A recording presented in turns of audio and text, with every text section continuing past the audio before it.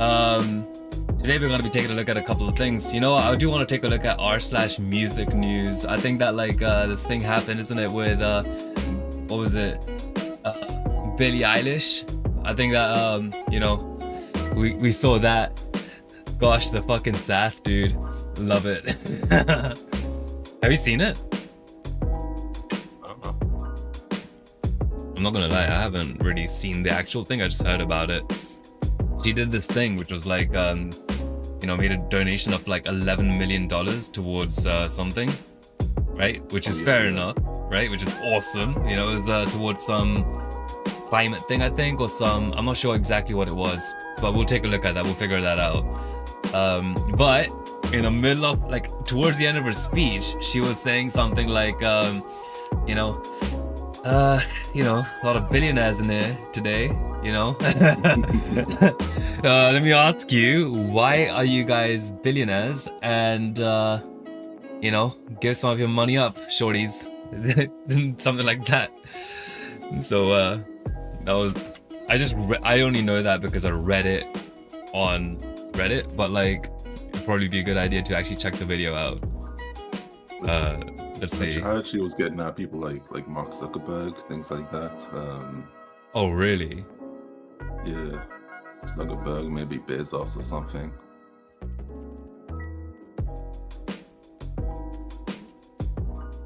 Oh, there it is. Is this one over here? Okay, let's take a look. Okay, what is this? I'd say if you have money, it would be great to use it for good things and maybe give it to some people that need it. And love you all, but there's a few people in here that have a lot more money than me. And, It's a great smile. If you're a billionaire, why are you a billionaire? No hate, but yeah, give your money away, shorties. Love you guys. Thank you so much. This is extraordinary. Billie Jesus. Eilish will be donating proceeds from her Hit Me Hard and Soft tour to support organizations, projects, and voices dedicated to food equity, climate justice, reducing carbon pollution, and combating the climate crisis. That's what it was for. Ladies and gentlemen, will be $11.5 million. That's a lot of cash. That's a lot of cash. Dude. And she's an artist as well. So how much would she be worth? I think I was wondering, because maybe she's obviously got money, she's famous, but I think even for a famous artist, 11.5 million is a lot of money. They don't make as much as people think that they make, right? They don't. I think that I remember seeing I don't really check artist net worths a lot, so I wouldn't know how much she's worth, but God, I remember a few years ago I saw Post Malone's net worth, and it was 4 million or something. So I'm thinking if you're getting really big to the point where you're doing your full out tours with, I'd assume you're somewhere between 25 to 100 million, roughly, maybe 80 million, maybe half of that or less. Maybe I think she's maybe 80 million, right? Still, let me guess. I don't even know. Yeah, up to 100 million, I'd say is pretty reasonable. From what is she? According to Billie Eilish, current stands approximately 53 million, roughly 50 million, according to Fortune. So she gave away freaking 20% of her net. Yeah, hey, friends. Crazy. Oh man, that is insane. Let me see if And go on. bearing in mind, net worth does not mean the amount of money she has. That's assets and stuff like that. So she probably parted with a large sum of her actual cash reserves that she has, because net worth includes her albums and stuff, right? Yeah. Net worth is no, net worth is everything. It's her assets, everything that. Yeah. But it's it might not be cash, but I still think if you have property, you're financially wealthy. If you have 50 mil worth of, it's not it's stuck somewhere with a bank necessarily. So right, because if you go broke, you at least have some way to get money. You know what Yeah. I mean? Absolutely. What would you do with You go broke and you have no assets. You know what I mean? There's a big difference, a huge difference. Yeah, fair enough. Man, what do you Yeah, think you about can like decide calling to someone marry. out like that during a donation? On one hand, she kind of does have a point. Like, we just looked at her net worth. It's what, 50 something million, and she donated 12 million. Meanwhile, these people have like billions in net worth, and what are they doing? You know what I mean? But Didn't the Gates don't know. Foundation do something about that? I love her tree. oh, the Bill and Melinda Gates family. Yeah. Yeah, I think it's mainly run by Melinda Gates, because didn't they like divorce and now she's just doing everything? Yeah, fair enough. I don't know how active Bill Gates himself is in that. I mean, Well, I think that yeah, still could be done. Still could be more. Oh, speaking of Bill Gates, did you hear about that the thing that happened with him with how he just kind of low-key just turned a blind eye to climate change? And do you remember how much he was like straight up like no climate change? Yeah. Oh my gosh. Yeah. And then just recently, there's been news that he's like, what? You know, now that it's not necessarily in our best interest, it's not the end of the world. There's always going to be places you could live in, So now here's the thing. I'm not saying denying climate change or anything like that. What up, Jackson? Hope you're doing well. Yeah, not denying it at all. But I also think that maybe, it was used as a tool to get smaller businesses to, struggle a little bit, with these green choices and whatever, so that they can pull the ladder up as soon as it is the opportunity that AI farms and all that stuff can take a lot of resources. Now it's like, like makes you a little skeptical. Man. That's the thing with these billionaires. I agree 100% because they like to talk a lot, but a lot of it's just like PR. Like they want to look good, but when it comes to them making their own actions, they don't need to. They have backup plans. Even if everything goes bad, they have money. They can survive. You know what I mean? It's not a problem for them. Yeah. Absolutely. Abso-freaking-lutely. So yeah, I guess that's pretty much it. When it comes to, I just find that so shitty because I don't know. I think climate change is a real thing. Which and I'm not being a holier than thou person here. No, fuck that, right? I use plastic straws sometimes. Yeah, like it's not like I'm a nut about it or anything. But I'm still slowly adapting or whatever. But at the same time, the hypocrisy. There's always gonna be places to live, right? I mean, what was that? I think it was. Let me see. Someone like tracked. I said, there's going to be places to live for you because you have the money, but you know what I mean? Yeah. What was it? It was yeah, he did. I don't think he said it was a hoax. It was he suddenly changed his tone on it. He was saying, "Oh, it's not a doomsday thing." Yeah, prod friends, though, we're gonna take a look at your track real soon. How about we do that first before we go into this all stuff? Oh, one is with vocals and two is just the beat. Okay, nice. I like these type of submissions. Yeah. Thanks for the submission. Let's take a look. I wonder if I should get the tracking ready. Get ready to track it. I've been using Cubase a lot more because Ableton just goes into shithole mode very frequently. Alright, so here we go. Here is it's called J. Cole. Is this like I don't think we get copyrighted, right? It's fine. Alright, let's take a look. Get your ears ready. Alright, here we go. Yeah. Okay. Nick, I'm gonna go ahead and murder this shit. Voice going and shit. I think it's gonna make it sound a little ill. a little iller. Yeah. Without squash that noises.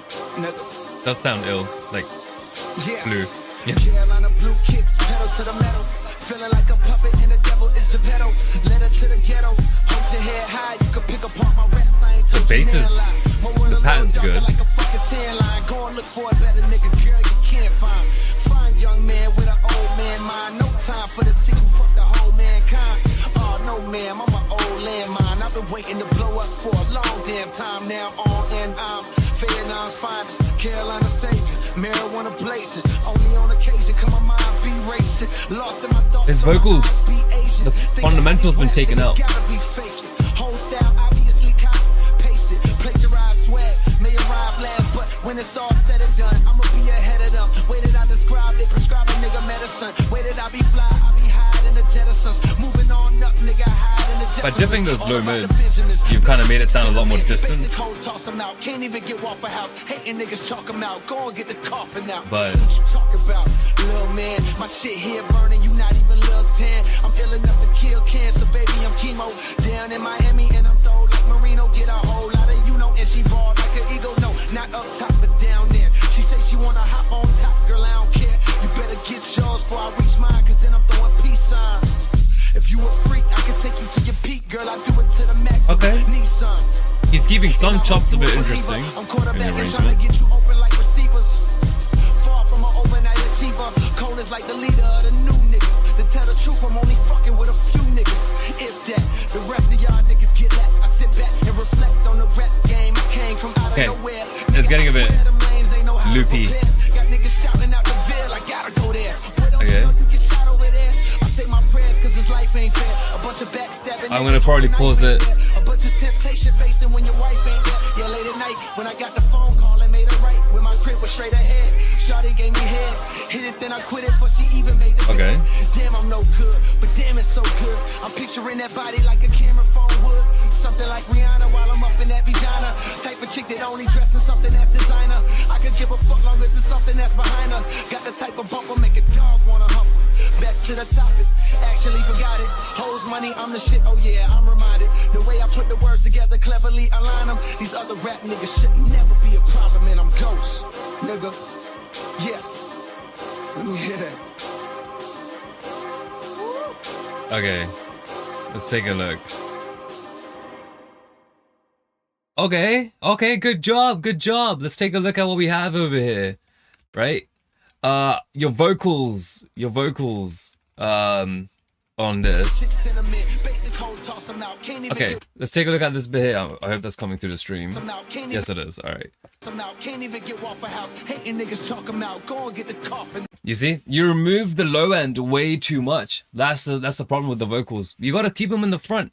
Now they feel like they've kind of like drowned. I guess I know what you're trying to do. You're trying to keep that bass feeling so heavy that it feels like it's drowned out the vocals altogether.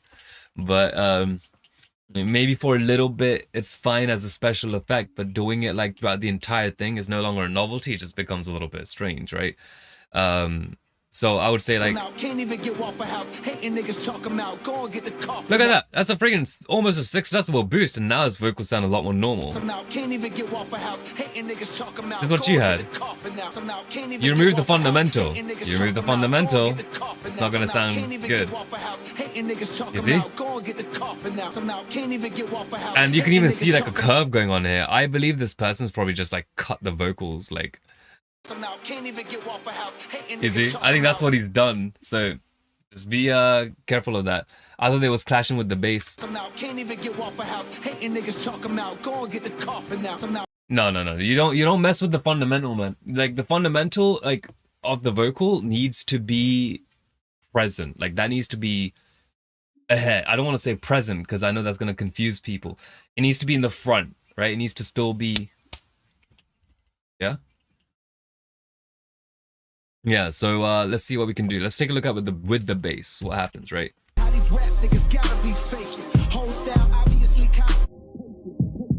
How much of your bass is actually here? Anyways. Your bass is over here, mostly. You've got a lot of sub. So let's go into stereo and let's what you gotta get? We got a bell. This is what you have really high.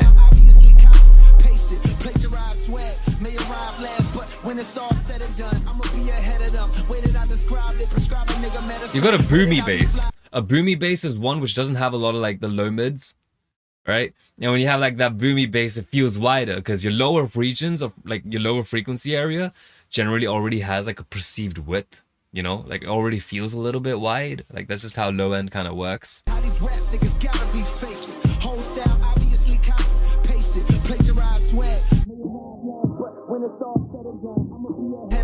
Waited, I described it, prescribe a nigga medicine. Waited, I be fly, I be high in the jettisons. Moving on up, nigga. See, like the vocal is now coming through more. Now it feels like it's. Can't even get off a house. Hating niggas chalk them out. Go and get the coffin out. Can't even get off a house. If we do this, maybe it will like only do it for the vocals and not the stuff on the sides, right? How these rap niggas gotta be fake.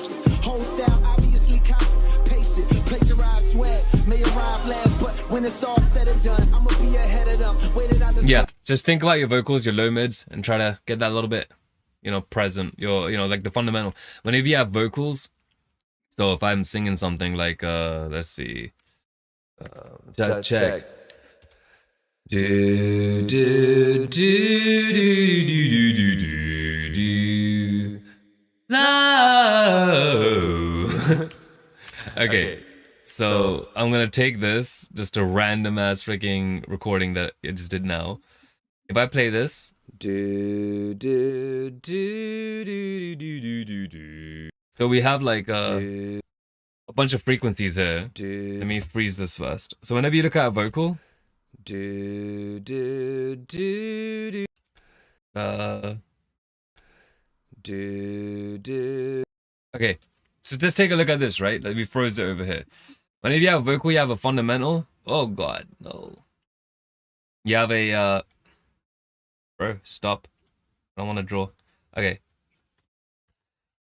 Fucking hell. Alright, so we have you know, the first fundamental, a second, harmonic, a third, and it goes so on and so forth, right? When you go into EQ, I want you to actually try to take a look at these ones and see how each of them sound by turning them up, right? And just hear it out. And, you know, you can take a look at these ones as like a band of like, so you look at this one individually, this one individually, this one individually.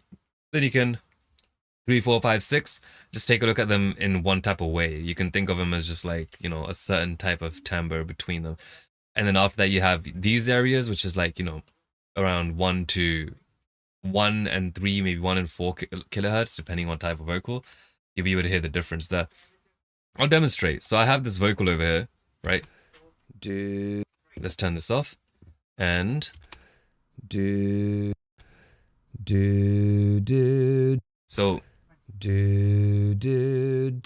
so we have that type of a thing. Let me just make this a sharper thing just so we can see it better. Right? And we lower that, you get now that's what you're getting in your current song, right? You're over here.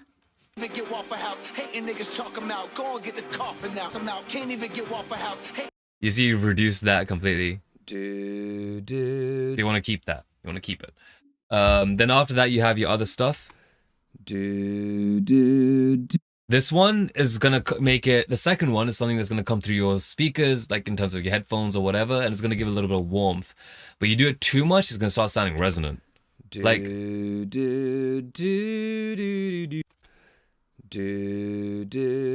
That sounds okay, right? It sounded a bit more like it's coming through. But if you do it more, yeah. Right? And then this area, the region we were talking about with the, you know.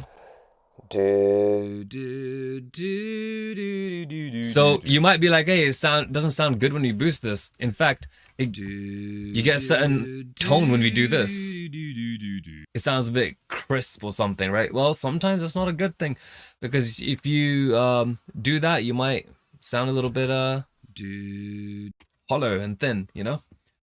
I gotta remove the depth of the vocals, still kind of learning how vocal mixing works. Don't worry about it. You know, this is why we're here, right? This is why we're here. And now you'll be able to give it a shot for next time. And, you know, we'll be here. Then you have your region up here.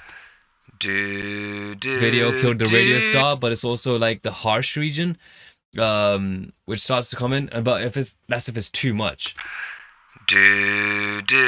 But the thing is, it can also be nice to have it like a nice little boost. If it's a nice wide curve, because what that does is enables it to kind of come through the mix a lot more, right? Another way for it to come through the mix is through the this region. This is your presence region. You just want to find that area, right? You can do. This is what's going to decide, is it 180 degrees behind you or 0 degrees in front of you, right? This region, you just have to find it. It's like more of a timbral thing. You see? Direction is behind you, and then it's in front of you. See that? Then you have your air. This stuff just gives it that clarity feel. That makes it sound silky and nice. Everything around. Yeah. So there it is. That's how we wanna take a look at that. Yeah, so let's delete this. Get Waffle House, hating niggas chalk 'em out. Go and get the coffin out. Some out can't even get Waffle House, hating niggas chalk 'em out. Go and get the coffin out. Some out can't even get Waffle House. You're gonna balance all of those regions, right? Some out can't even get Waffle House, hating niggas chalk 'em out. Go and get the coffin out. Some out can't even get Waffle House, hating niggas chalk 'em out. Go and get the coffin out. Some out can't even get Waffle House, hating niggas chalk 'em out. Go and get the coffin out. Some out can't even get Waffle House, hating niggas chalk 'em out. Go and get the coffin out. Some out can't even get Waffle House, hating niggas chalk 'em out. They're not getting a balance coming through. Some out can't even get Waffle House, hating niggas chalk 'em out. Go and get the coffin out. Some out can't even get Waffle House, hating niggas chalk 'em out. Go and get the coffin out. Some out can't even get Waffle House, hating that niggas chalk 'em versus out. Go and get the coffin out. let's turn it off. Can't even get Waffle House, hating niggas chalk 'em out. Go and get the coffin out. Some out let's can't turn even down the get gain Waffle to House, volume match hating it. niggas chalk 'em out. Go and get the coffin out. Some out can't even get Waffle House, hating niggas chalk 'em out. Go and Now get it's the volume coffin matched, out. Some right? out can't even get Waffle House, hating niggas chalk 'em out. Go and get the coffin out. Some out can't even get Waffle House. You see how hating niggas chalk 'em this out. one Go and feels get the hollow and coffin thin? out. Some out Yeah, definitely give it a shot.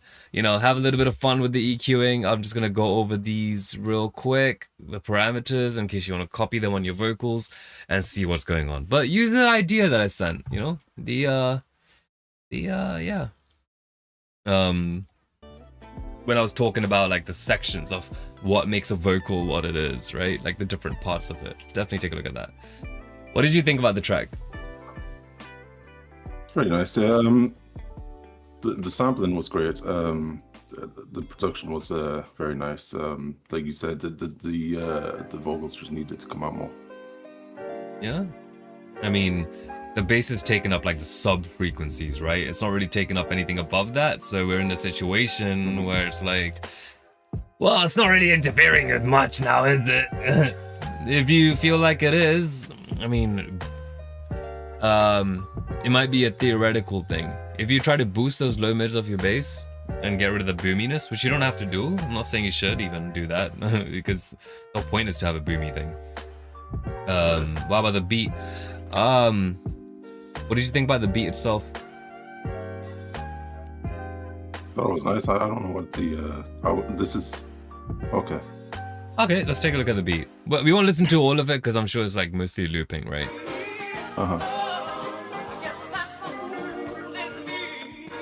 Okay.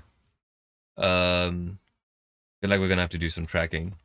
So let me do that. It's a little bright. A lot of high trebly area. I would expect this to have a little bit more warm.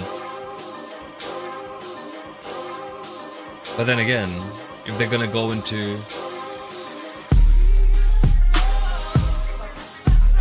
I like the stage that bass is in. It feels like it's booming in a stadium. It's like, that's how it's got that big vibe. Like, you know.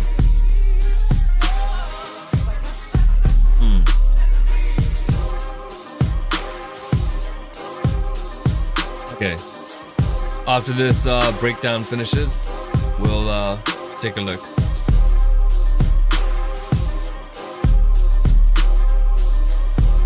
He needs like something, counter melodies, some stuff all over the place, you know? Right now you've got a sample that you're chopping up and putting a beat on it.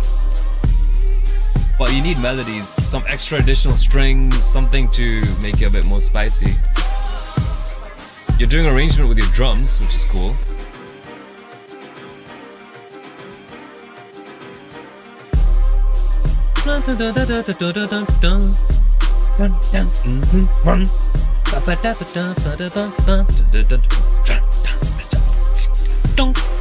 You know, you can add all of these different melodies, a lot of different instruments, little pianos, little strings.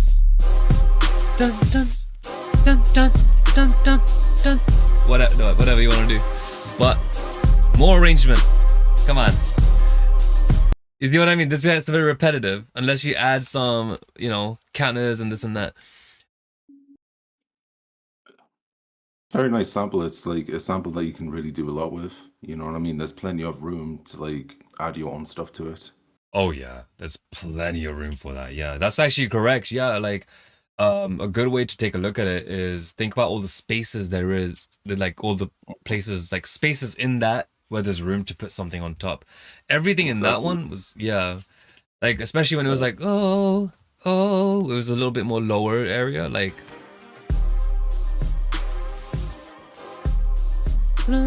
even that thing, even that's a little bit low, so you have like space for some of those high ends or like pianos or like some other guitars.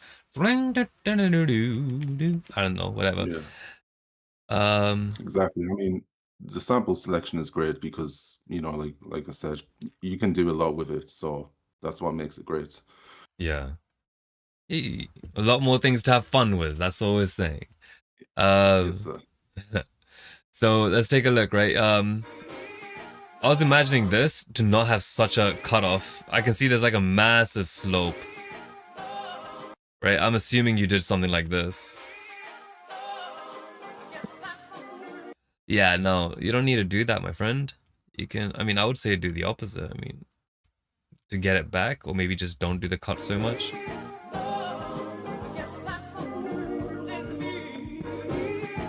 Look at that fucking sample, dude! Sounds so good! I'd imagine they did that to give room for the vocal, but then we also discussed bringing the vocal out more anyway, so you know what I mean? I tell you what, bro. Well, let's go back to the previous one, right? Marijuana blazing. Okay, whoops. Jesus Christ. Let's turn down the bass, right?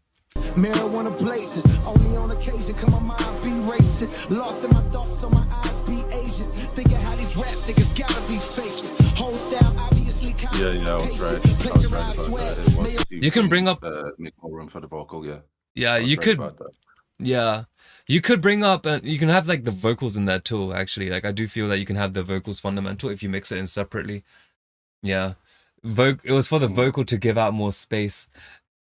But the thing is, bro, you have so much space. It's like me saying, okay, well, we've got a baby, right? That's inside of this little cradle, and there's plenty of space. So you know what? But you know what? No, this is not enough space for the baby. Let's give it the entire room. And then it's like, oh, you know what? There's, you know, now the baby has, this entire room, but still not enough space. You know, let's carve out every wall that we could possibly, you know, in the entire house so the baby has space. But the baby doesn't need much. It's already got the space it needs. It already has it. Like this sample is beautiful. Like, but then you do this, it gets tinny. This is beautiful. I think instead of drowning out the sample to make room for the vocal, I think you should have just brought the vocal out more instead and just left the sample. Yeah. In fact, so left the sample without cutting out those lows that much, and then bring the vocals a bit forward. Now, here's another thing I can tell you, right? If you are really thinking that, hey, you know what, Vich, I love you, but I don't like this advice. I want there to be even more space, no matter what. No matter what. In which case, fine. Fine. All right, here's what we do instead, right? we carve out, we do a dynamic EQ on the mids region, right? So it's only gonna dip out the mids whenever the bass comes through, right? So you side chain and you only do the mids for that area, and you do a big wide curve, boo, boo, boo, boo, right? It doesn't need to be you know, like a really sharp thing like this, like boo, boo. No, no, no. Nice and wide, nice and wide. And then you can just do that if you want to. That way the sample still retains the stereo-ness and wonderfulness. Let's see what would happen if we actually tried to do that over here. Like, in order to test this, we can make this one a side one and just see it relative to everything.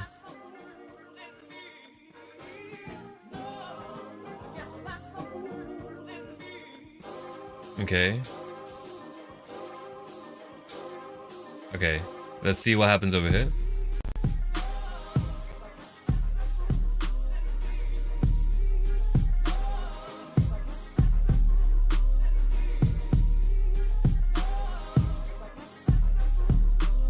Oh, I see. The bass is freaking... Okay. Yeah, it's because they had some width. Yeah, the bass had some width.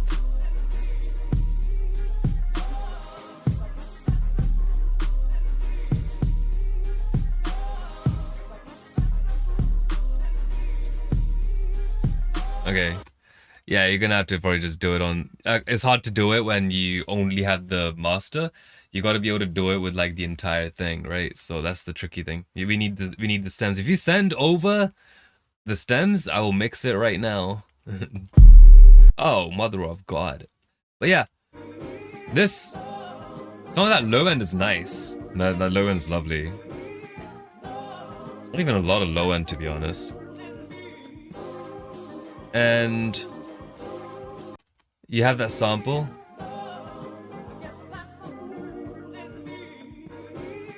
That sounds pretty.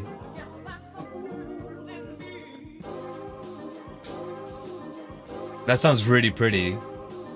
It doesn't need a lot of the high end either.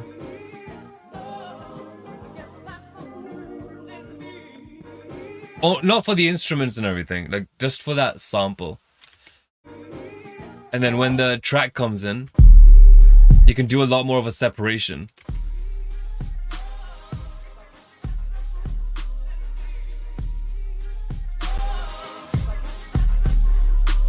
You know?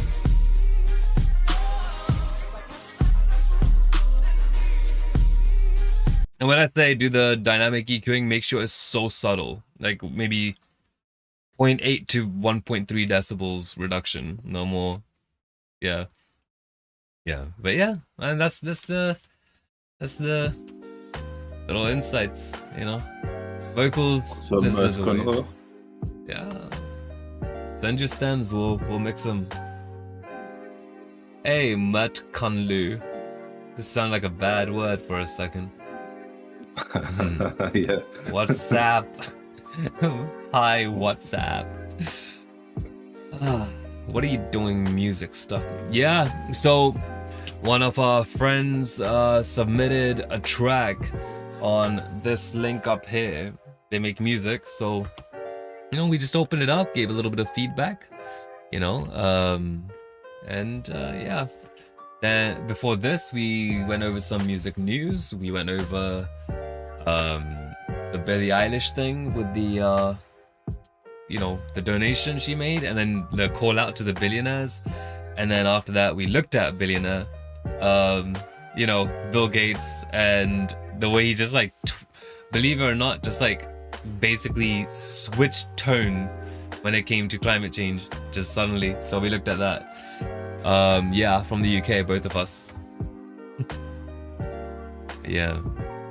So very different parts of the UK, so we sound different, but we're both from the UK. That's true. We are very different parts of the UK.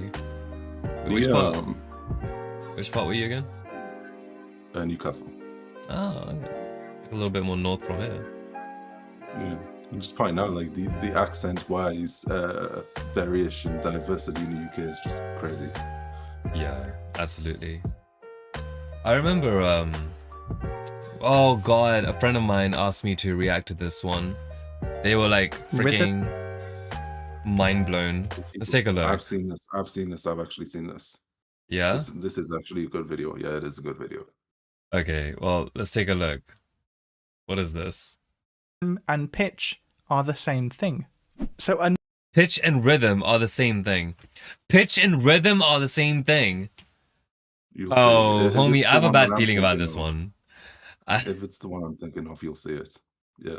I have a bad feeling about this one. I don't know if pitch and rhythm are the same exact. Nah, It depends you'll see. so hard. You'll see. I'll see. Okay, well let's take a look. All right, I don't know. I am very skeptical of this. rhythm and pitch are the same thing. Okay. So a note, a pitch, for example, middle C, is just a frequency, right? Middle Yeah. C is just a pulse, a regular pulse, playing at 15,697.8 BPM. Oh, shut up. You see it? Oh, You see it? shut up. It is No, not let it playing keep at on. 50. It is not. Keep on, you'll see. It is not a freaking. No, I know there's wave cycles. So what it's trying to say is, when you have a C, right? You have Okay, let's see. Okay, when you have a C, all right, fine. Let's humor him for a second, right? We never know. So we have let me also make this a little bit of a dim mode, I think. Honestly, you're talking about humoring. I'm humoring you because I know where this goes. So I don't buy it, man. This is bullshit. Okay, so this is our graph. Okay, cool. We will have our positive and our negative. Like a wave, yeah. Frequency. Yeah. So he's saying that a C is, you have your wave, right? And this And the wave speed that it goes up and down defines the note, right? The sound. Yeah, he's saying that basically one wave cycle is basically one of these, right? This Yeah, is one wave exactly. cycle. If this wave cycle happens, let's see, what the hell did this guy say? What was it? 15,000 times. Yeah. 261.63. 15,000 a minute, so 15 beats per minute. Yeah. Okay, fine. Yeah, that is not a rhythm, at least not yet. That's nowhere close to be. Rest of the video, man. It is not a rhythm. That is not rhythm. Okay, and you can't put it in BPM. You can't, because it's not a beat. It's a pulse. It's an oscillation. It's not a beat. No. Okay. Where this goes, it uses a beat. Trust me. Just watch the rest of the video. Jesus. And we You'll can see actually a hear beat. that if we And we can hear that when we slow down the note. Oh yeah, let's pulse, see. a regular pulse, playing at 15,697.8 BPM.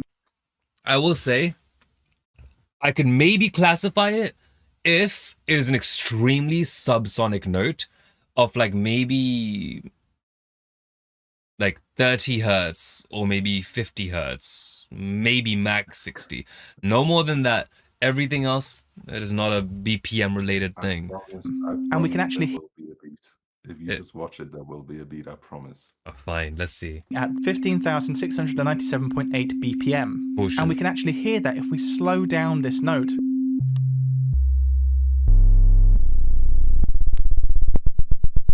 No, that's cheating. That's cheating. Nope. No. Because that is no longer no, that doesn't count. That's called digital clipping. That is not the same freaking frequency. Like, that's not how it works. It's digital clipping. That's where you're getting tick, tick, tick, tick, tick, tick, tick. No, don't do them things. And you slowed it down a lot to get it to be a rhythm. Okay. Yeah. Underground, you can submit beats. Yeah, that's fine. That's ridiculous. Keep going. Keep going. We eventually just get to a pulse. Well, we can do the same thing in reverse. This is a quarter There you note go. kick drum This is pulse the part at that I was 160 telling you. BPM. Sorry?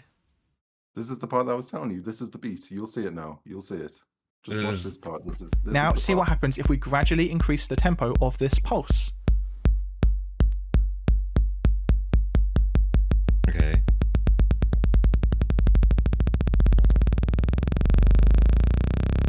Oh, I know what it's doing.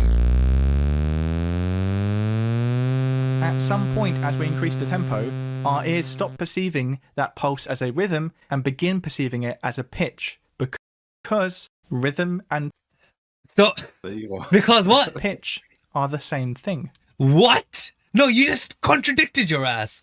Lord, what did he say? What did he say? At At some point, some point, as we increase the tempo, as we increase the our tempo, ears stop perceiving that pulse as a we stop receiving that pulse, the rhythm, the pulse, That's which because he of called. how we process it.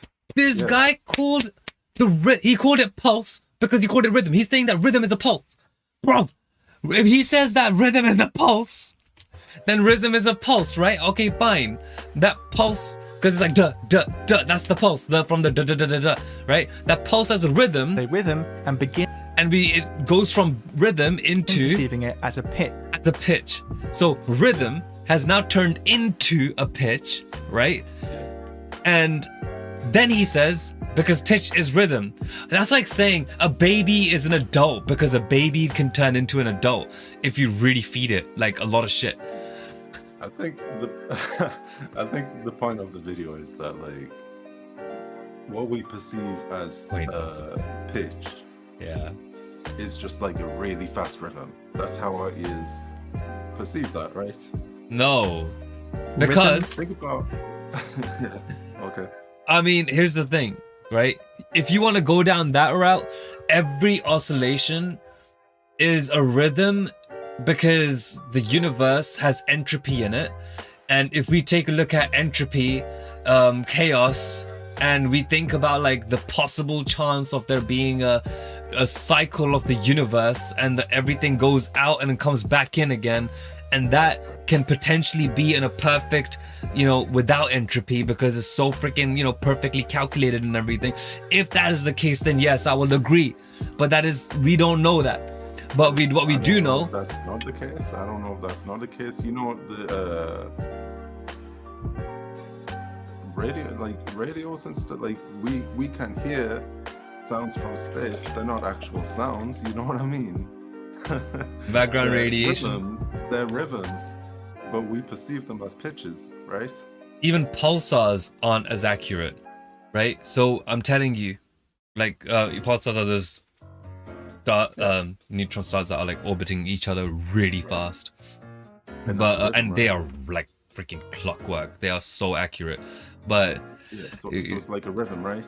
You'd agree that that's a rhythm. it's like a rhythm. Yeah, I would say it's more You like can a hear it- rubato. You can hear it as a pitch, right? Dude, here's the thing. Remember that like in 1904, Hans Wallach, he was talking about the precedence effect, right?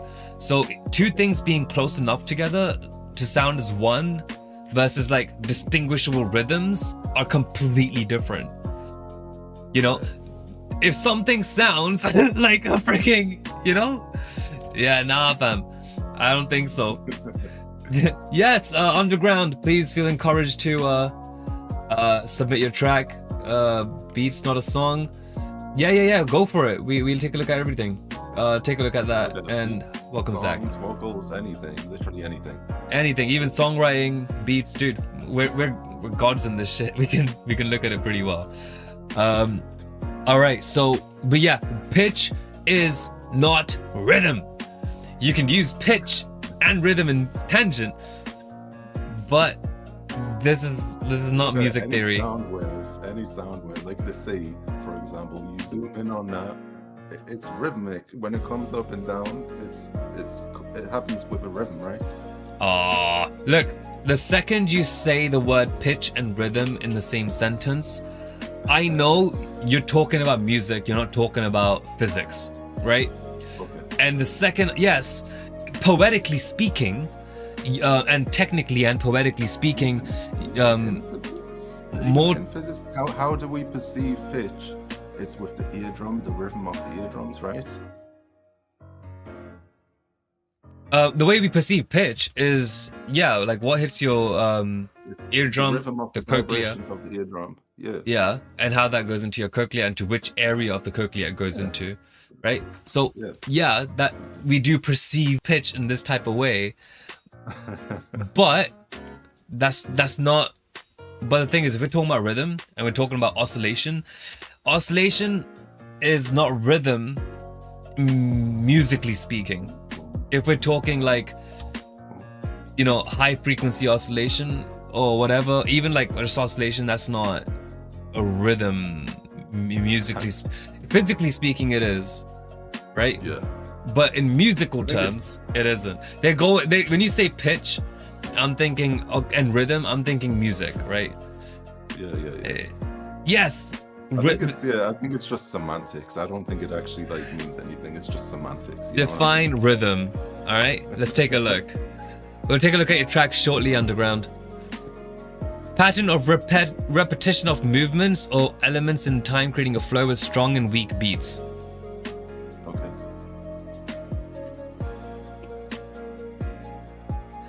It is found in music as patterns of sounds and silences.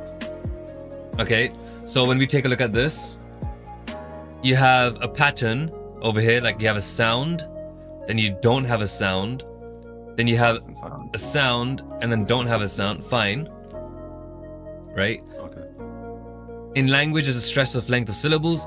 Rhythm means different things in different things. We're not talking about language, though. We're not talking about language. We're not talking about language. This guy is talking physics. He's not talking music. Actually, speaking of language, though, something that's interesting is so it mentioned syllables being part of rhythm. In languages like Mandarin and stuff like that, they do also use pitch as part of the language. Yeah. I don't know if you know that. Like the same word with the same letters and everything can have a totally different meaning depending on the pitch that you use when you say it. It's pitch relative to where they're at. I think it's more enunciation than it is a very specified pitch. Because if you told somebody, "Hey, I speak," I wouldn't.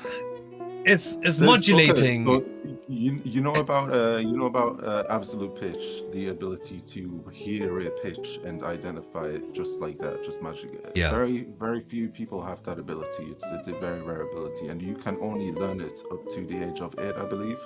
After 8, it becomes impossible to learn how to have absolute pitch. It's more common in Mandarin speakers because of the fact that they use pitches in their language. Oh. There's actual studies about this. If there's that actual pitch recognition in it, like actual specified, so every time somebody says a word and they need to specify a certain word and and that word has a D sharp 4 in it, and everyone is always hitting that D sharp 4 every single time. It'll be a pitch range. It won't be like a D sharp 4 to say the specific word. I mean, then I would understand, right? But I'd be a little skeptical. There are actual studies that absolute pitch is the ability to recognize an absolute pitch is more common in Mandarin speakers than the rest of the world. You can look it up. There's actual studies that back this up. You know what? We'll come to that too. But let me ask you this, right? I want you to jam out to this beat, okay? Because there's so much rhythm in this, right? I want you to jam out to this beat. I want you to move to it. You ready? Okay.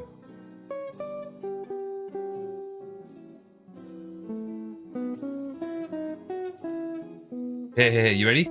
You ready for this beat, bro? Jam out to this. It's got some fire rhythm, bro.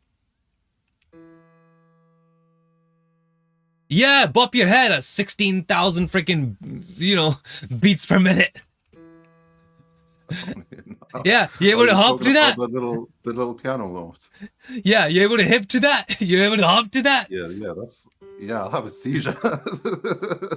What are you, a hummingbird? Bro, this is not rhythm. Rhythm is an instruction of movement. Slow it down. Record it. No, this is it. You know what? Oh yeah, okay. Well, in that case, you know what? How about this?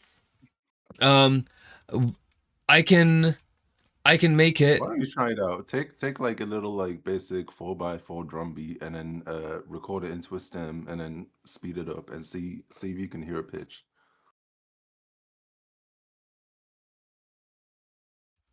Let's take this little drum beat.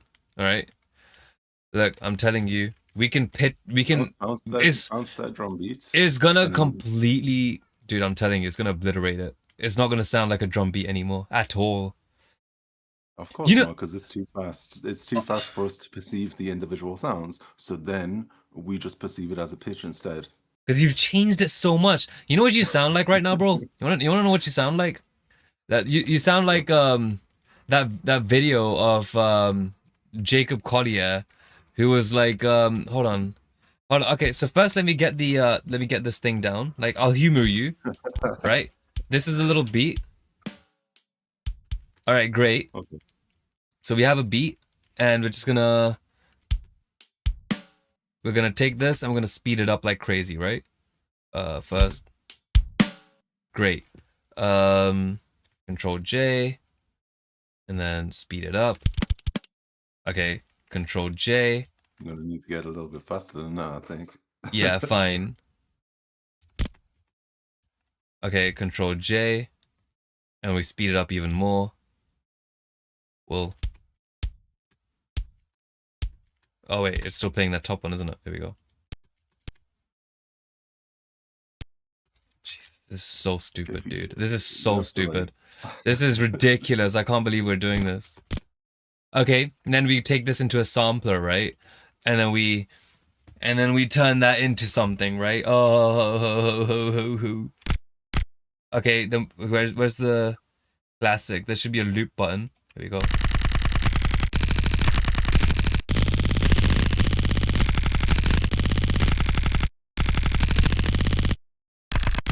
Keep speeding it up.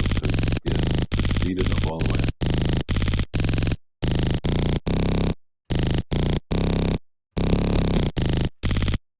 Yeah, I'm sorry, bro. That's not that much of. I mean, it is still like a fair enough. But you're incorporating pitch and rhythm. These are two different things right now. Rhythm is an instruction of movement to your audience. Yeah. I'd say this is an oscillation in music terms, music making terms. Yeah. Yeah. Okay. Okay. So honestly, oh yeah, I agree with you in the sense that it doesn't mean I'm talking semantically it makes sense, but in practicality it doesn't mean anything. So I agree with you there. When I'm not arguing that it means anything like practical. I How are you remember. going to use this? You're not gonna write drum beats and then speed them up just to make a sound. It doesn't even make sense, bro. Like those was Jacob Collier. He made like a thing where he's like, "Oh, I'm making something out of nothing." Where is this? Oh, Let's make a song out of nothing. First, record nothing. Here's the recording of nothing. But if you listen closely, you can hear a little note. The little. We can now put that note on the keyboard. First of all, that wasn't nothing. That wasn't nothing. That was literally noise. That was just some background noise. Yeah, it sounded nice though, but What's this? It wasn't nothing.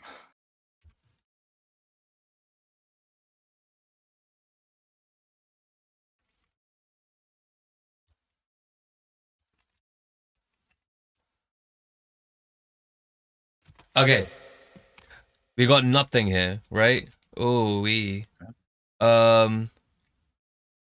we're gonna do is put down a new track. Pull a random piece of background sound that we EQ up to make it come out more. Yeah. I mean, this is probably gonna actually be nothing because I've got gating. This is probably gonna be so stupid. And then we'll basically turn up the utility. So what we're gonna do is just increase the gain as it's coming through. So this is noise. Now, the thing is, the EQ has lots of different frequencies. You can see the numbers down here. So we can be like, oh yeah, 1 kilohertz note, right?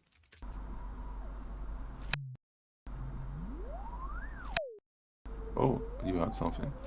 Yeah, so we can do that. Now, here's the thing. A lot of these EQs already know this. So you can click on this like piano button at the bottom so you can see the piano roll. And you can just find freaking middle C.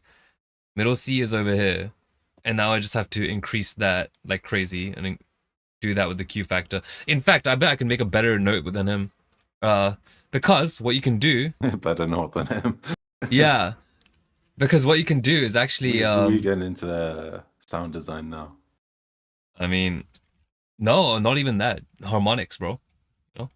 Like, you have... let me first get the note. Okay, and then we Do this. Okay. And then what we do.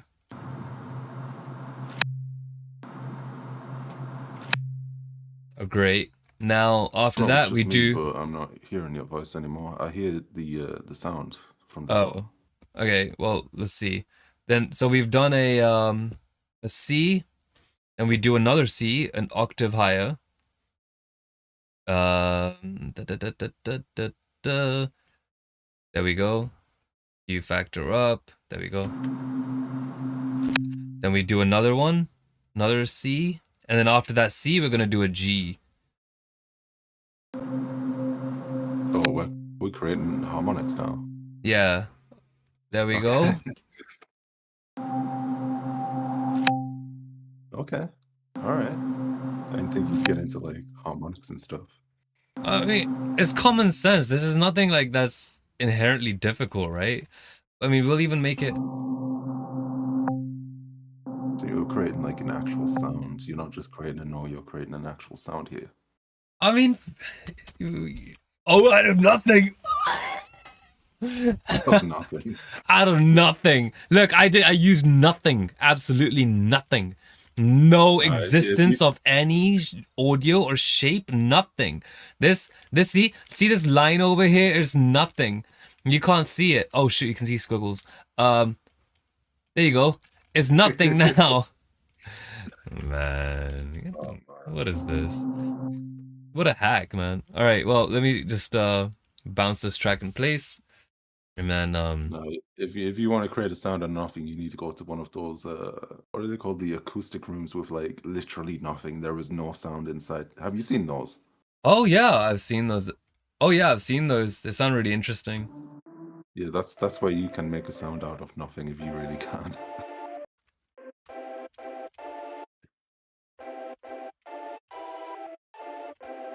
Okay.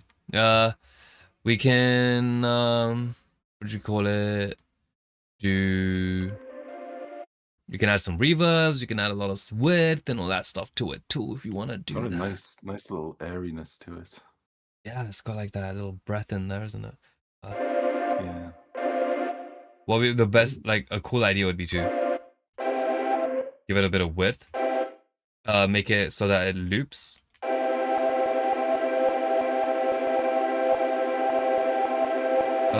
Fade. Oh man, I forgot how to use these tools. Okay. So we have one reverb, which is like nice, and then we have another reverb. So this one just gives a little bit of width, right? And we can add another reverb, which is a little bit more.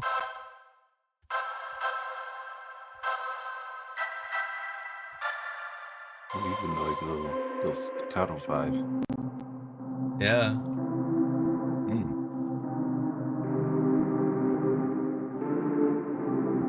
So yeah, getting a little eerie. Sound out of nothing, bro. I think, you know what, calling it sound out of nothing is a little bit you know, I like the concept though. I think just making sounds, like sound design is a pretty cool thing instead of just like using synths and stuff, you know what I mean? You know what would sound cooler than that? Something that would sound cooler would be to say, we made sound out of nothing but room tone. Or, we pulled out a pitch from just a blanket of noise. Whatever's happening in the air. There is so much beauty to what he did, but he exactly. turned it Like, into I love something the so concept. cringe. It's just, yeah. Yeah. Exactly. That's the only issue. But yeah, let's take a look, right? We have a track by Underground. After that, I do want to take a look at the what was the other thing you told us to look at? It was not the Mandarin, it was the other thing. The sound, was it the sound rooms? No, we Oh, didn't. yeah, the I was sound just rooms. mentioning that because if you want to make a sound out of nothing, you can see if you can do something in there because there is literally no sound.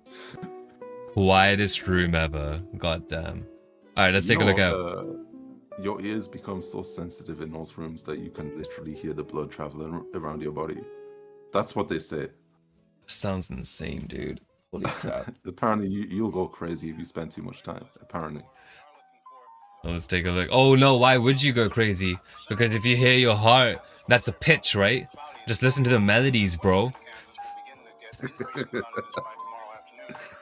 Oh, just speed it up. Yeah, your panic attacks will speed it up fast enough. Hopefully you'll, like... Oh, yeah, you'll definitely start. The beat of your heart will get so fast, having a panic attack, you'll start hearing a pitch. Yeah, there we go. Jeez. Here we go. Let's take a look at 15,000 beats per minute. Oh my goodness. Unreal. Come on, we all know what's going on here. Oh, we all know. All right, let's go. Let's check this out. I'll be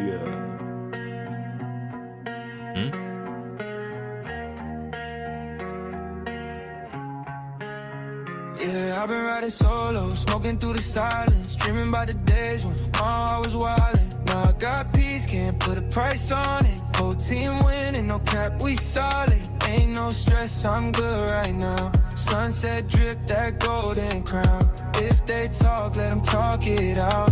We too high to ever come down. We be vibing, yeah. Feeling too good, don't fight it. We be riding, yeah. Waves on waves, we sliding. Lights low, my soul stay shining. We be vibing, we be vibing. Lyrics are a bit weird. D&D, I'm off that noise. I don't chase fame, it chase my voice. Got lost once, had to find my poise. Now I move like that's a better choice. Wait. Whole new world, same old me. Heart on my sleeve, that's all I need. You can feel the truth in the melody. We don't fake the vibe, it's energy. We be vibing. Not lyrics, I meant the vocals. Feeling too good, don't fight it. We be vibing, yeah. Waves on Something waves, we sliding. eerie about the vocals. My soul stay shining. We be vibing. Baby, The mix of them was good. don't need a reason, just let go. Some nights hit deep, but that's how we go. Pour my pain in a cup, took it slow, now I glow different. That's how it goes. Feeling this is not gonna sound right on mono. Just me in my zone, we vibing. Feeling alive, no trying. You've got some harshness. We'll take a look at it together though and we'll fix it, okay? Don't worry about it. And we'll go over what's going on. What bothers me is that you have this beautiful guitar, right? Beautiful guitar.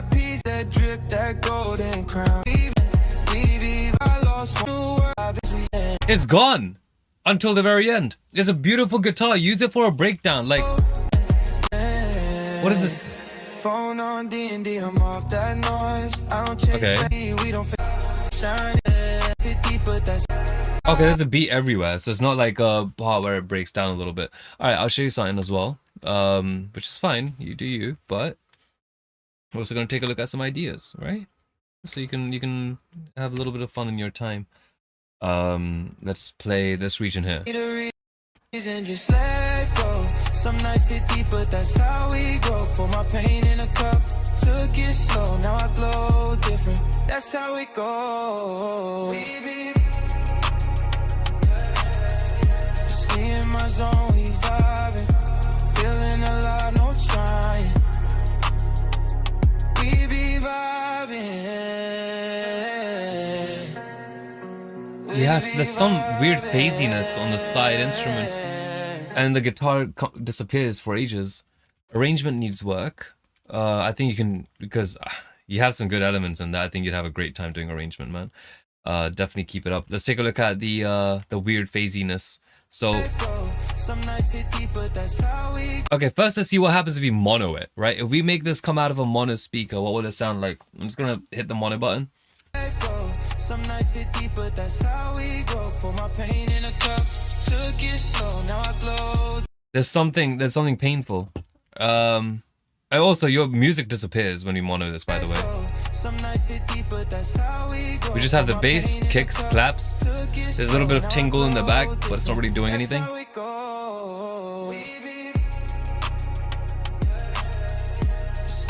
There's no music in the back.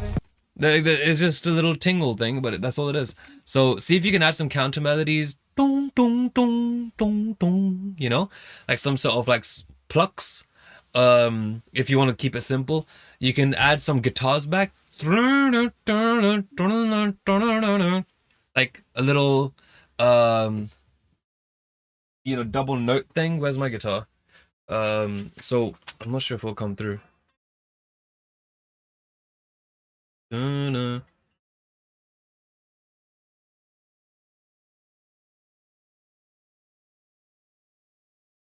know, like kind of a double note type of thing. You can kind of legato it a little bit better. So there's that, and then also the hazy side, like that's one of the thing.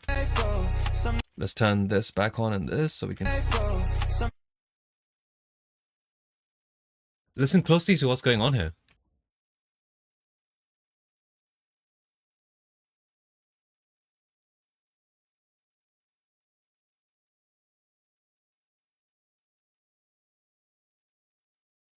Yeah, there's some weirdness going on there too. You've heard it, the sides dip out like that in a harsh way. You don't need your sides to dip out like that. And to a part of me thinks that this is AI.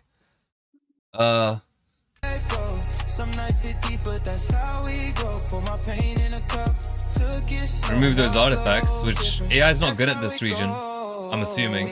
We learn, right?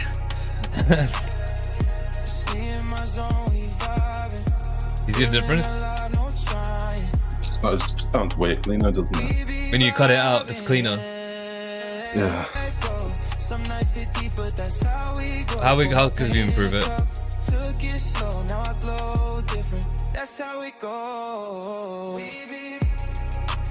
Yeah, I know I'm widening the low end. It's okay.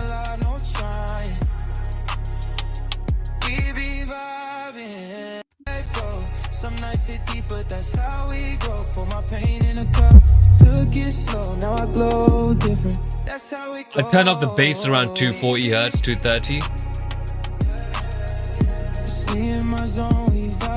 Around 240. Yeah, boost the bass. Yeah, you'll have a good time with that. You see? These little tweaks, they make them better, right?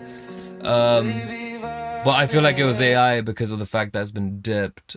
I mean, because of the fact that maybe you're just using sidechaining correctly. I hope that's what it is.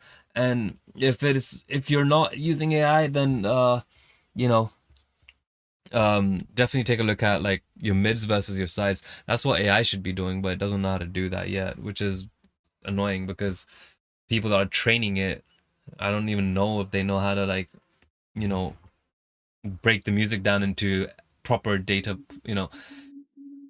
I wish they did. This shit would be so much easier if they just had, like, processed it through mids and then sides, you know, when they did the AI things from, you know. I think the way it works is it's just generating the entire track just all in one piece. There's no like sound selection or arrangement. It's just like an entire track being processed at once, which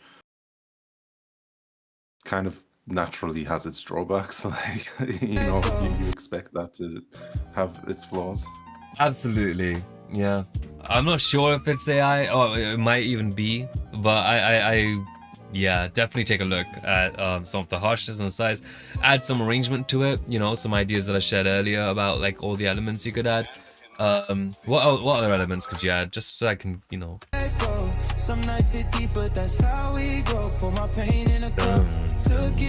You know, but sometimes adding like a piano, you know. You could add something like the way you've brought down the high ends to like reduce the harshness. You could add something to replace it. You know what I mean? Something cleaner.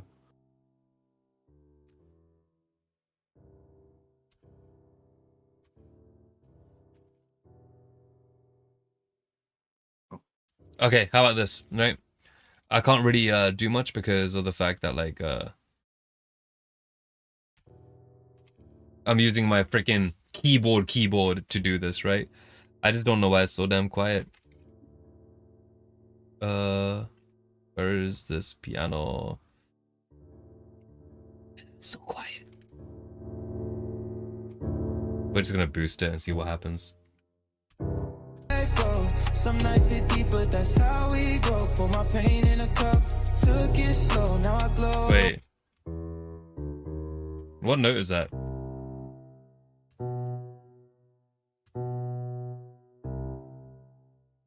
Duh. Are you using your MIDI guitar right now? Some nights hit deep, but that's how we grow. Put my pain in a cup, took it slow, now I glow different. That's how we go. Yeah, I would use my MIDI guitar, but I would get way too much latency trying to play it in because Right. because of the I'm using like a 2048 buffer size. Otherwise, it'd be so much easier to just grab the guitar and just do it. Instead of using this keyboard to like just tap and find it. I even have a freaking push control over here, which would be perfect for this stream. But here we are. Yeah, I thought you threw that keyboard. I didn't know you still had a keyboard. I've got keyboards. I've got some guitars. Just don't like using this. I do like using them. It's just in the streams I have to like keep the buffer size really large so that we don't get dropouts, crackles, and all that stuff. I'm already like, you know. Yeah. Let's take a look. I'm not gonna lie, dude. I've been getting so many freaking weird ass unnecessary friend requests. Like these keep coming. But what the best way to do it is just click on them, and if there's no mutual servers or mutual friends, just ignore it. You know? There's this guy called YouTube owner, Ankush. He's YouTube owner. YouTube? No way. Yes, he is the owner of YouTube. And yes, I am doxing these, not doxing them, it's like barely freaking revealing their usernames.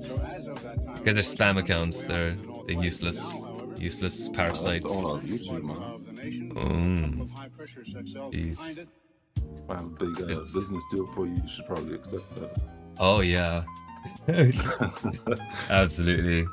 Maybe I can stop paying for premium. You know, you can just be like, hey, you know what, you're a friend. Well, you now don't have to do that, and you also have a 25% ownership of the company. All right, well, let's see. Control Alt B. So we have the door ready again. If there's any other tracks we want to take a look at, we are 100% able to do that. Thank you so much for your submission. It's a cool track. You know, we vibe and love it. Nice. I think we've done this one, so next.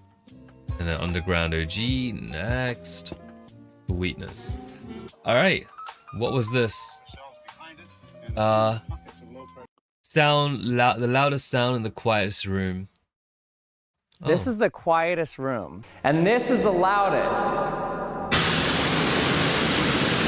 The Yikes. walls, floors, and ceilings are designed to almost instantly absorb all the sound emitted, so there's What is that even made of? Holy crap. I'm sure they have their own freaking type of material, the way that like Jin Dunlop makes like their own alt text for their picks. no reflection of sound at all. Then this room is called a reverberation chamber. It's basically the opposite of the anechoic chamber. Oh, it's spinning! Because it's trying to push... Oh, no, it's not pushing the sound waves. Sound waves are much faster than that. What is it? What's the point of those?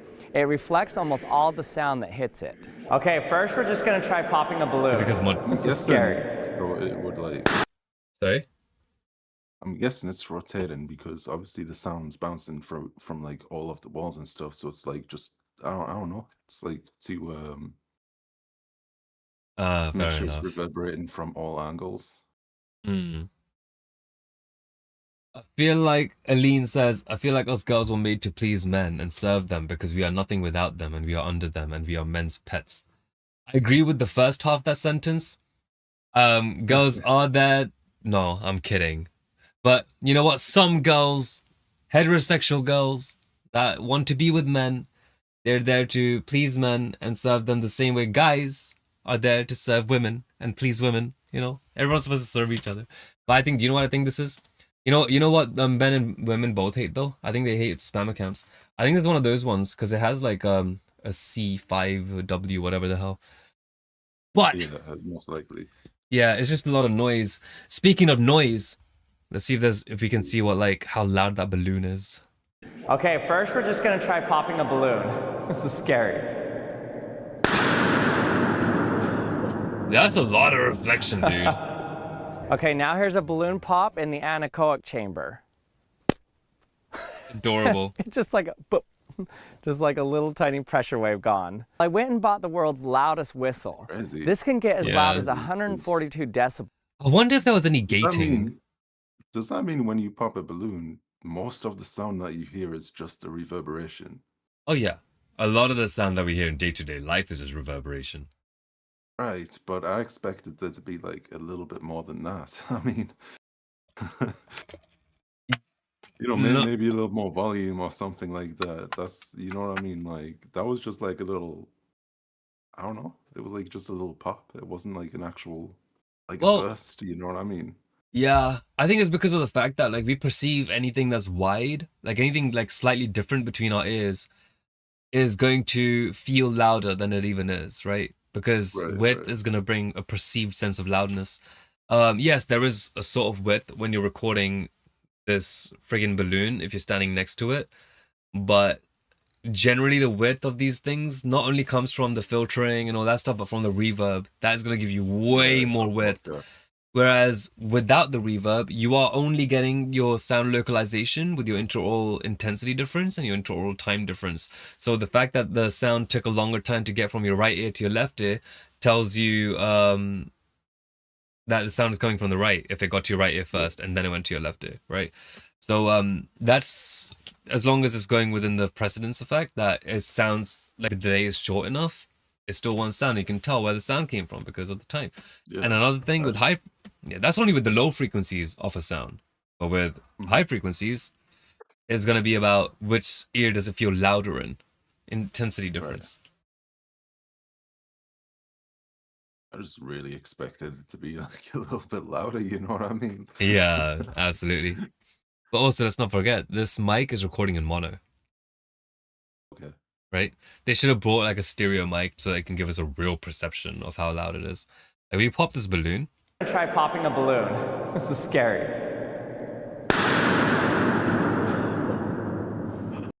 Let's not forget how fast sound travels, bro. Right? If it That's travels, bouncing, like all the fucking is coming Yeah. back again and again and again. So that's the thing. Yeah. That's what it is. the length in that sound was literally just the sounds like bouncing back and forward, right? Yeah. I think that's why we feel like that one little pop is so quiet. Gives it the impression of loudness because it just keeps coming back. Yeah, because a lot of it Yeah, hasn't yeah. escaped into the atmosphere bam, you know? Okay, now here's a balloon pop in the anechoic chamber. Crazy. Just like Yeah. just like a little tiny pressure wave gone. I went and bought the world's loudest whistle. This can get as loud as 142 decibels, which sounds louder than a gunshot.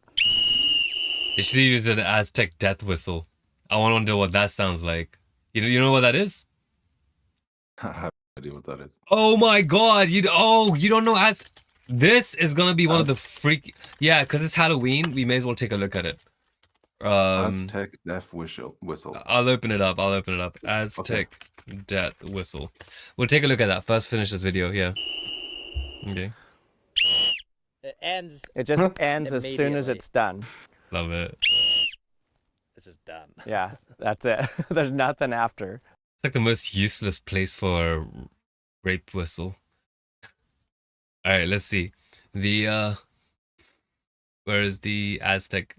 Oh my gosh, yeah, this thing is crazy. Death whistle, homie. This is spooky. See this one. Wait, first let's quickly give this video a like. That was freaking nice. Wait, I'm not signed in. Bloody hell. No wonder. Let me just sign in real quick.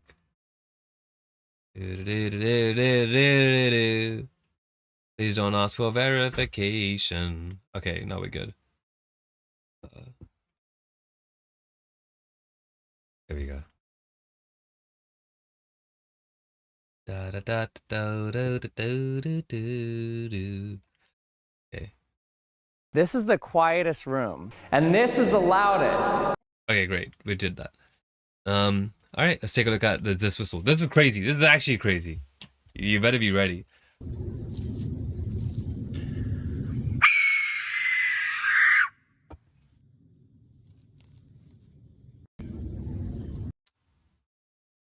Okay, this one sounds a little bit pussy, but the other one, there's gonna be. What is this? What is this? I think it might be that one. You imagine if you can pitch it down and shit. What could you do with the sound? You could create a rhythm. Yeah. We need one that holds it really long, you know, like a long holding one. My gosh. Let's take a look at this one. It's a vertical video. This is La Llorona.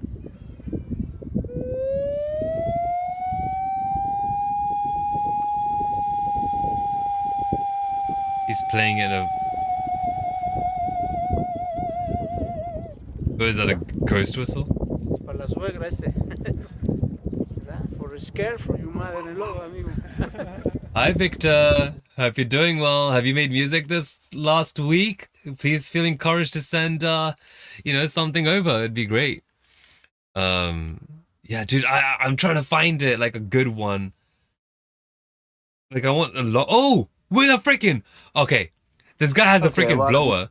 This guy know what this is. But if you don't, it's an Aztec death whistle, which, as you're about to hear, is one of the most terrifying instruments in the world. Let's go. And it's terrifying. The original was found in a temple in Mexico, apparently inside the skeleton of a sacrificial victim, obviously.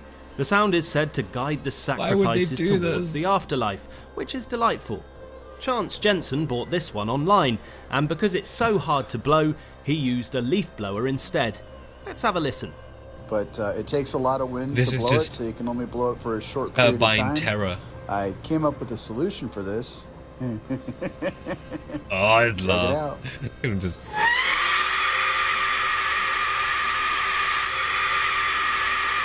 We hear more what do you of think of the Aztec death whistle? Holy shit! You can hear it, right? Like if you like listen to it, pretending you don't hear the fan. Yeah, it's gonna be crazy. Oh my god! Most of that was the fan. I'm not gonna lie. Most of that was the fan. Yeah. Okay. This is two.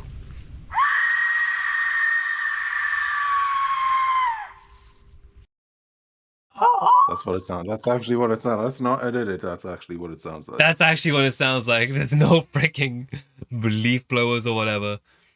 My god. Imagine hearing that. It sounds like a woman screaming. Sounds like a woman screaming. I want to see like a low pitch one. He was in a forest too. Imagine being in the forest and hearing that. Dude, yeah, that is in the forest and you hear something like this, just. Yeah, I'm getting the fuck out of that. Bloody hell, get out of there! Yeah. Yeah, that was a good one. That was a good one. Oh my gosh. I wonder if that could be used in like music or whatever. Oh my god. Do you remember when Histrionic, that song, I was working on this song and I think I showed you the instrumental for it. This one. Right? This is a perfect place to use that whistle over here.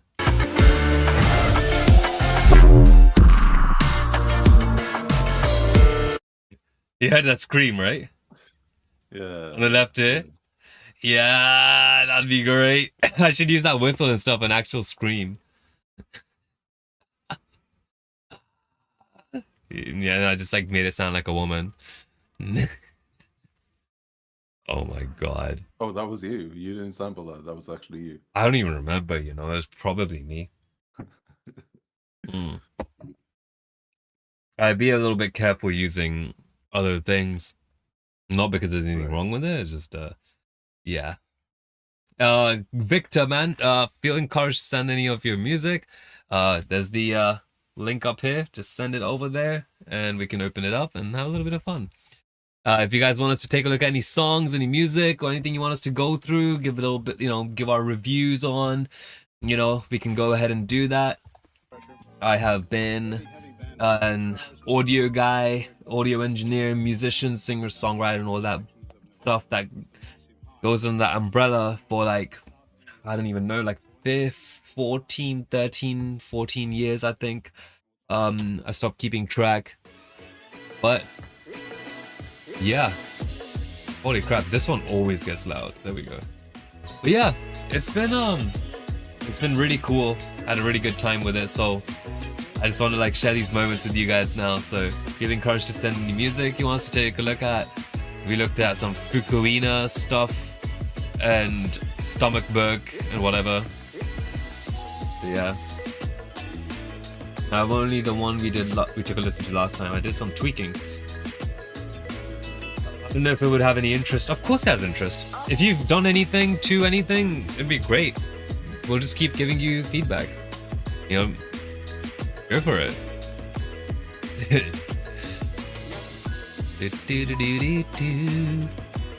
You know, I don't use YouTube that often, especially on this account. But apparently got playables now. Have you seen these? Oh, I had no idea about that. No, Netflix did that. Wow, well, I know Netflix did that. I didn't know YouTube were doing it. Oh, Netflix did it horribly. It was sickening. Yeah, they've got playables. You know a song that I really like? Can't you play GTA San Andreas on Netflix now? No. Oh, you can.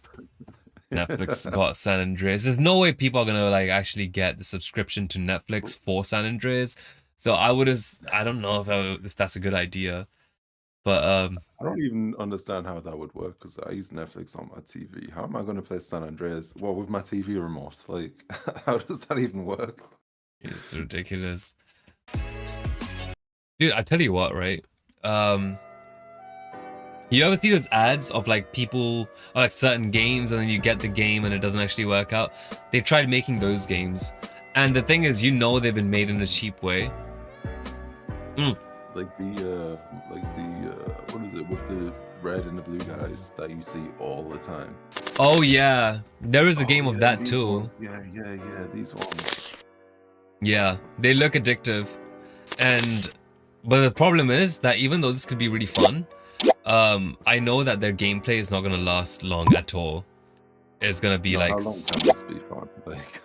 I mean, you maybe get a couple of hours, so that's not the worst thing in the world. But you know. Like, I'm assuming maybe you get like 4 hours of gameplay, and which is actually maybe about 8 if you're, you know, resourceful with it. But in reality, I'd say that basically, when it comes to this stuff is great for like whenever you're waiting for something or whatever. I guess it could work for that. Gosh, you can't even use WASD to move. But then again, this is supposed to be on like mobile, right? So. Yeah, that makes sense. Yeah. Should be uploaded now, I believe. Alright, well, let's take a look.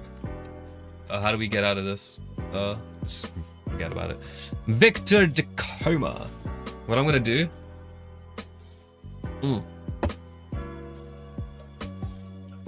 I'll get this open and ready. Tweak low end and mid highs. Oh, is this what we talked about last time? I don't even know. We gotta take a look at this last stream that we did. I think he's back from last week, right? So we can go into our YouTube channel and see your channel. So we can see the difference, see what he's worked on. Yes, I'm a girl producer. Yes, I make girly beats. I doubt it's gonna be oh my god. I doubt it's gonna be a girly beat. I highly doubt it. What is a girly beat? Like what the hell's a girly beat? Is it like something that's anime-esque? Like something like Powerpuff Girls type beat. Powerpuff's beat goes, oh my god, we haven't. Yeah, the Powerpuff Girls beat is actually badass though. I'm not gonna lie. Like they've got the MN break in there and everything. Here's the scenario. Okay. So we have a couple of different things to look at. Let's find Victor first. He sent it on Track Train, did he?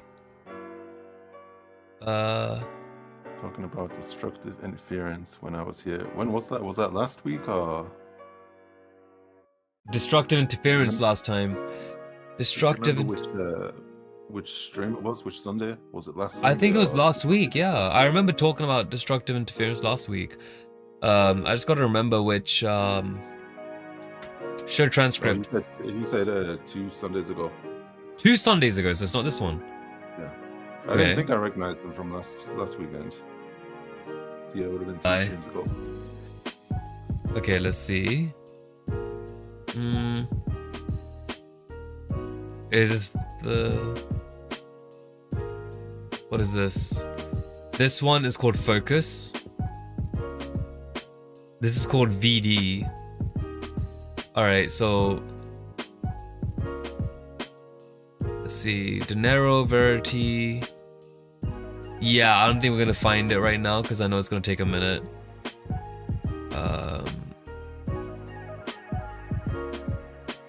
You were drawing a whole lot. I was drawing like over Expect here. you, me.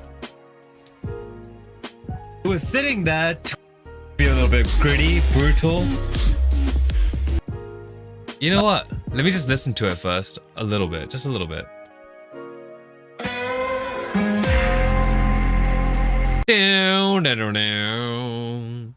Yeah, okay, I remember this one. They're coming back to you, yeah.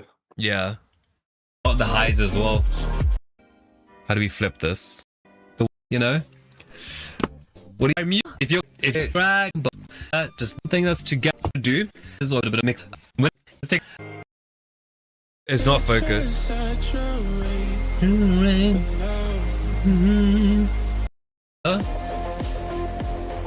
Oh, is this one? It has to be this one. Other people.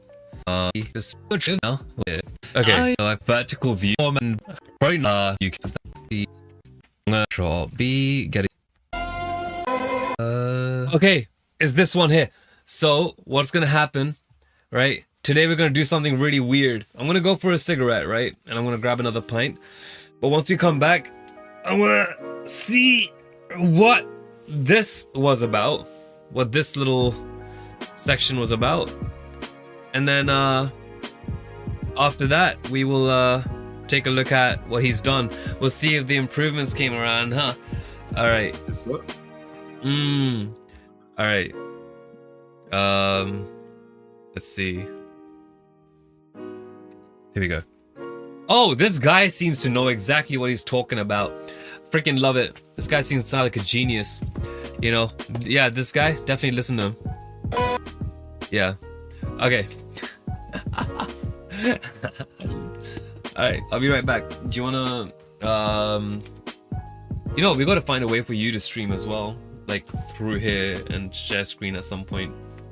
So if you wanna go for something in the future. Yeah, we'll take a look, Victor, give it a minute, yeah? Alright, 1 sec.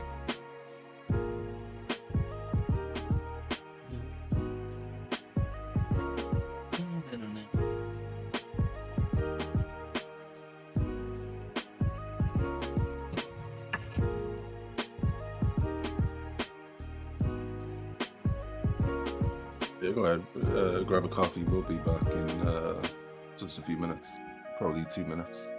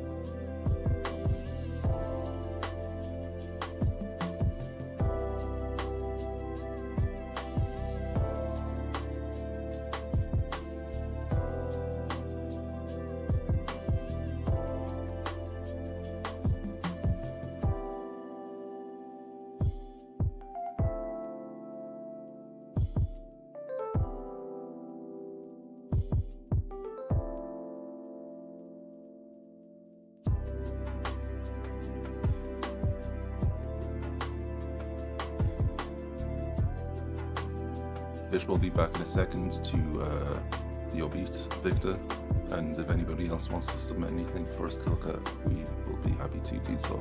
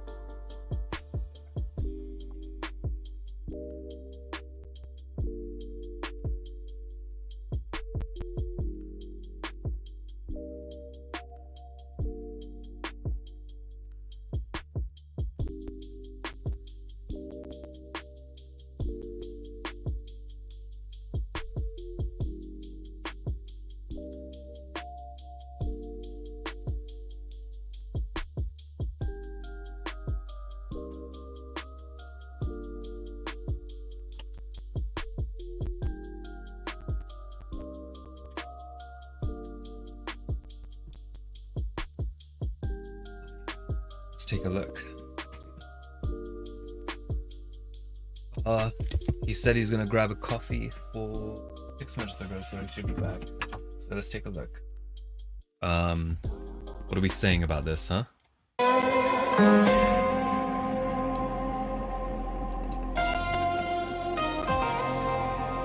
Wearing the mix is good.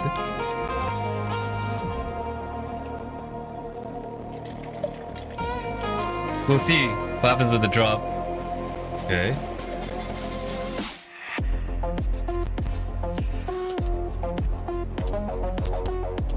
Oh!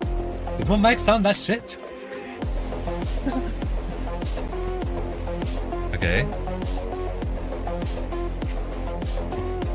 I'd say the snare drum could be a little louder. You know? Do some parallel processing. Okay. He's right. I mean, I'm right. Yeah. He's right. That could have been. You can increase some of those air. Yeah, that snare could have come out a little bit. It's a region we tend to forget. A little bit of that air.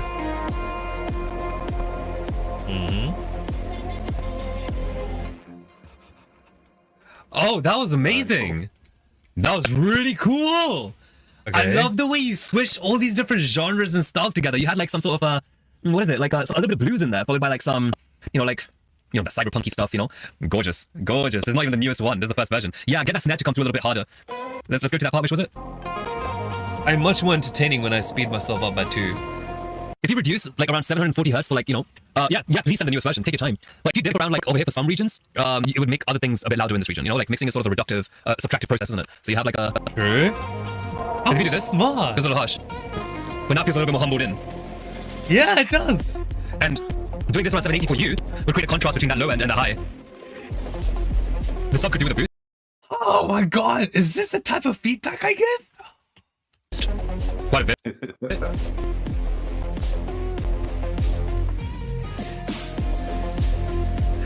Increase like some of the second harmonic. Increase the second harmonic on the bass. I think you'd have a good time with that too. You know, get some of that rumble in there. You know, like I think you can do that as well. Just for the bass, though, not for the other stuff. Okay. But like a 1.3 dB boost, no more than that. The low end is quite weak. I tell you what, your low end is perfect. This needs to come in the front a little bit. That's it. But your mix, otherwise, like within your it's gorgeous, luscious. Oh my god, it's not weak. I think you did a great job. It needs to be a bit louder. And that's my slang. I'm understanding this. Okay, one second. My hair's getting in the way. All right, let's take a look. I should probably fix my hair now, to be honest. Yeah, this part, I say 780. You need to have that dipped. You see how it sounds a little bit different now? It sounds a little bit more. It looks good there. How did I do that? It's so random. I swear. Okay.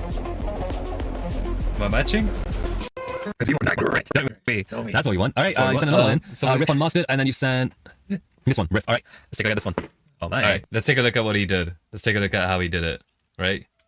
He tweaked the low end and the mid highs. All right. Hopefully he did that with the snare, because everything else was pretty nice, I think. Let's see.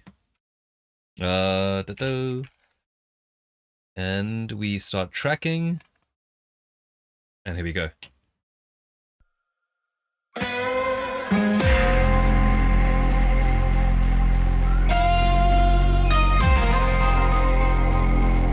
Yeah, I remember you. You're married, you're happy, you got your kids, a dog.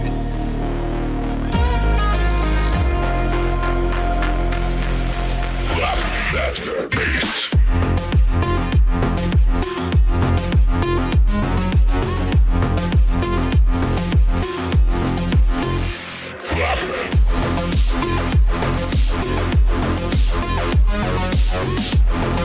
The snare is coming through a lot more. But so is everything else.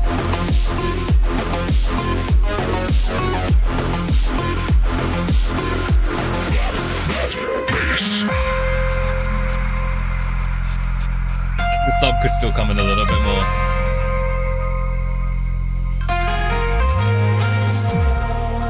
Yeah, you still get that luscious air in that lower region with those guitars. But do you have that contrast?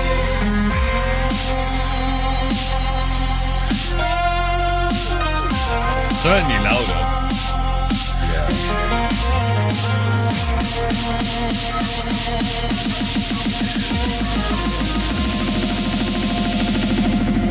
Slap that bass.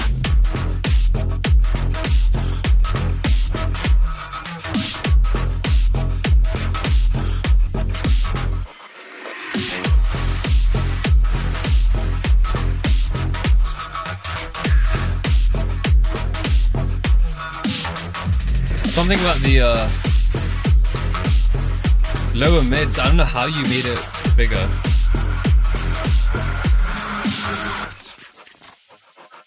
Okay, let's take a look at that. I tracked it down. So we have this thing here. Let's see if we can make some final tweaks. That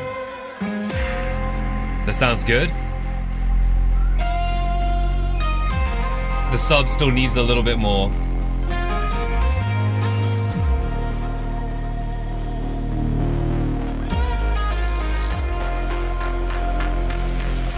Okay. Sides. Slap that bass.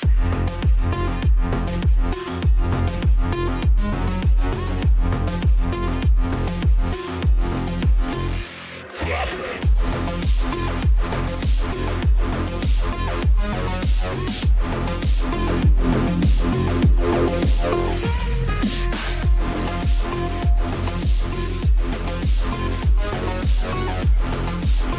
Okay.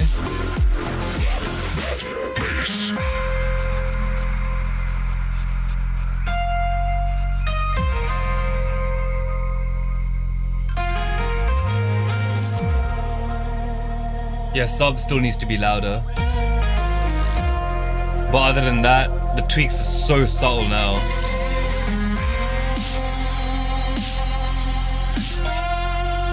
The air needs to be there.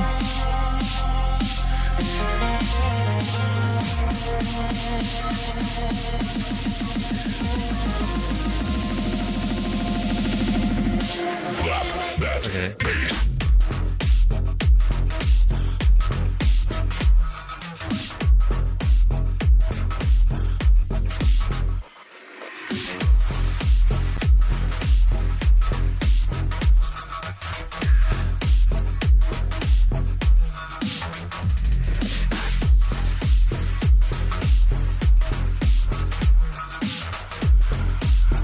Okay, you need to tame the sides on your lower mids. Just the sides. Otherwise, everything else is pretty freaking good. Just the sides. You know what I mean by that, bro? Let me know if you need help, like identifying what that is. But the sides, meaning like the things on the sideband, right? That just needs to be tamed a little bit because you brought up the low mids in a beautiful way, but the sides of that is right. That's all. And you need a sub to come up a bit more.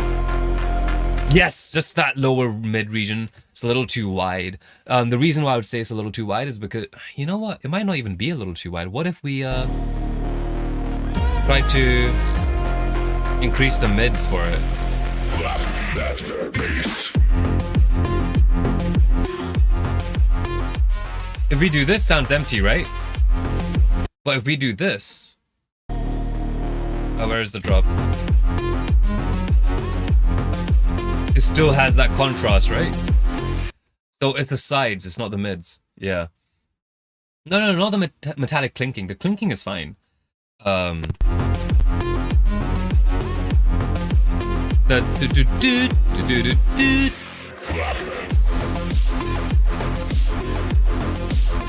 yeah. I think the clinking is fine. Honestly, you could even do this on the master, bro. Like, that's the point you've gotten. Like, honestly, if I do this, this already sounds like it's finished. If you just want to call it, you can do this.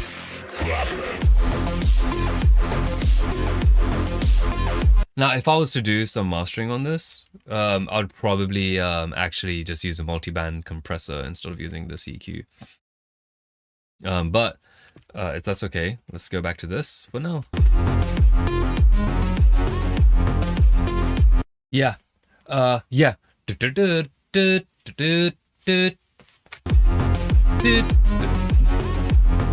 I think it's that.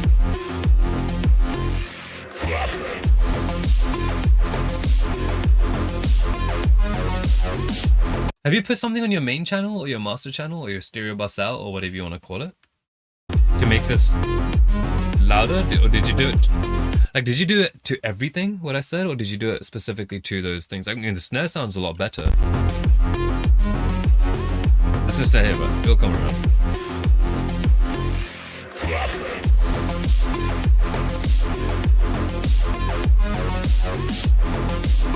This is what you're having. You need to reduce that a little bit. Just a tad bit, like 3 decibels. Yes, quite a bit, but still. Get some of this highs back. And let's see what else we have on the stereo in the sides field. Let's hear what we have.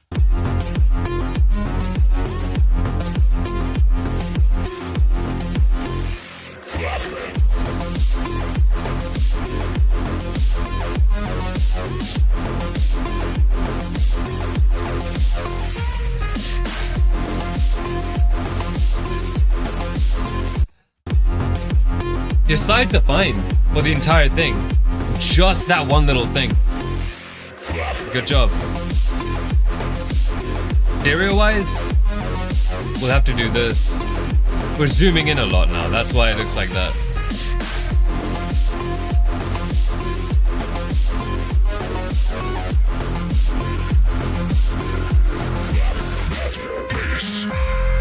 Yeah, I'm liking it. I've only added a limiter to the master with the 0.5 ceiling.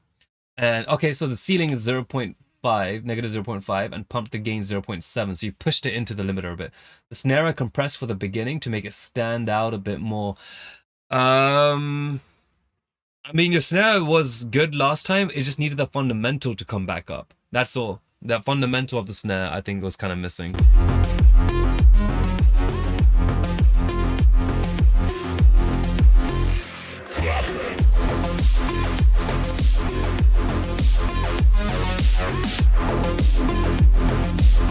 So here's the thing I'm thinking, right? Whenever I do a boost and I do a sweep with the sides, I'm thinking, okay, well, is there anything problematic or sounding really phasey that I was hearing? And then put it back to 0, and is it still a problem? You know? So I'm finding things like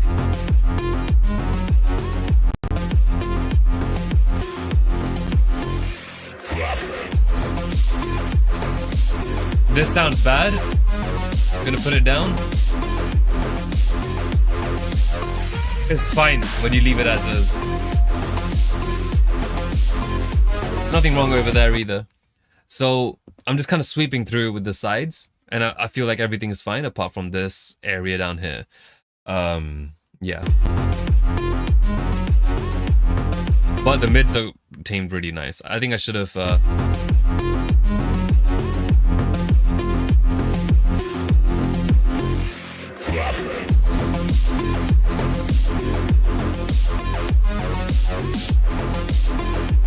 if you want, you can boost the mids like the teensiest bit, but it's not even necessary. You could even just not do that if you don't want to.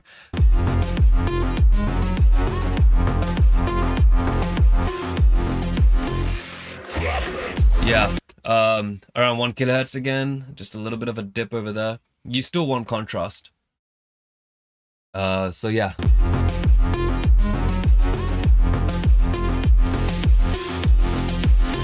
This is a grit, which is beautiful, but it's not that needed for this type of thing.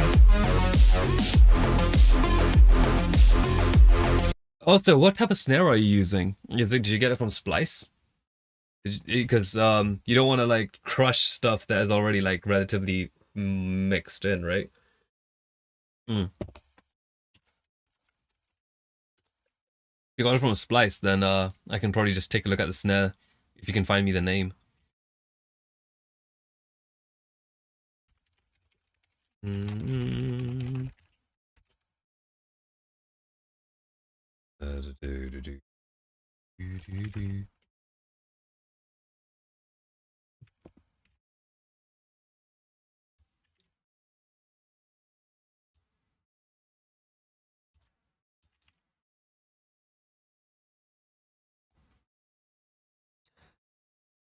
All right, let's take a look. No, the snare's from WA Production, and it is in Serum too. You use a snare from Serum. Okay, fair enough. But yeah, I think that's pretty much the gist of it. You want to be a little bit more generous with your subs. You can even make it more if you'd like.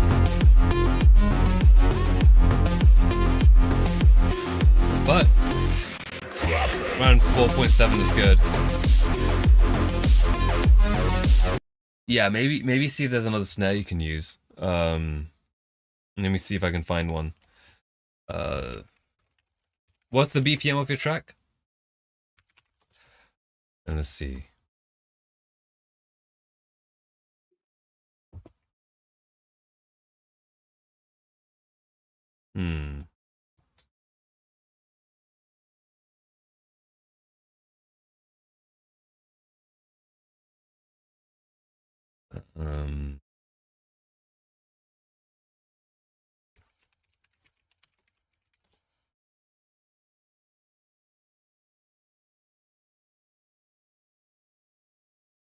But I think your snare was in key, like it was nice in pitch.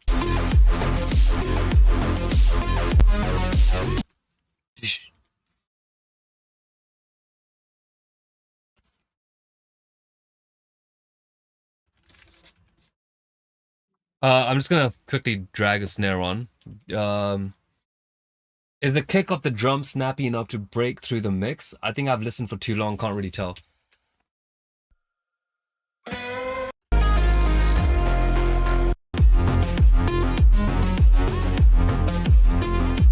I think your kick sounds fine. Your kick is great. I just think that you need your low end a little bit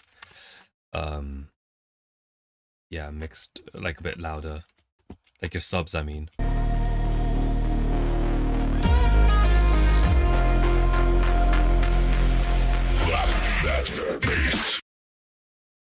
Okay, this is where the kick is. Control E.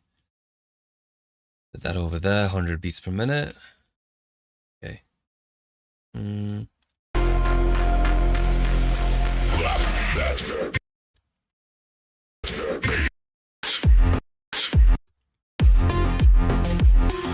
Okay.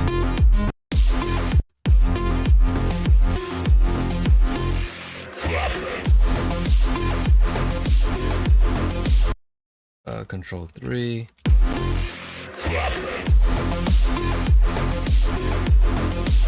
Okay, this is gonna be whack. This is 3. Okay.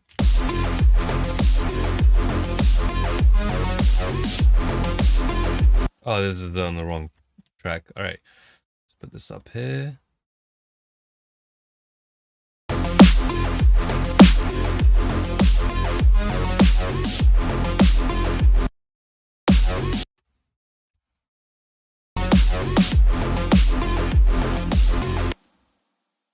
Okay, so we have a little bit of a loop here.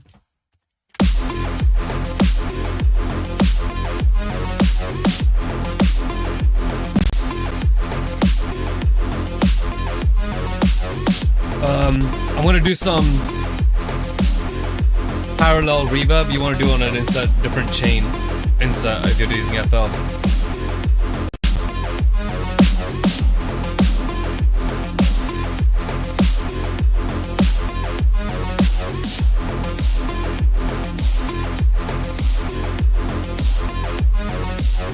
I think we can put this in a different location where there isn't a snare.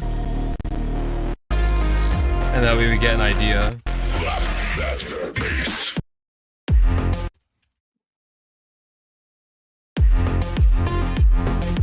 Okay, here we go.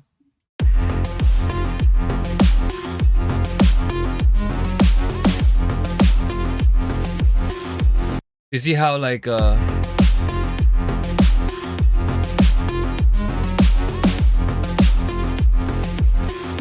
do you see how doing such little to the snare has made it better? We've not even added any effects apart from a reverb.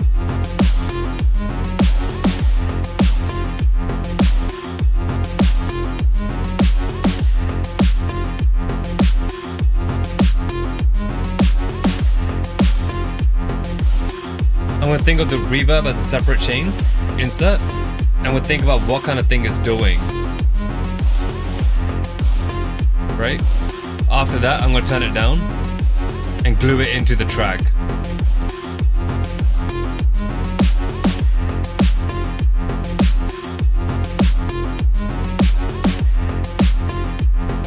That's if you're going down that route of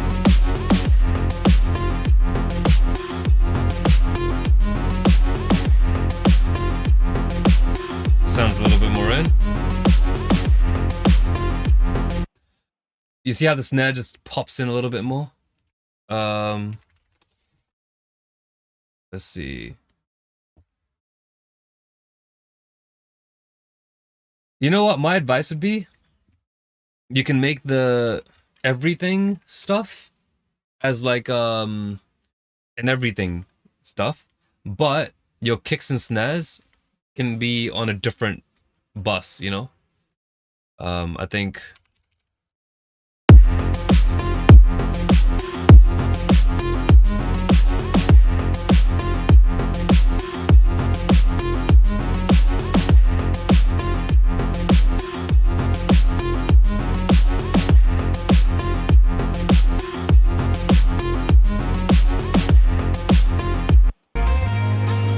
let's see what that would do.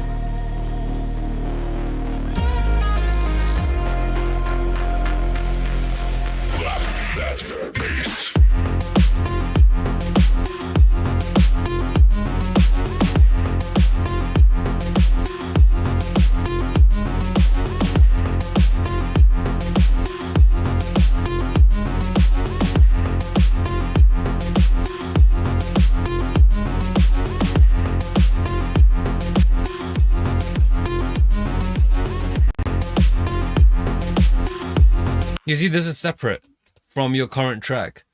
So definitely try to, you know, keep the instrumental and all that stuff as a different send.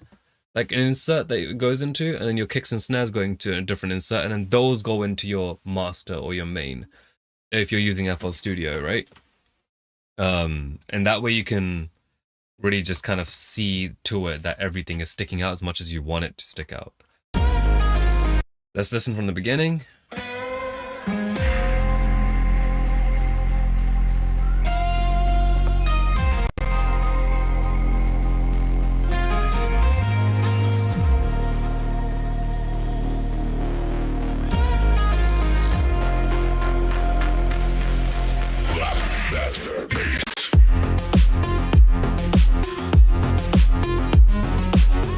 He's moving his head, you see? You gotta get that kick and snare in. Now we can even do a sidechain thing, where it's like external, and we get that kick in there, which is number 6. And I know that generally people have the kick on top of the snare for this type of stuff, but generally it's just better to have a kick that's, you know, like, you have like a small kick inside this already, which is lovely.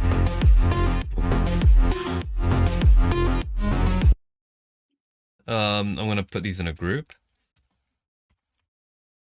Actually, I'm not even gonna do that. I'm gonna duplicate this one, and what I'm gonna do is I'm gonna make this kick happen every single time, right? And what I'm gonna do is I have this kick over here, which is like this. Fine. Really sharp attack time. I'm not hearing you right now. You can't hear my voice through bloody hell, you should hear me now. Okay. Yeah. Alright. So I have a kick going over here every single time, but what I'm going to do is I'm going to add a really special effect on top of this. It's a really, really special effect. People forget about this one. What this does is a utility. What this utility does is you can mute it. There we go. See? So much better. You add it in and then you mute it. It's there, but it's not there, you know? So what you do is you now route those kicks before the mixer. So the kick will come before the effects, before the mixer, everything like that. In fact, you could even just turn this off and then do it pre-mixer. That way, this compressor is still going to act up.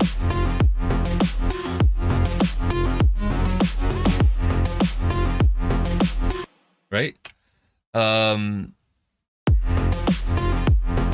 You gave the kick a bit more crunch too. I think I'll implement that too. I think your issue is you're using Serum for your drum samples. You gave the kick a bit more crunch too. I think I'll implement that too. For the side change to follow the mute. Yeah, you could do the side chain to follow the muted kick. Yeah, exactly. You got it. You got it.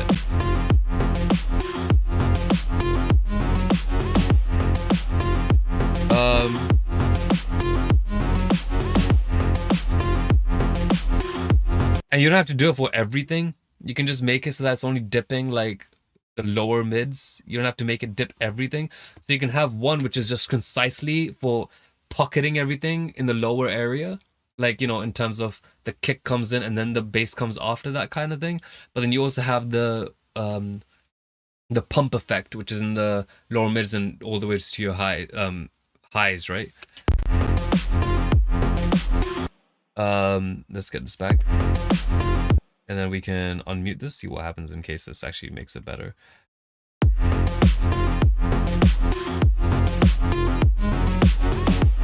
You want a really fast release time and a really fast attack time. Why?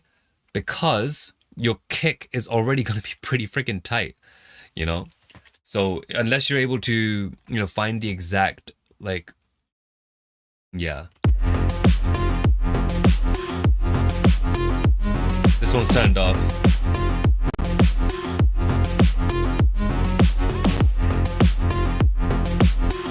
But again, just be careful because now I feel like the bass, we don't know what's going on with that. Let me turn these off and see what's going on. Start from here. Just, you know, rechecking.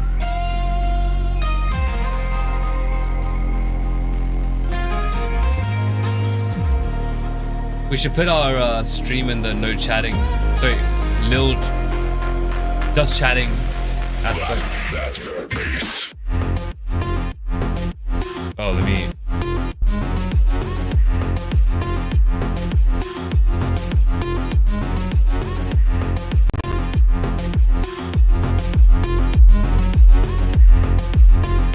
Too much.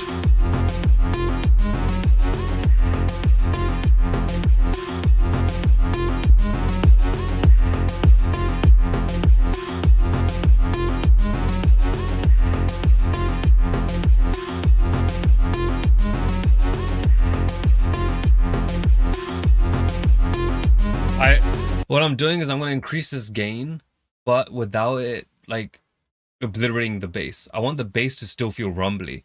I mean, your kick is fine. There's nothing wrong with it. You just need to increase your low end. That's all. Let's see what's going on. But what I'm getting from this is I'm thinking about like the high ends of that kick.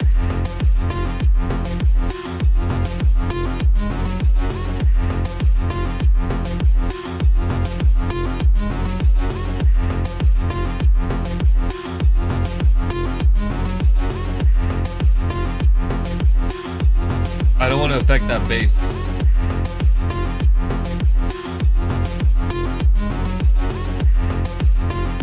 It is so subtle.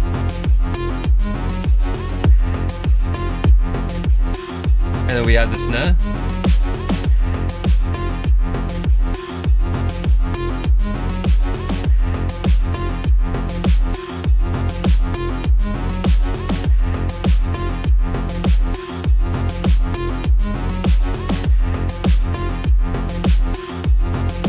And what if you had, because this type of thing, what if we had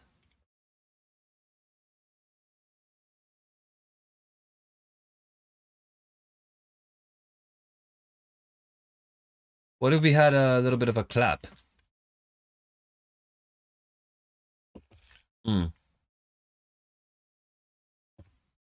Let's just get this one for now. Control T. And then we put the clap in on top of it. And you know, on top of the snares, you know, every time the snares happen.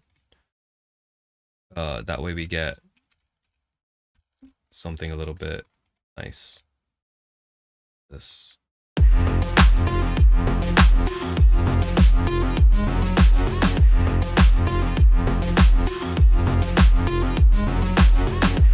Obviously one with a better transient detail. I mean, this just feels weird. It's also a little bit delayed. I mean, a little bit of delay is not bad, actually, to be fair. Might be a little too much, though.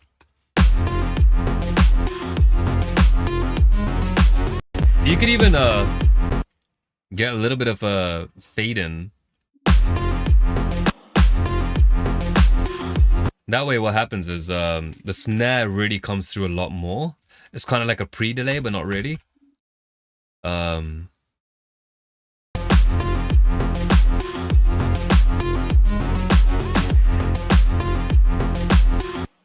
These would need reverbs because it's a little too dry.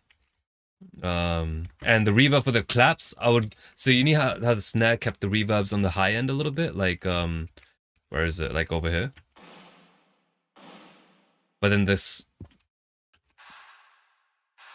can have it a little bit more in the lower mids. And on that note, Control Alt B, add an EQ before it. Let's see. The snare just makes a serious difference. I think that would make the clap have less body than the snare, since it becomes a bit overwhelming. Yeah, absolutely. No, the snare is only there to tell the person to clap along to it, you know? It's just there like as an instruction. Yeah. So we're not putting it there as an extra element, we're just making it complement the snare that's already there, right? Exactly. Exactly, yeah. Look at that. I just dipped out the area the snare comes through the most. And that should sound good. If I...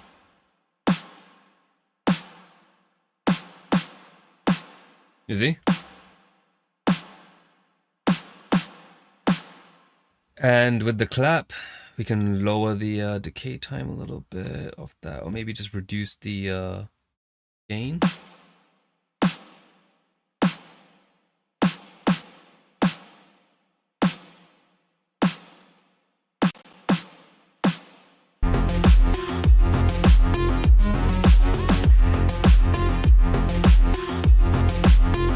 And then we're going to try to pitch these down a little bit.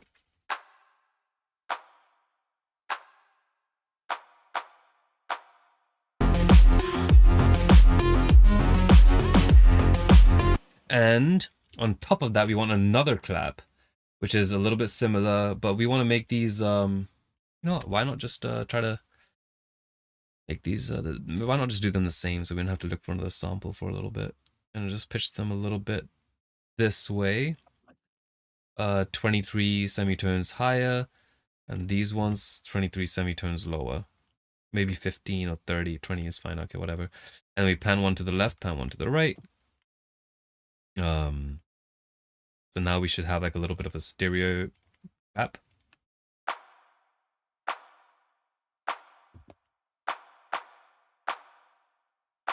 Sweet.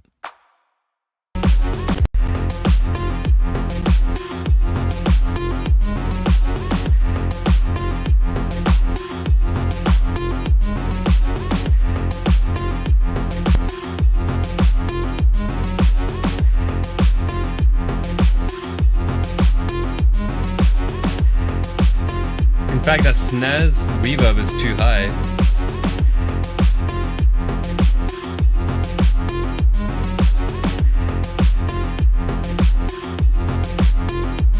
You see? Get a bit of that width.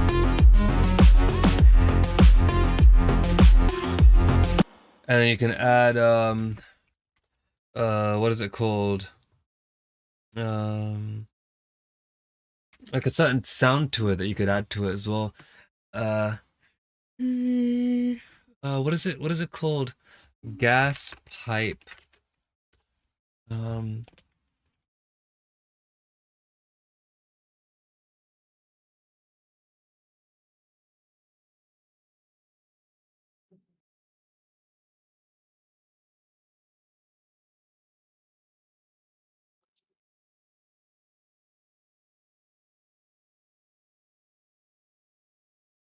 Okay, let's use this for now because I'm trying to like make a point.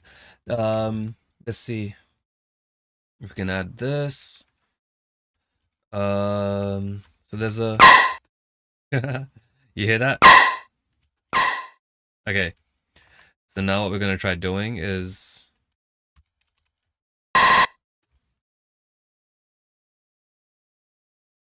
let's see if we can make this work.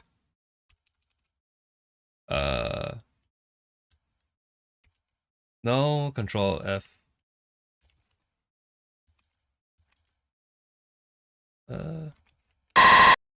We don't want that jitter. Well, a little bit of jitter is okay if you're going to be, you know, like, okay, that's way too much. Trying to, what if I can use a Control-T, a sampler.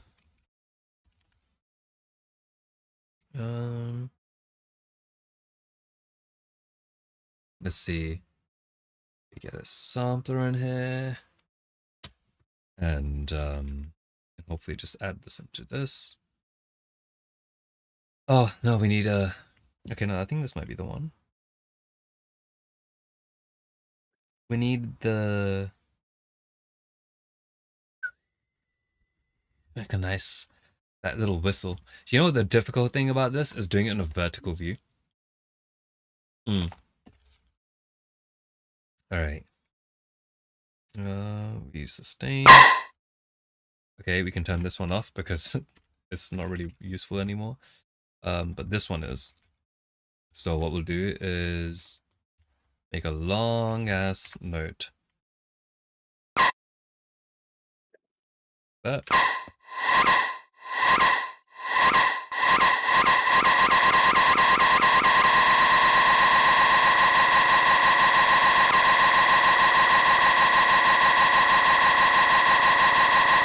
I'm thinking of this because I'm thinking that's like the rough tempo.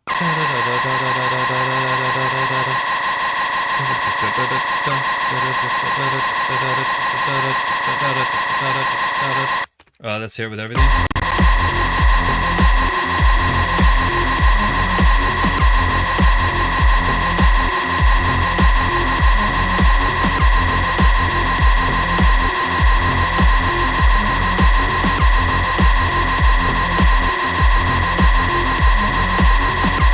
Okay, for now, hear me out. Hear me. I know. Second. I am not the idiot. I'll show you what I mean.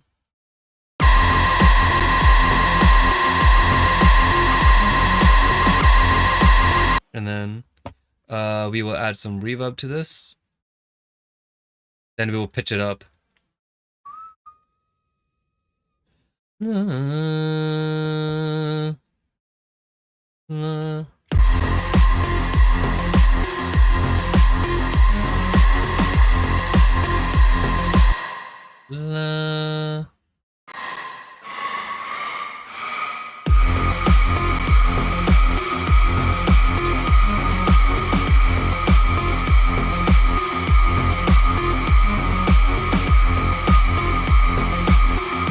And if you want, you can turn that into a Doppler effect or something, and you have a bit of.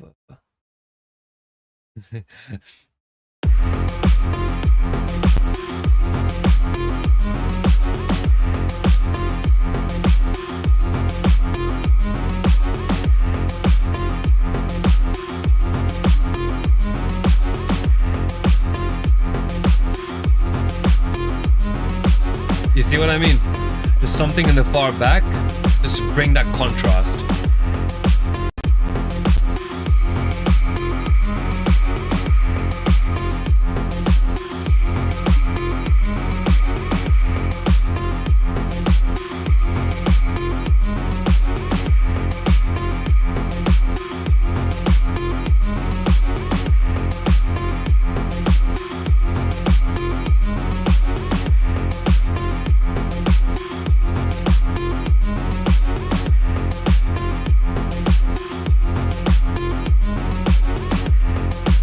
There we go.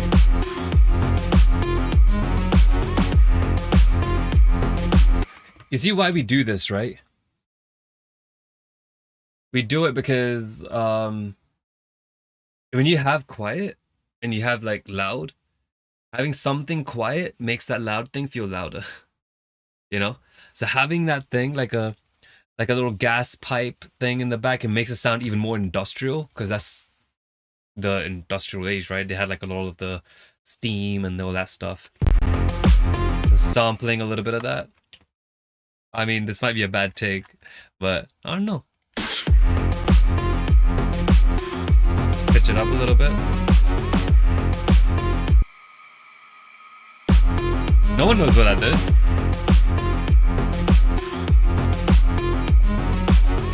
But the thing is, it also has like a little bit of a like a vocal formant to it, you know, which is kind of adds. So yeah, I wouldn't say necessarily for this bit, but this is something you can use later on, right? So we have there will be much more impacting the second drop, since the part I really love, but I can't figure out how to fix the emptiness. Okay, fair enough. Let's take a look at that. That might be a fun thing to look at. Second drop.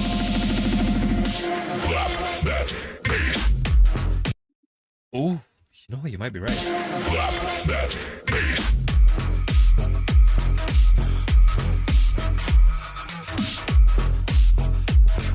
Okay, not right away, because we like that weirdness. Here. Okay, here it is. This is, yeah, you're right. Second part of the drop.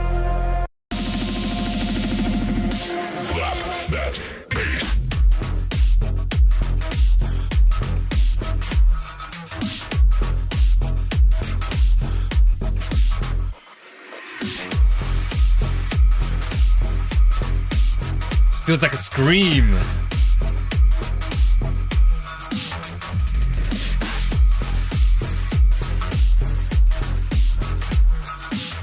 I wonder if you could just like 1,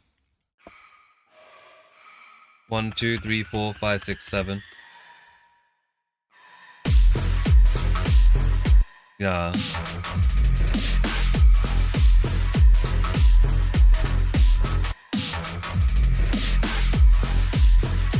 You know? Oh damn! Looks like he's gonna use the Aztec death whistle. Sorry? The Aztec death whistle. Oh yeah. Scroll up a little bit. Yeah. Oh, we don't have it. Elastic death whistle on that part. Yeah, put a elastic death whistle. Yeah, I mean, I tell you what I'll do. I mean, you know how I did this. You can just recreate it yourself, isn't it? But yeah, what I'll do. Really interesting. That would actually be interesting. Yeah. Yeah. Doing, like exactly what you did, but using that. The sample I got was Ohm Unit Industrial Percussion One-Shot Gas Pipe. Give me a sec, I'll be right back. I just gotta use the restroom. I'll be like a minute. And maybe we can find a way to get you that. So I'll see if I can pull up a sample of that for you somewhere.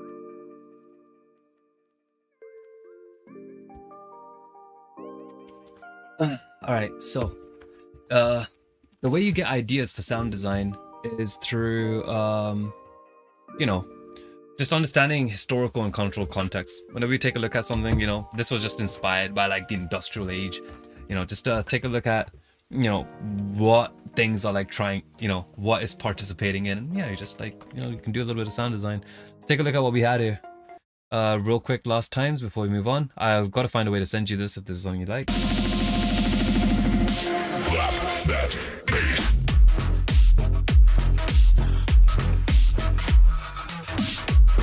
Keep it flowing.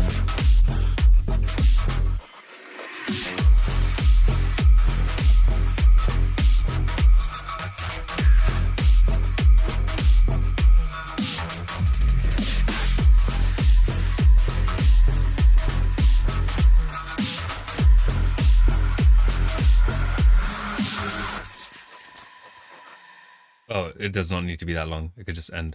All right, but yeah, if you want the sample, how do I even give it to you? You know what? I will. You can tame that later.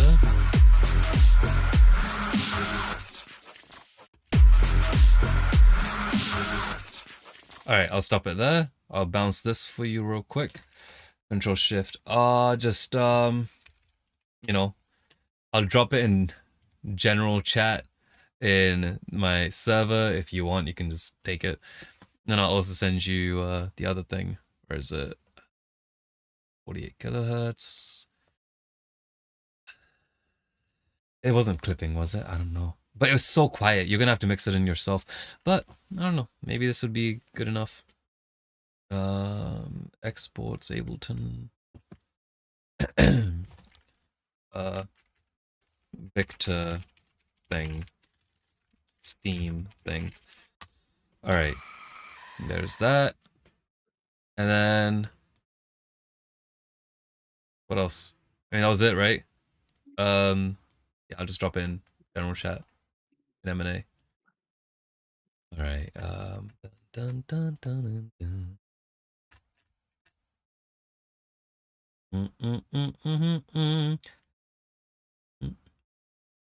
Oh, it's been my pleasure, Victor. Honestly. Yeah, no problem, man. Thank you for coming down to the streams. Honestly. I like doing this, you know? And nice getting to get some weekly time with Spaceman as well. You know, don't get that often. I have to work all the time, right? So this is the excuse we get to chill out a bit and hang out. Yeah, let's see.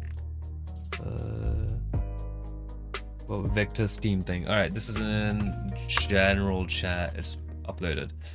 Yeah, you have the link to the Discord. I think you can definitely just, yeah. If you don't have Discord, let me know. If not, then discord.gg/audio. This is the server link. But yeah. All right. Let's take a look at this bit real quick, and then we'll move on to taking a look at Reddit a little bit. I'm just being degen for a second. Okay.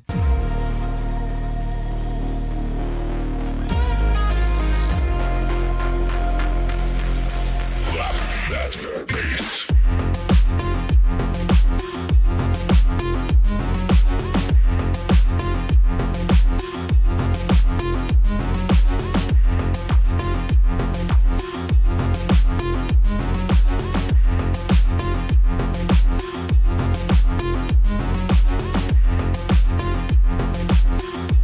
Shouldn't just keep EQing every snare you come across, but I'm just like you.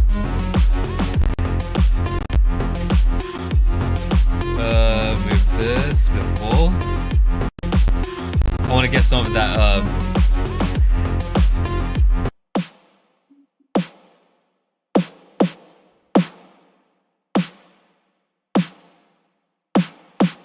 want to get that nice low end of it.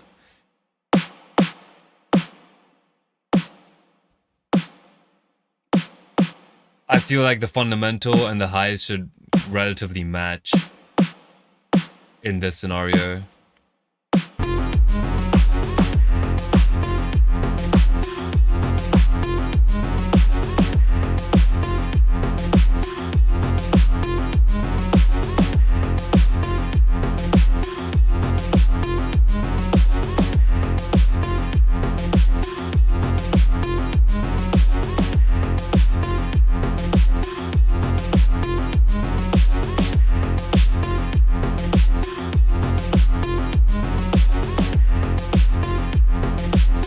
Yeah, this is a massive dip. I just want to recover some of that. I know what they did. They wanted to build that contrast, which is beautiful, but I want to recover some of it.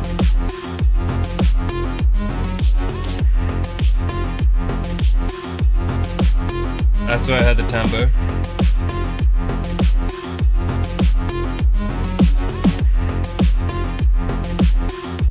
This needs to also be in the same key. Wherever the kick is, generally an octave above the kick is the correct pitch for the snare, generally, or a fifth. Just make sure you're keeping an eye on that as well. These aren't.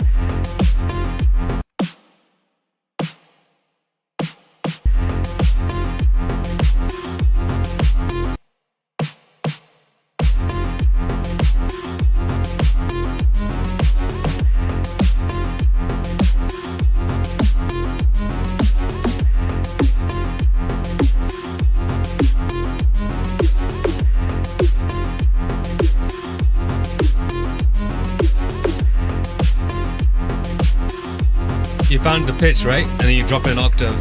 Easy way to find all that stuff.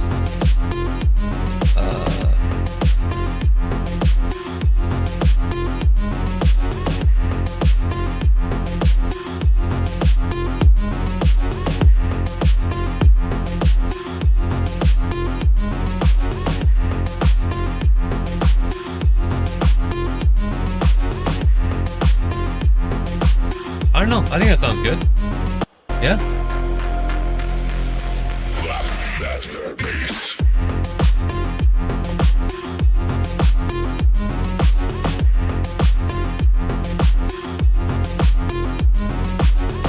You can even have some other claps as well underneath it, which are a bit more on the high end, so it just brings up the high shimmer of the claps. So these ones over here, like I've dipped the highs. So this actually dipped the presence, you know? And then you can have the opposite in the other direction. But yeah, so that's that. You can kind of boost these up a little bit, turn this off, and see what it sounds like if we were to just do that. Too much? Maybe if we just lower the gain.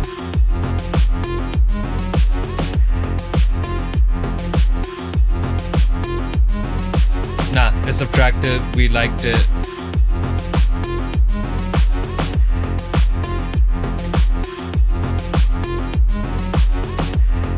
There we go. All right. Obviously, don't do it for this bit, bro. Don't do it for this bit. These are just ideas, by the way, in terms of the soundscape that you might want. I would not do this like this, because this is on top of your master that she sent me, you know? Yeah, no, I would not do this on a master. I'd do this within the mix, you know? So these are just here to give you inspirations or ideas on what to do in your own mix, not a thing that you should be doing exactly. I'm giving you some ideas in terms of what, you know, where the snare takes up a space, whether, you know, keeping some of the low mids of your claps, you know, you can do things like that to kind of get a better representation of, it's just a representation of the idea, right? So definitely do it in your own thing. I'm also talking a little bit about sidechain, but also when I'm looking at sidechain and we're going to be muting tracks, you're able to, like for over here, for example, if you're muting things, you can also just shape the envelope by just making the kick a little bit sharper, right? And when you make the kick a little bit sharper and then mute the thing, you can now get the thing to come up again in a more logarithmic fashion. What I mean by that is, let's say for example, we have a kick over here. I'm going to mute this, right? And we're going to have a compressor here. Let's turn off everything else just so we have like we're just doing this as a, you know, take a look at this, right? Okay, I'm gonna do this, right?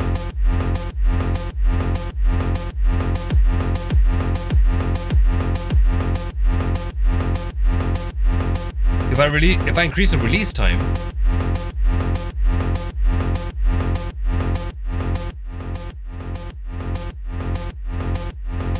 you see how we can change the release time a lot more flexibly? And what we can do is we can even do this, right? Let's make it really tight, right? And turn the release all the way down. So now it's a little bit punchier, but we can.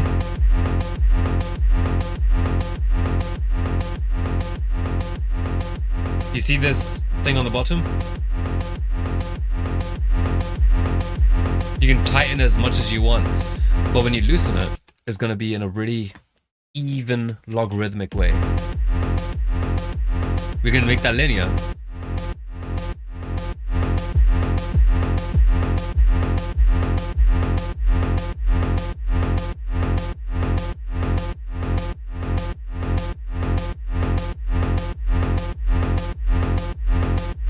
You see that? By tweaking this little thing? Yeah. You boosted some specific frequencies on the snare that made it sound a bit more firm in the mix. Boost the low end, add some drone-like filler on the drop too, and make the snare more sauce.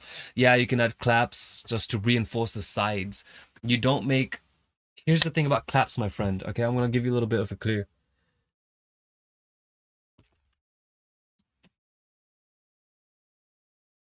You don't want to make a wide snare. Snares aren't supposed to be wide, you know? Snares are supposed to be in the middle. And if you put snares wide, it doesn't sound right because there's too much transient detail, just like you're getting gunshot to the fucking ear. Imagine you have a drum kit and like someone's just like bang, like slaps it right next to your right ear. That's gonna fucking kill, dude. Nah, you don't want that. You don't want that. So you don't want like width a lot with snares. You want to be careful with width on your snares. But if you want to be less careful, claps, a chorus of claps. You know, you have one person clapping to the right of you, one person clapping to the left of you. Sounds a lot more like ensemble, you know? It makes more sense together. But if you have two snares hitting on the left and right, width is going to be strange, bro. Unless you like strange and you want to do it in that way. But, you know, people are going to say that like, oh yeah, I break the rules, yo.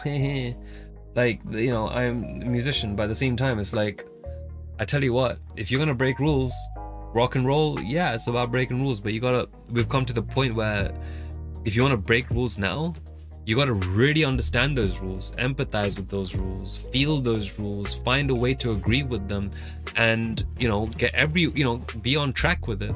And then after that, once you've done that, you then get like a really savage freaking precision strike, because we've all got way too much force, you know, like we all have so much force, and the decibel meter goes up to 0 dB. We have all of that amount of force that we can throw at something. But, you know, if I push like this much force towards you, like that, with my palm, with that surface area, it's not gonna make you feel anything. Whereas if I use a knife and I do it with that much, and it's a really sharp knife because it's so freaking concise, right? It's gonna hurt a lot more. It's gonna hit a lot better. It's gonna just cut through whatever you're trying to do. So if the force is already like impactful, I mean, maybe my physics is really shite right now, but if the motion is already going really hard or whatever, now you just need to make it sharper. So whenever we break rules, we want to break them correctly. And yes, putting snare on the left and right is a rule break, but it's gonna give a little bit of a, it's not a cool way to break a rule at the moment, as far as I know, unless someone can figure out how to do that. That'd be great. But it's the equivalent to somebody adding a crap load of autotune onto something, you know, to like hip hop. It's not cool anymore. It's a little bit lame, if anything. So yeah, you broke a rule though. Yeah, so just keep an eye out. Do try out this compression thing. I mean, people use Shaper Box, which is basically just like or what was it called? That thing in FL. What is that thing called? The green one, dude. The green one. The green one. The green one in FL, bro. What is it called?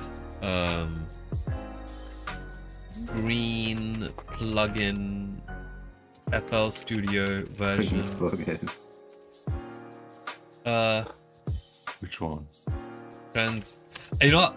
I'm gonna write the wrong name for it because it's not sidechain, but people call it sidechain because they use FL. Are you talking about the compressor? No, it's not a compressor. Limiter. Not the limiter. People use the limiter to sidechain a lot on I don't know if it's green though. I don't think it's green.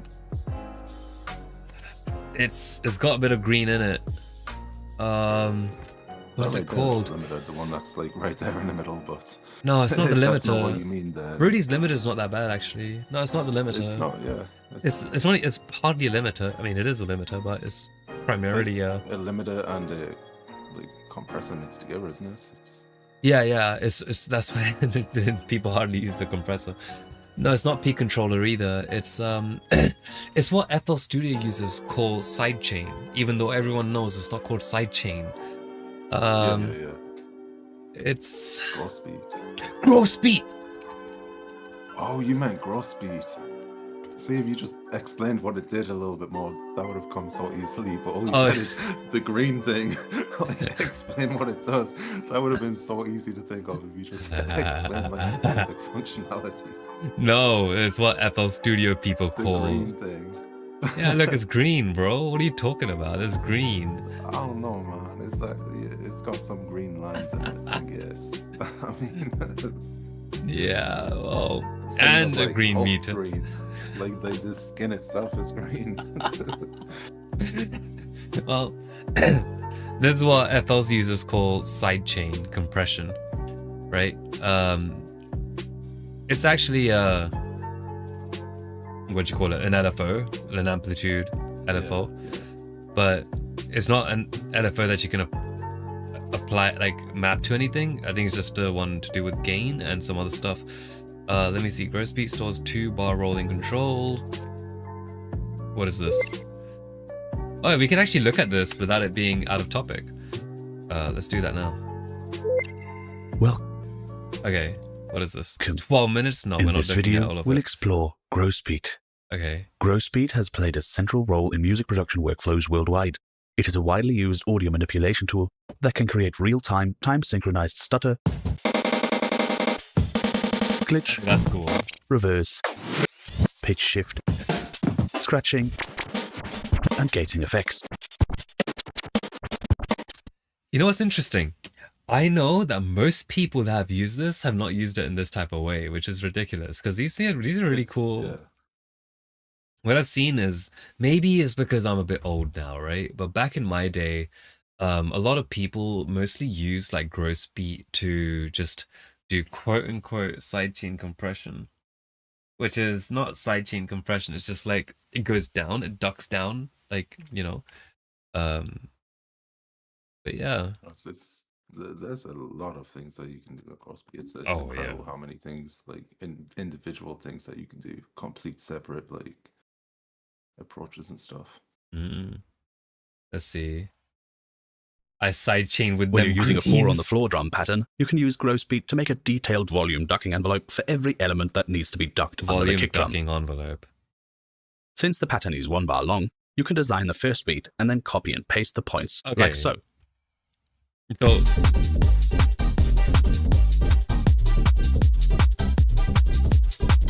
Dance music often uses rhythmic gauging effects on okay, that's exactly what you call it. What did you call it? bar long. You can design the first beat, the kick drum. Detailed volume ducking envelope for every. There we go. When you're using a 4 on the floor drum pattern, you can use gross beat to make a detailed volume ducking envelope for every. A volume ducking envelope. Yeah, that's what it's called. And you know what? On this, they call it sidechain style ducking. But back when I was a kid, people got really excited about the word sidechain, you know? They were like, oh my god, I'm a sidechain compress. That sounds so freaking clever. You know, and everyone got so excited about it. And FL users at the time, like most of them that I knew, did not really know what sidechain actually was or how to do it. I mean, every FL user that I know now is able to do it. They know to just route it and whatever. Now I don't, not a thing. But that's where the dual wars kind of come from, right? Now everyone knows everything, so it's not really an issue. But before, it was like every door had their absurdities. Like, you know, FL kids were like kids who got, you know, wanted to sound a bit pretentious. Ableton users were just like, you know, the weirdest freaking people because of the samples that you had in Ableton. Like, bro, even to this day, like, Ableton libraries are so freaking ugly when you like listen to them. They're like this. They're like this weird, like alien anal sex type freaking thing. Like, well, I'll tell you what. I'll show you. I'll show you right now because we can look at this. All right. So, instruments. Right. Let's look at analog. Okay, that's not coming through, is it? Let me see if this will make it happen. It's not coming through, is it? God damn. These are some of the most atrocious sounds ever.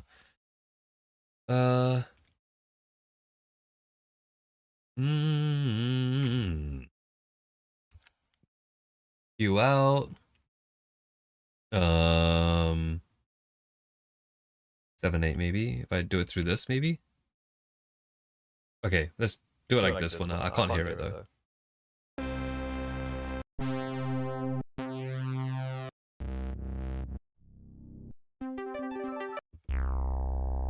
I can't hear these at all. Yeah, I can't hear either. But, you know, hopefully it gives Victor a freaking point. So yeah, I couldn't hear it at all, but I can guarantee you that every sound you heard was probably odd as shit. And, you know, and also people who used Ableton were just seen as like, oh, you know what? Why am I even talking about this? There's actually a door meme. There was like a freaking, all of this stuff was ridiculous.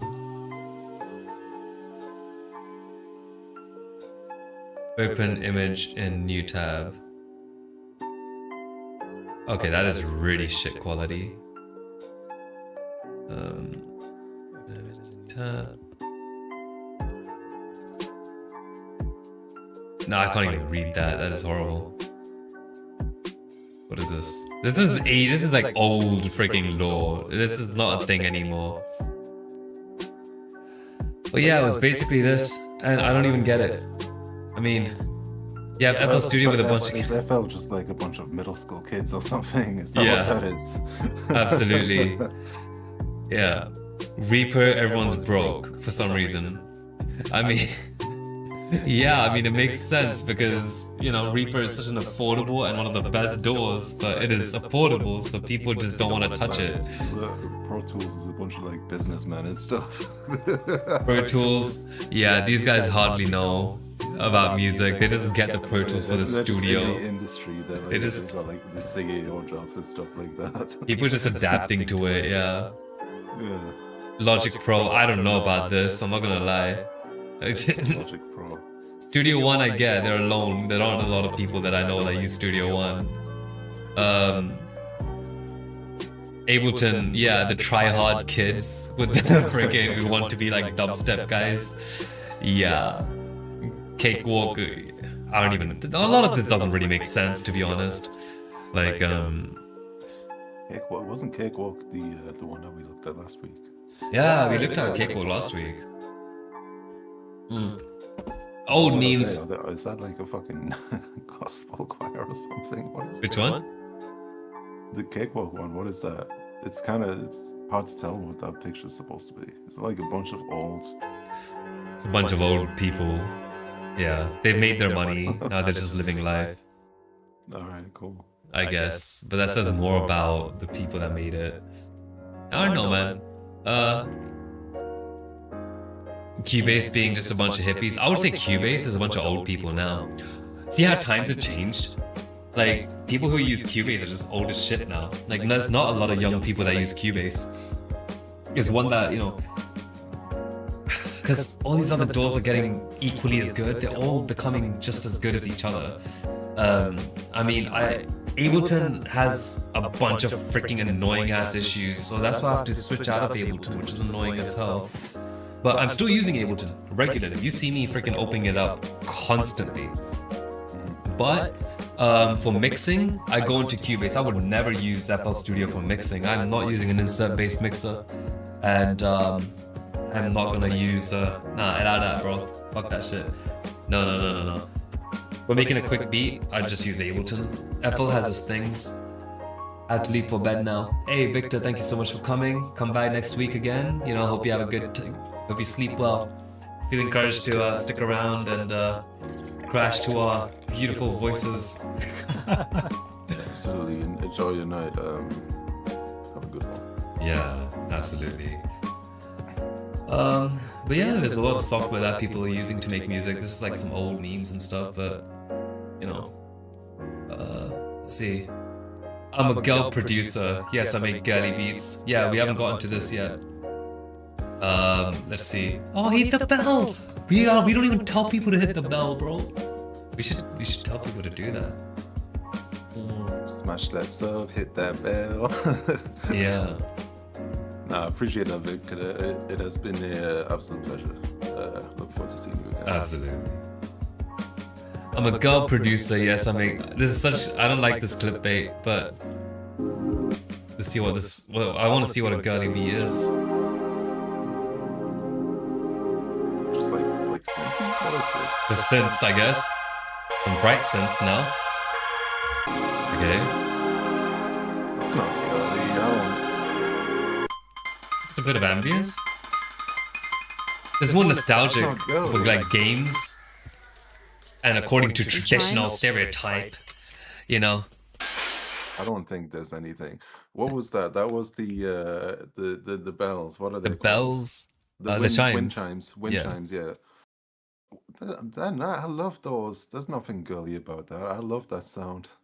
That shit is what you call it? Used a lot in a lot of like fast drum and bass, like you know, like those really bright things. Really nice sound. It is beautiful. Oh yeah. Just like a little touch in the background. It always sounds good. I like that. I don't think there's. So I don't know if we're at the end yet. I don't think there's anything gully about it yet, but. Nothing gully about it yet. Maybe there's some tampon sounds. We'll see. Tampon sounds. Let's go. These little digi plucks and stuff remind me of video games. Like, you know. Yeah. Like nostalgic, yeah. Yeah. And that's anti-girly, according to, you know, if she's gonna go with girly, traditional, whatever, then no, that's not girly. Guys played games more. Some Pros, chimes. because they always betray you. I'm kidding. For the bass, it's very simple. Oh yeah, that's a real girly bass. Oh yeah. Told you, drum and bass. Freaking told you, That's drum what I and was saying, bass.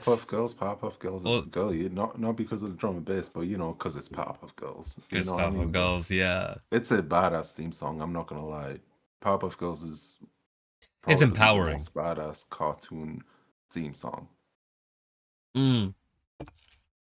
Powerpuff Girls Like was an empowering type the of. Amen breaking it is like it's beautiful. It's beautiful. Yeah. Okay. Is that what they're going for here?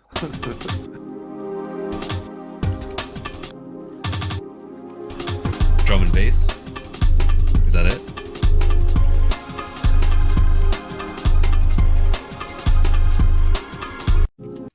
Are you kidding? Is this drum and bass? Okay, great. I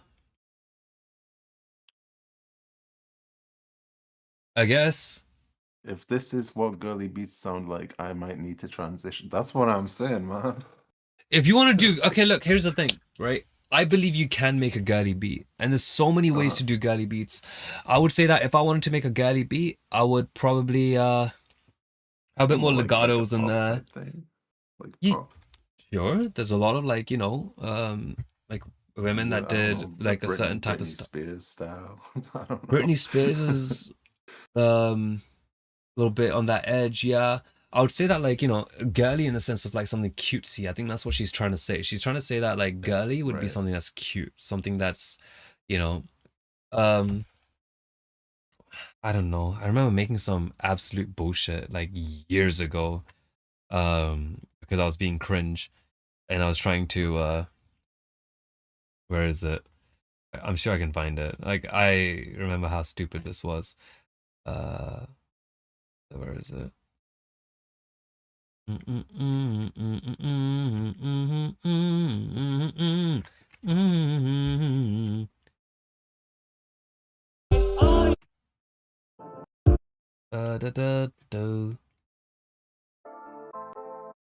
Oh my god, holy shit. I found some stuff from like years ago when I was a baby. Oh my god. I'm not even kidding you, dude. Like, some of these things are like really, really old. Yeah, it's stuff going back to when I was like, I still have lyrics from that I wrote when I was 12 years old, 18 years ago. It's crazy looking back. Absolutely insane. I like to keep an archive just because, like, yeah, even if it's shit, it's just nice to look back, see how far I've come, you know what I mean? I can't say that I'm alright. I can't unface all these lies. Jesus Christ, I fucking hate myself. God, I was such an annoying kid. But cutesy, right? What's that?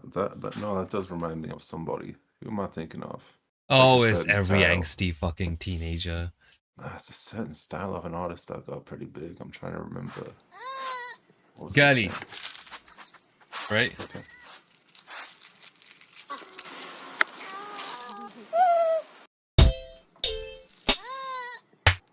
Okay, that's not a girly thing. I'd say that's more like a baby thing. See, with girly, I was thinking like maybe like anime samples and stuff like that, maybe. Oh, no, that's for guys. Oh, yeah, but yeah, it would be girly because guys like that, right? Apparently. They like it because it's cute and girly, and it's like it makes them think of like their future hentai waifus and shit like that. I see. Fair enough. I'm not into it myself, so I can't explain it. That's just, you know. Fair enough. Fair enough. Okay, let's see. We looked at this. We looked at quite a bit of stuff today. Next artist, okay. Alright. What was this? Goniometer. What's a goniometer? Mario, you get some multi-track files for mixing, pull them into your DAW, and they're all stereo. What's a quick and easy way to tell which of them are actually stereo and which are just duplicated mono? Just look at the waveforms. They're gonna look the same. I mean, I'm pretty sure this technology already exists. But yeah. I mean, no, I mean technology. I mean, you just drag the waveform in, and you see, like, okay, is this waveform I looking think- identical to the top one? Yeah, I think it's more referring to like if, say, for example, you pull like something that's already been mixed. For example, not stems. We're not talking about stems. So how to tell like which elements in one track are mono and which ones are stereo. But you can do that. There's Which still ways to do elements? Okay, if it's specific elements, then fair enough. But if it's like, if he's talking about one file, then I don't think he's talking about being able to tell if the track itself is mono or stereo. I think he's more referring to like the elements within the track. Okay. There are ways to do that, but yeah, it's a lot different to just looking at the waveform.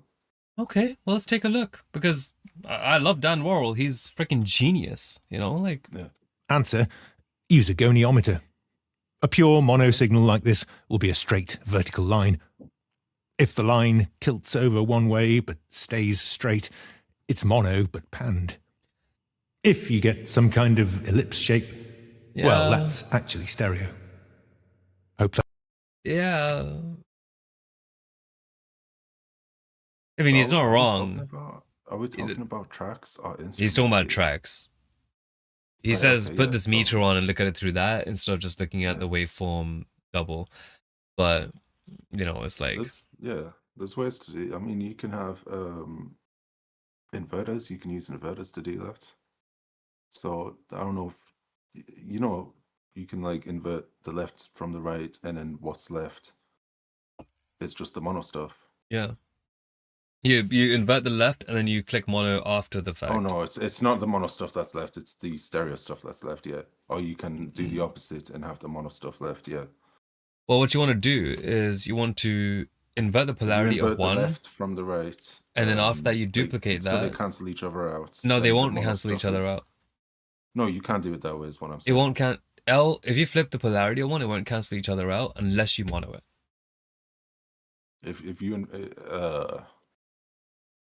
If you invert one of them and then put them together, then they'll cancel each other out. Yes. In which case, yeah. That's what I'm saying. Yeah. Oh, okay. And then okay. what you have left is the stereo stuff, because it's the mono stuff that gets cancelled out. Okay. Yeah. All right, let's take a look at the rest of this. If that helps. Happy New Year, everyone. Thanks. Happy New Year to you too, Dan. Well, let's see. Metal without distortion. Jesus. Justin Bieber playing drums. Is that without like? Okay. He doesn't look too happy, but let's see. Maybe he's playing something cool. We'll come to that. What is it? Let's go!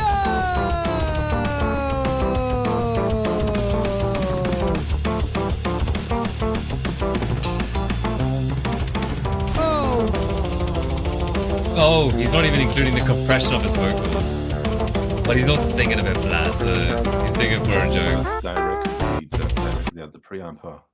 Yeah, you know it's a joke because he's like singing flat and whatever, but appreciate it. All right, let's see. What is this? Twitch live stream in the studio. It's a joke, but it does highlight the amount of engineering that goes into actually making like a song. It's not just playing the instruments, there's a whole lot more on top of that as well.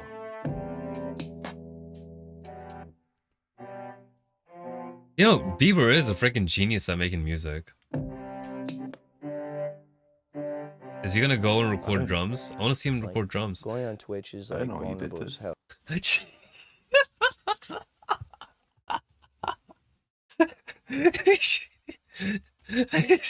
You go in and wait, is he just live in the studios and he's making music in the studio? He did it for like an hour, then just started like chilling. That's literally like, yeah, that is in the studio. Are they doing it again? His door looks empty, bro. It's like nothing in it after an hour. Yeah, they're just doing it all the way through. Every day. Yeah. Run it back. Yeah, man. Oh. I really want to. Like, in my heart of hearts, I'm like, I know what I want people to be like. I know what I want to share. I know that I want to bring people along the journey. And it's like, I was telling the crew today, I'm like, I'm willing to be uncomfortable and like put myself out there, and like that in itself is just, it's like something that it's like, it's brave to do that. Totally. I'm like telling you guys like that I'm brave. I'm not trying to give myself a self-compliment. I'm just like, no, yeah. I know that like it takes a lot to put yourself out there and be criticized and be put down for just like wanting to like share things. Yeah, I mean, yeah. No dispute there. So I said 3 days ago. So this is something that he's done very recently. Yeah. Interesting. Yeah. I mean, what are the comments like? I believe God uses the storms and tough times to draw us closer to him and make us see our faults. Where did you come from? And make us see our faults and shortcomings and how little our faith is. They have meaning. Love you, heads up at Bieber. You know, to a certain extent they're right. I believe God uses storms and tough times to draw us closer. Didn't somebody say that, like, you know, like one of the priests, they said that, like, oh yeah, we're getting so many floods in the UK because of the fact that, like, you know, there's like an increase of homosexuality, you know? I knew that's what you were going to say. Yeah. Like, any reason at all, I knew that was going to be the reason. I thought you were going to say transgenders, but it's along the same lines. I'm sure they had their time as well. I'm sure, like, they had the same excuse against them too. Yeah, it's not climate change. It's just you know, people just putting it in the wrong places. And but you know, if there is flooding in the UK, then you know, I think there's like somebody who said that if we moved them all to Africa, then it would like help with the agriculture because all the floods you'd get some like rain in it. And then, like, nice. And yeah, all right. Take a look at that some other time. This keyboard looks so unnecessarily complex. I don't know. What the hell is that? Team R2R cracked my plugin. What did they find out? Isn't this the guy that a lot of people like are finding really controversial? Yeah. What? They cracked my plugin. This guy, yeah, he's extremely brutal. But the thing is, like, some of what he says is bullshit. You know, like he showed us something. He says, "Hey, look, A and B are basically the same thing." And I'm like, oh really? Show us. He shows us A, and then he shows us B, and they're completely different. And it says, these are the same thing, okay? I'm like, what? He was going over the EQs. And he was saying like, oh, you should just know how to do the curve on a digital EQ or something like that. And I was like, well, no, I want to use my analog one because, you know, not only does it encourage me to use my ears, yes, there are dips and valleys and you know, interesting sharp things, but you don't want to look at just the EQ curve when you're using analog plugins. And oh my god, let's take a look at that. Actually, I gotta find this. This low-key made me a little bit like upset because it's like I have spent a lot of time trying to figure out how to get a certain thing. I'm pretty sure I've watched it in the past. Compressor, DAC scam, Nyquist theorem lie. Oh, this will be interesting. But he does tap into the topics that I find interesting, which is cool. You don't see that a lot, which is... I mean... I really like audio stuff. But, you know, it generally isn't a lot of the stuff that I like. Plugin scam, did you fall for it? Oh yeah, he Where is the bass compressor? It looks like he gets into some interesting stuff. He goes into interesting stuff, but if you want to check someone out, go Dan Worrell. That guy is the guy you want to learn from. That guy, in fact, you don't even need to learn from him if you don't want to. You know what I do? I just sometimes put on his videos at night before I go to bed because like his voice helps me sleep. And for some reason, I wake up and I just check my XP rates and I'm like, holy shit, I leveled up last night. I didn't even know, you know? You got that sleep learning thing. Yeah, a sleep learning thing. The guy's when people put on the for learning languages and stuff, they put it on and go to sleep. Yeah, absolutely. Apparently that's a thing. I don't know if it's been proven that it works, but you've heard of that, right? I know how it works. The way it works is that during your light sleep, you'll be gathering a little bit of information, right? And that's fair enough because you're not actually sleeping, but you're getting some information in your mind, even if it's like on a minuscule thing. But you will have to revisit that information and listen to it, reread it, just to activate that knowledge. Yeah, it stays dormant, but the dormancy of it is so minuscule, you know. But it helps. Right. So if you're gonna relax, why not? Let's see. Okay. And try and recreate it. Why? Also my website apmastering.com. I'll leave a link down below with the code which you can copy and paste if you're interested in that course. But anyway, back to the video. Okay, so I believe you, we can recreate these weird curves with FabFilter or whatever other digital EQ. But I don't want to sit there and have to recreate them just because we theoretically can. I just want to have, for convenience sake, an EQ, I twist a knob and I get that sound immediately. And that's worth my money paying for this fancy interface that I've got that knob and I twist it and I get that weird curve right out of the box without having to sit there and try and recreate it. Why? Why do you want to do some weird EQ setting all the time? It may or may not have anything to do with the specific problem you're hearing in the mix that needs correction. And if this highly specific curve just happens to coincide with the exact problem... I wonder if we can find the exact point. Should we watch the whole thing? Or like, the whole thing? I don't think we have time for that. We can go from here, I guess. Properly. So in this course, I'm going to be going through dozens of industry secrets, showing you how to use... Okay, he's going to advertise himself. Well, if we're looking at his video, we should look through his ad as well, right? Let's see. So over here, he's doing a boost of a certain thing, and he's doing a boost on an analog thing, right? So in this video, what he's essentially doing is going over the difference between plugins that are like looking like analog related things, like, you know, there's hardware crap, right? Versus the, you know, the digital stuff, like all that pretty whatevers, right? So here we go. He's just comparing them.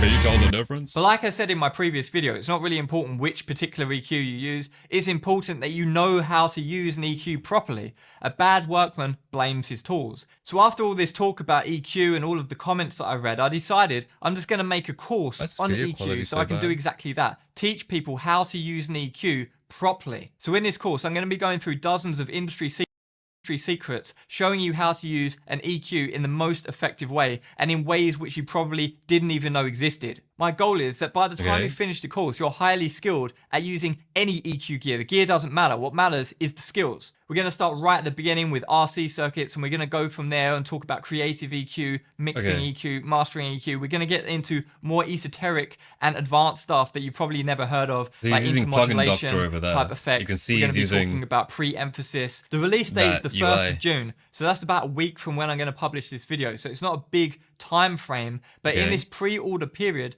I'm going to be giving an early bird discount, a ridiculous 50%. You can check out the course on my website, apmastering.com. I'll leave a link down below with the code which you can copy and paste if you're interested in that course. Anyway, back to the video. What are you saying? Okay, so I believe you, we can recreate these weird curves with FabFilter or whatever other digital EQ. But I don't want to sit there and have to recreate them just because we theoretically can. I just want to have, for convenience sake, an EQ. I twist a knob and I get that sound immediately. And that's worth my money paying for this fancy interface. So I've got that knob and I twist it and I get that weird curve right out of the box without having to sit there and try and recreate it. Why? Why do you want to do some weird EQ setting Why do you want all to do the some time? weird It may or EQ may not have setting? anything to do with the specific problem you're hearing in the mix that needs correction. And if this highly specific curve just happens to coincide... Because homie, I'm sorry, just okay, like sometimes like having a weird little sharp little dip in some areas or whatever does bring a bit of color that's going to be different, especially when you're adding them in series, right? When you add these things through series, these things make a difference, homie. We don't do them things, all right? No, please don't, do that. That's not nice to say. And on top of that, it's not just about the curves. Let's claim that it's about the curves. I have a feeling using Plugin Doctor. I don't know what that is. Maybe it's Plugin Doctor, but these things don't give you they don't give you in that curve thing exactly what's happening, because it's not just a basic freaking linear curve. They're going to have clipping stages. They're going to have... Let's just keep going. Coincide with the exact problem that you have in your mix, where it's a coincidence. A broken clock is right twice a day. And if you don't have a specific problem which needs corrective EQ, why are you using EQ in the first place? Just doing something with a plugin with a vintage fancy interface isn't going to impart analog warmth or whatever in your mix. If you think that, you've fully fallen for the plugin scam. If you're... Okay, he's partially right. Partially right, okay? Because there are some plugins that are basically just the UI, right, of a certain type of analog thing. And I've seen those plugins and they do nothing like the actual analog. And I know like so many of these exist. I'm pretty sure there was several that even Plugin Alliance had that were a bit strange. I mean, Plugin Alliance has some good stuff, especially the stuff made with Brainworks, right? But yeah, no, I've seen plugins that are analog, but then do what VCA, sorry, not VCA, a digital one would workflow do. mainly consists of random knob twirling without a plan or direction of where you're going, then I guess that's probably fun if you're a noob, but that's not something that I'm interested in as a professional. Just because a plugin might faithfully mimic the frequency response from a blue metal box from the 1950s. So what? What does that have to do with my client's work which is in front of me and needs a specific tonal correction? What has that got to do with the end customer? The music... This sounds a bit like, hey, I have a car over here. What does that have to do with forks and spoons, which I actually need to eat? Like, what is going on? Like, why would I need a car to eat food? What the hell? Like, homie, you're addressing the wrong problem. You see what I'm saying, right? Like, yeah. Oh wait, I saw that your thing's broken. Here we go. Get back. Music lover, the person who's actually enjoying the music. They don't know what a Pultec EQ is. What has it got to do with them? So what's the truth? Well, sorry to disappoint. What does that have to do with them? It's got to do with us, which has to do with them. If we like those Pultecs, if we like these sounds, and we like these, provided that it's actually doing something a bit unique, then it reflects. It reflects, because we know what we're doing. We're not idiots, I think part of the point is if you know what you're doing, you know what I mean? If you're not just doing it for the novelty of, it being like a traditional analog EQ, you know what I mean? The novelty. If you know what you're doing, if you actually know what you're doing, then yeah, of course you can do some wonderful things, but don't use it just because it's analog. Use it because you know why you want to use it. You know what I mean? Yeah. I actually want to watch. Is this hardware? I'm gonna watch this. I just want to see like if he's going over digital. I want to see because if he goes over digital, then this is good. If he doesn't, then this is redundant to me. Oh, he's setting another plugin. Attack, release, stereo, kappa, gamma, lambda. Okay, fair enough. Yeah, that's a lot of detail, but sure. But it doesn't matter. Like, it's good if he has detail. I'm willing to learn if it's good. Stealing. We'll come to that another time. But I want to know about preamps, right? There's a massive lie. Because that is a big deal to me. He's talking about like, hey, EQ curves, this and that, whatever. Why would you want to? I like my UAD 1073. It does something different. It absolutely does something different. And I can tell you what those differences are, exactly what those differences are, because I feel those differences and I've enjoyed them so much, homie. Like, I've loved those changes from my UAD. And don't get me wrong, I'm not saying get UAD. definitely don't get UAD. If anything, like they're assholes. But like, because their model isn't not good. Like, mostly the reason why I don't like UAD is because there's this one plugin I want and they're not making it native. They're making it, oh, you can only do it, you know, with a subscription. It's this plugin here, the 1073, right? I love this plugin so much. It is a lot of what I really, really need in my life, bro. I need this. And what, you know, I know there's a tone to it. I'm not that picky, bro, but with this, just the preamp, that's like the thing that I'm picky with. Nothing else. I'll be, you know, fine not using an LA2A or an 1170. Actually, I want an 1176, but the preamp is so important to me, right? But the thing is, what you think I haven't tried all these different things? The freaking U80 73 versus the Shep 73 versus the one that shipped by freaking Arturia.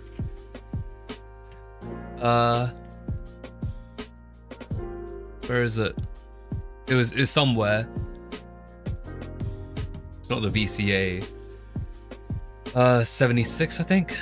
Pre-76, yeah, it's this one. They name it different things. I'm sure it's to do with like copyright thing. It's not the 76.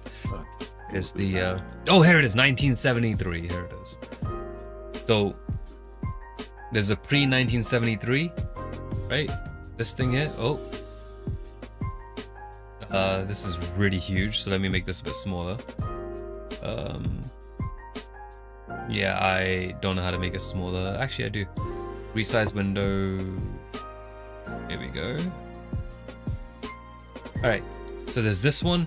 This is the 1073, right? Now, what is it? What am I actually looking for? There's Neve 1073, right? So this is a channel strip, right?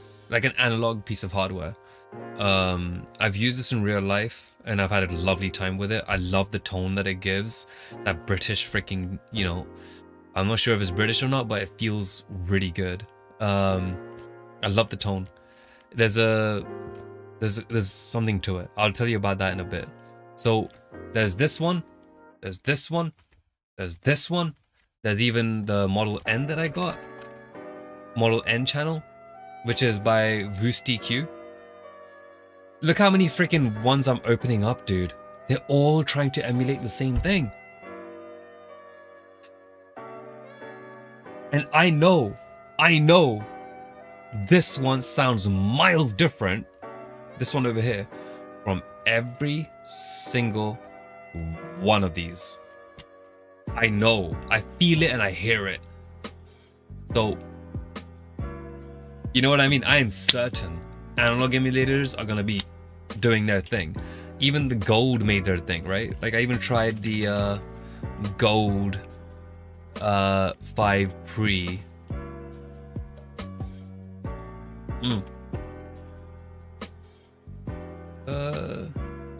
No, not this one, sorry. I'm supposed to get the Gold 5 and we'll see what happens from there.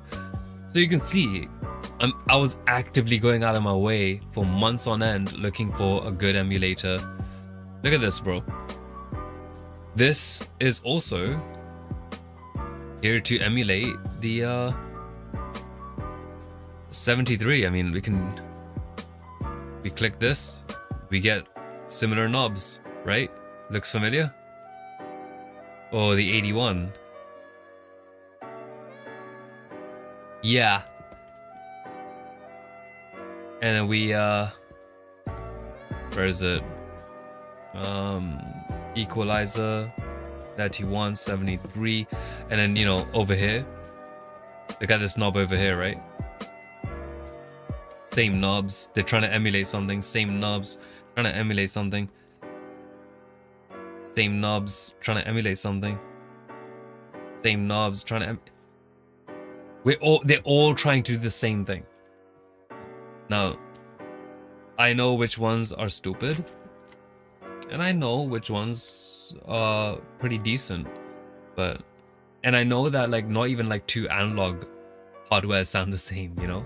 So none of them sound the same, but this one, this U81, I fucking love it. So yeah, this is how I know there's, you know, disappoint the people who got tangled up in the marketing hype. But back in the late 1950s and early 1960s, mixing consoles looked like this. So let's compare that to an SSL a couple of decades later. You see the difference? There's basically nothing there. There's no parametric EQ and filters and compression and gating. You'd be lucky if you had 4 tracks. Now that's the era when Pultec EQs and fed and compression. Well, technically there would be a parametric EQ, right? A lot of these mixers would have like a knob where you can actually find the frequency and then do a Q factor tweak, and then also, yeah, I mean, isn't that what parametric is? I mean, maybe I'm wrong, but I that's what I thought parametric EQ was. Not something that has like a nice UI. Parametric means something you can tweak the parameters of, right? Define parametric. In terms of parameters or parameters, EQ. Finally, just the amplitude gain, center frequency, and bandwidth. That is a parametric EQ, right? So if we take a look at a mixer console, right? A lot of these would have parametric EQs on them. So I don't know what he's talking. Am I confused? Am I retarded? Or am I just you know, open image in new tab? Okay, I can't see that for. I mean, you would think that there would be like a. Well, isn't the difference between an EQ and a parametric EQ is that parametric EQ gives you more control over the specific bands and frequencies that you're adjusting? Yes, absolutely. So, you know, this is do that. Yeah. If you've seen these on a mixer console, it's a parametric EQ. Right. 12.5. Okay, no, this isn't a parametric one. Parametric is one where you can choose. If they're fixed bands and fixed frequencies, then it's just an EQ. But if you have that control, then it becomes parametric, right? Yeah. Nothing to do with like the graphics, like you said. It's you would change the frequency, and you're able to increase the gain up and down. Okay. Is that not parametric? I think that would be parametric. Yeah, I think. Yeah. Can you adjust like the width of the band and stuff, though? Stuff like that. That also falls under metric, doesn't it?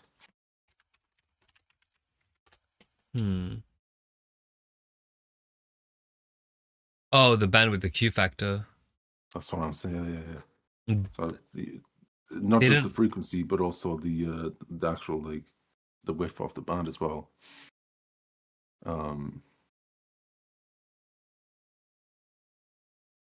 4 variables: frequency, type, filter, Q factor, and gain. Exactly. Yeah. Okay. Yeah, he's right. Yeah, but at the same time, I know these bigger consoles did have the Q factor in them as well. Like there's quite a few of them where you can decide the bandwidth. You might not be able to change it into a cut, but like you have those cuts. They're fixed, but they're cuts. Like on the top of the faders at times.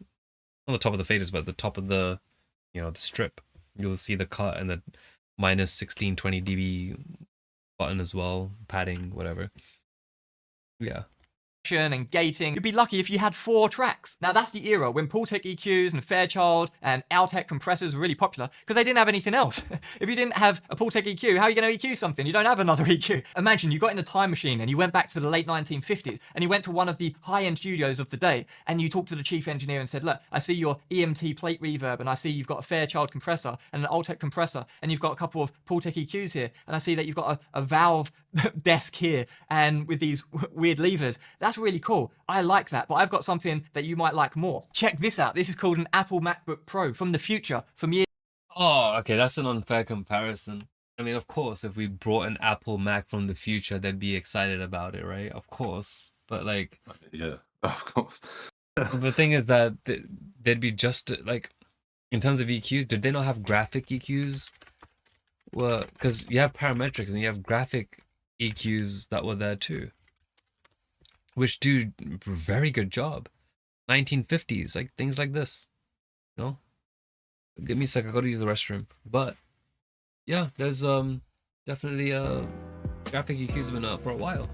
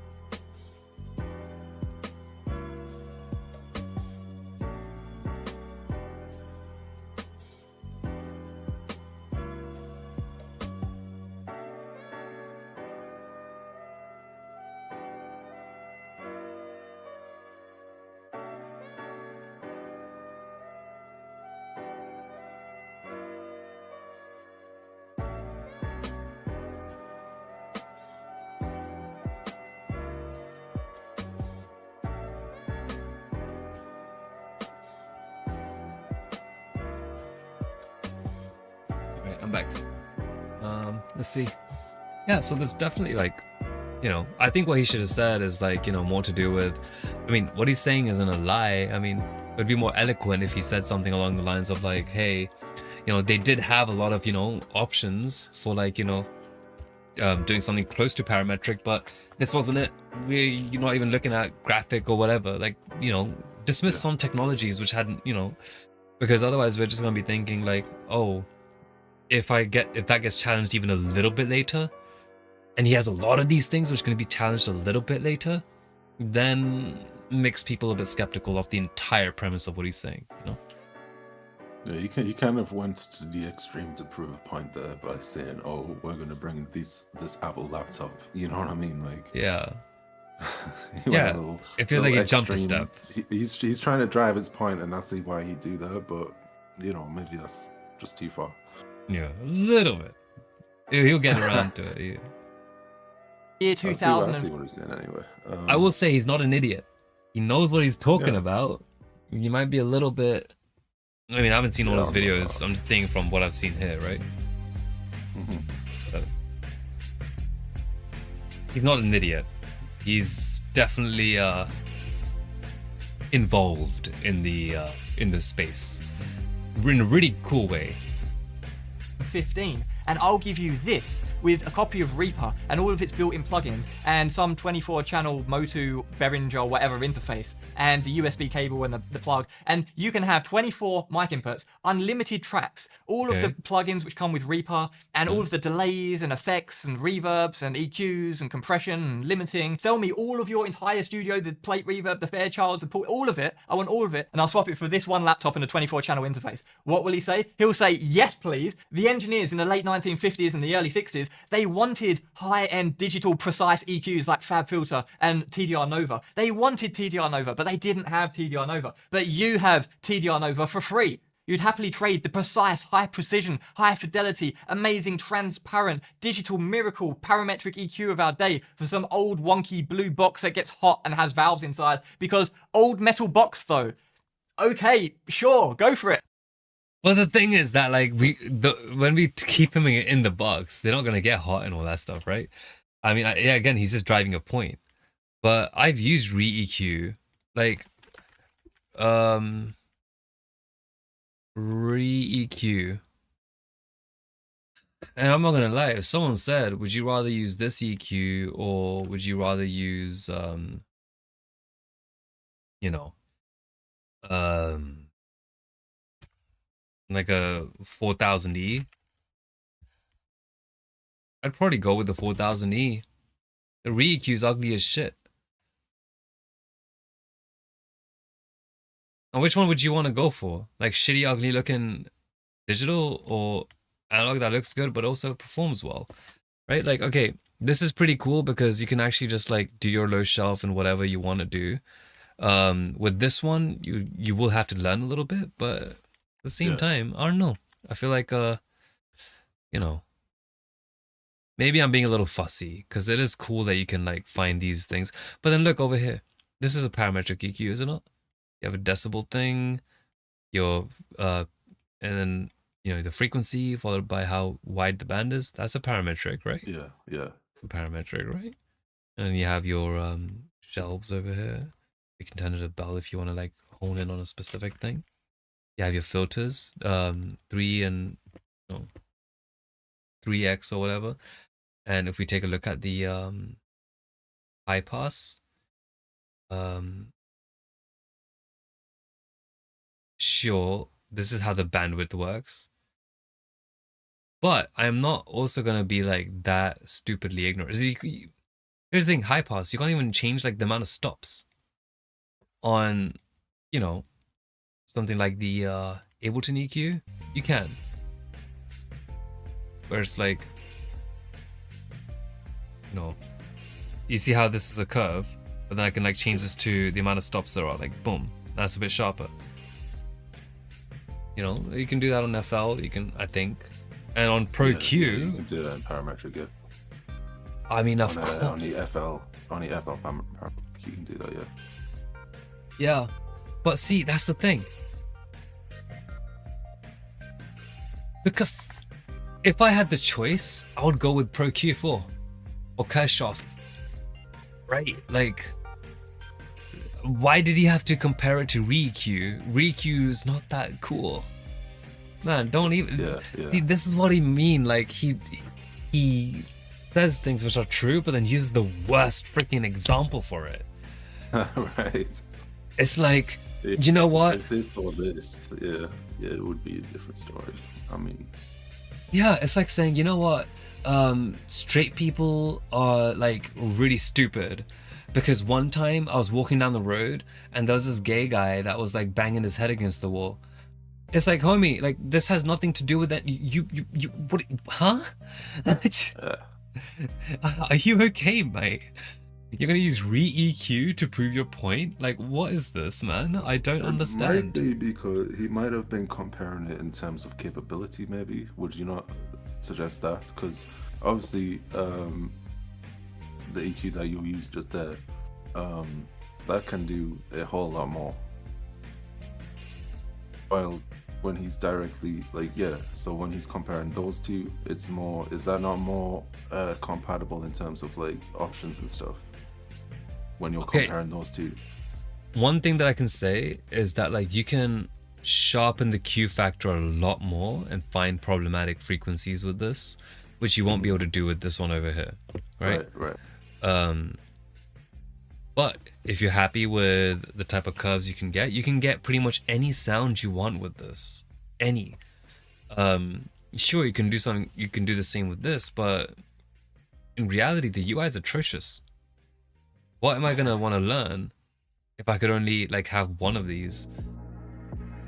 With this one, you have some THD, you know, total harmonic distortion. You're able to get some color. You're able to get some other wonderful things, and you know, you're able to also have compression, expansion, all that stuff.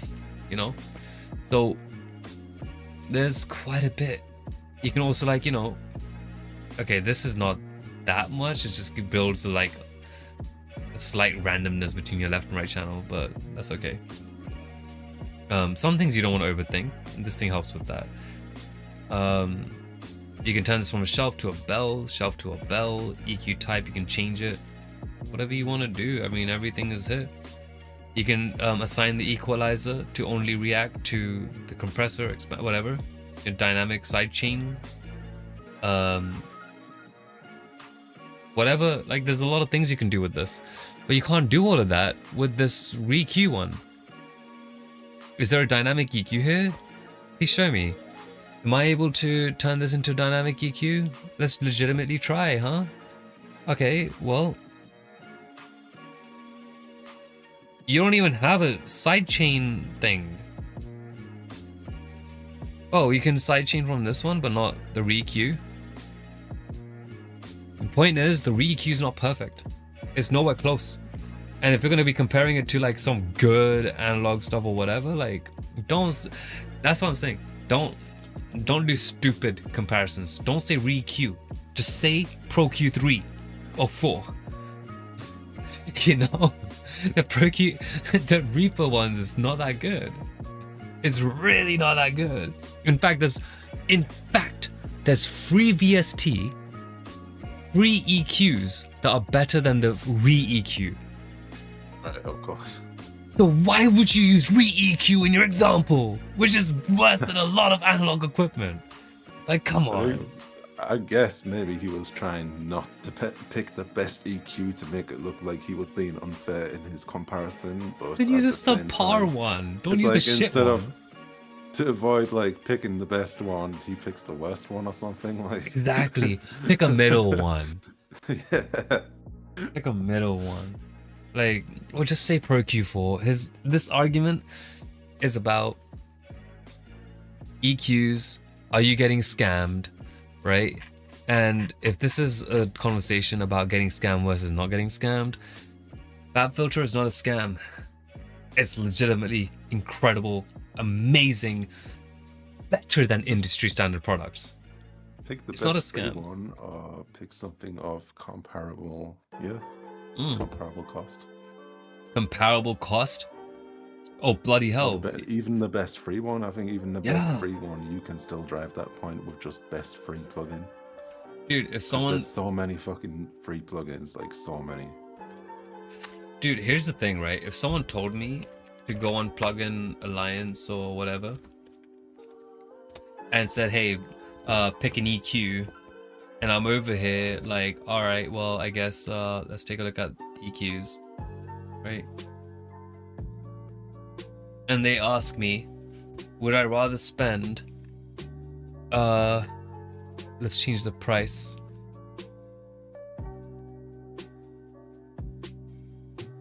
Would you rather spend $80 on a Vitalizer MK3T, or would I spend... I mean, Ozone isn't Ozone free. That's a really good EQ. Ozone's not free.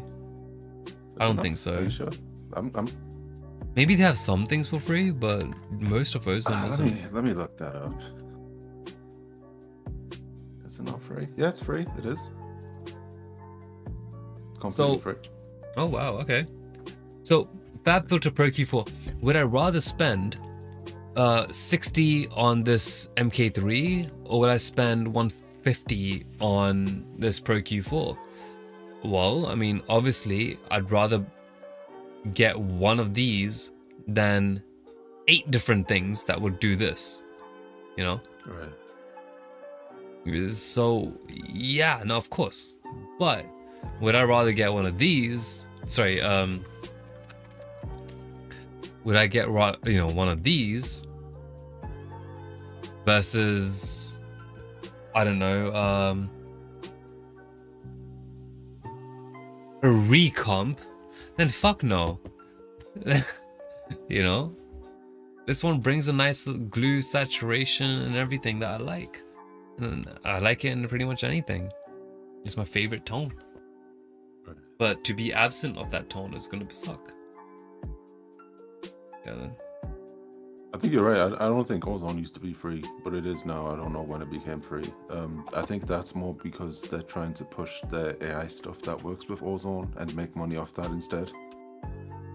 Oh my gosh, they're doing this. They're trying to do AI? Yeah. Click just the that one. Yeah. I think so. No, go back. The second one.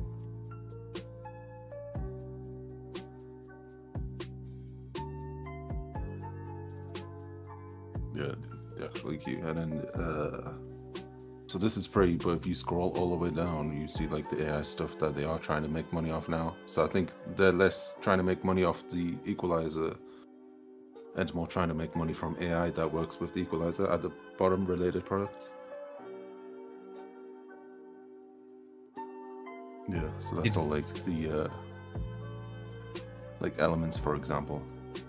That's like, oh, they're machine learned. Yeah. So it does all the mastering and EQ based on like machine learning and stuff, I guess. They call it AI. I guarantee you it's not AI. Well, and I bet you, right? They these audio demos, if one is louder than the other, game over. This is the before.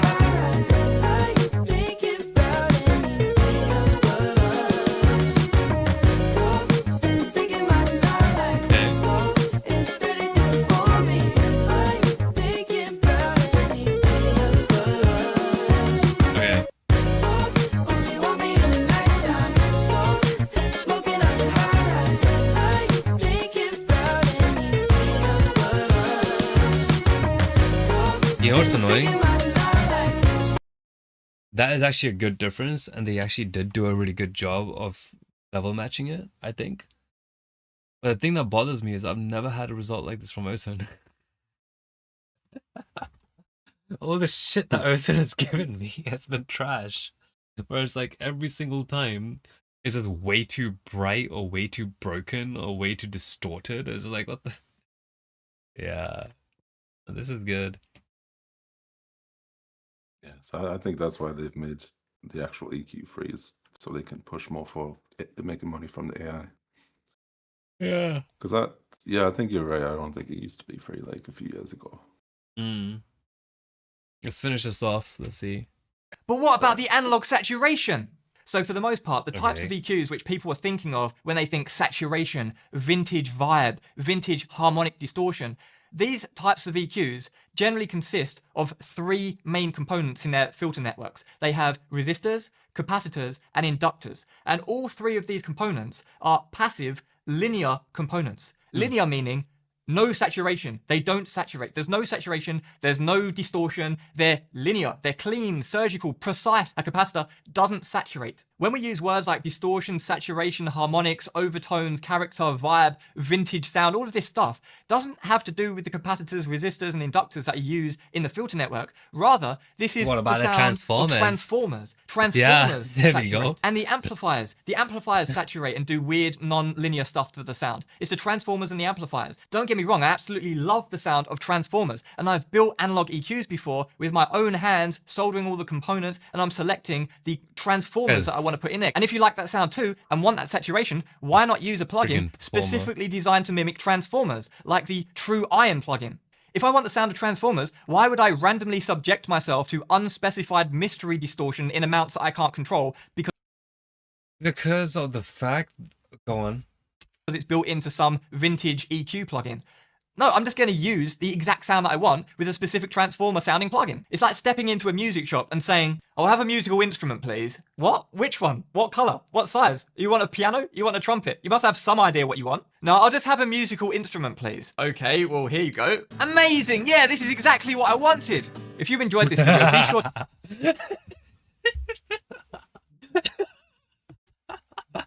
Actually, okay, well, here you go. Amazing! My God, okay, that's actually pretty funny. He's holding the guitar the wrong way. Just banging on it with a glockenspiel. But no, here's the thing, Mr. Man. As funny as that thing is, I'm not gonna lie. Here's the thing. I don't want to have that much cognitive overload.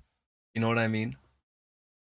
I know that there's this one plugin, analog emulation. If I put it through, yes, I can tweak the stage or whatever as a preamp thing. In fact, the Model N actually provided that. Did I really delete it? Oh my gosh, it was right there. Model N. No, sorry, it was an N channel. There we go, Model N channel. So this plugin actually provided that, right?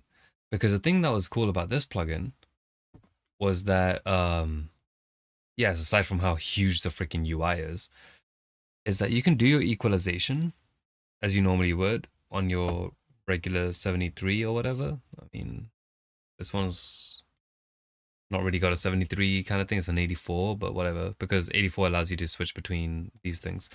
But you can also choose your preamp, and you can make that come in a little bit. But this is just acting like a really similar distortion. It's a really close sound. That's not what I'm looking for, because this is not going to emulate the clipping stages of the Neve. I know that whenever I run a certain signal, there's going to be certain types of distortion depending on how loud they're singing. You know what I mean? It's like if the person is singing just a little bit, it will just about tap into that. But then if it's singing a bit louder, it will come through and it will be a bit louder than that, and it will distort in a different type of way. It will distort in a different way, but it feels more musical as it's distorting over time. And I don't want to freaking keep, I don't know if I'm supposed to automate this. What are you telling me to do? You know what I mean? Like, yeah. Not a fan so far. That makes sense. Yeah, there are, right, yeah. Let's see. Yeah, this is exactly what I wanted. If you've enjoyed this video, be sure to check out my other videos, as this channel is dedicated to audio. Sweet. I like the video, not gonna lie. He's not completely wrong. I don't think he's wrong at all. He just says something that's correct. Some things. He says something that's correct and then gives us the wrong case study. Like, why would you? Hey, you know what? Like, frigging, the color blue sucks. It's a horrible color. You know, And I'll give you an example of that. Whenever you wake up in the morning and the sky is blue, it invigorates you by giving you energy and wakes you up. And, no, bro, please use an example. Blue is the color that's been connoted to sadness. You say that. Why are you going to say some bullshit which is the exact opposite of what you're saying? I think he's doing that on purpose. I think that's what he's doing. He's purposefully saying the right stuff and then giving us use cases which are wrong in order to be a controversy. This guy, the only reason I know about this guy is because I saw him in like a video of him posted in r/audio engineering or something. He knows what he's talking about. Not an idiot. He really is not an idiot. But God, I hope he just calm down when he's writing scripts a little bit. Only for the points. Every other part he can stay raging, but only for the part he's finding evidence. The xylophone with the guitar was fucking artwork. That was art right there. Love it. The way he's holding it backwards too, yeah. Holding the guitar weird, just banging it like that. Yeah. Well, beautiful. We'll continue to stream for another 10 minutes and then call it. No. That way we've done 4 hours. Been 4 hours already. Oh yeah. I want to see more of his videos in the future. I like being challenged. I like and the thing is, this guy, he's not stupid. And I like that. I want to see him and Dan Worrell go up against each other one day and see what happens. I doubt that will ever happen. But it'd be cool. I need to check that guy out. I don't follow a lot of music people simply because most music content creators seem to just like follow trends. Like that music is based on like what's going on right now, what's popular right now, rather than like actual like theory and stuff. You know what I mean? Yeah. I mean, Dan Worrell is this is the guy you wanna go to if you wanna learn stuff. If you care about like audio and you wanna feel, because this guy, like, what I like about him is he doesn't like. Okay, I don't really like his music that much. I've enjoyed a few of his songs on Spotify. And I don't really like his mixes too much either, to be honest.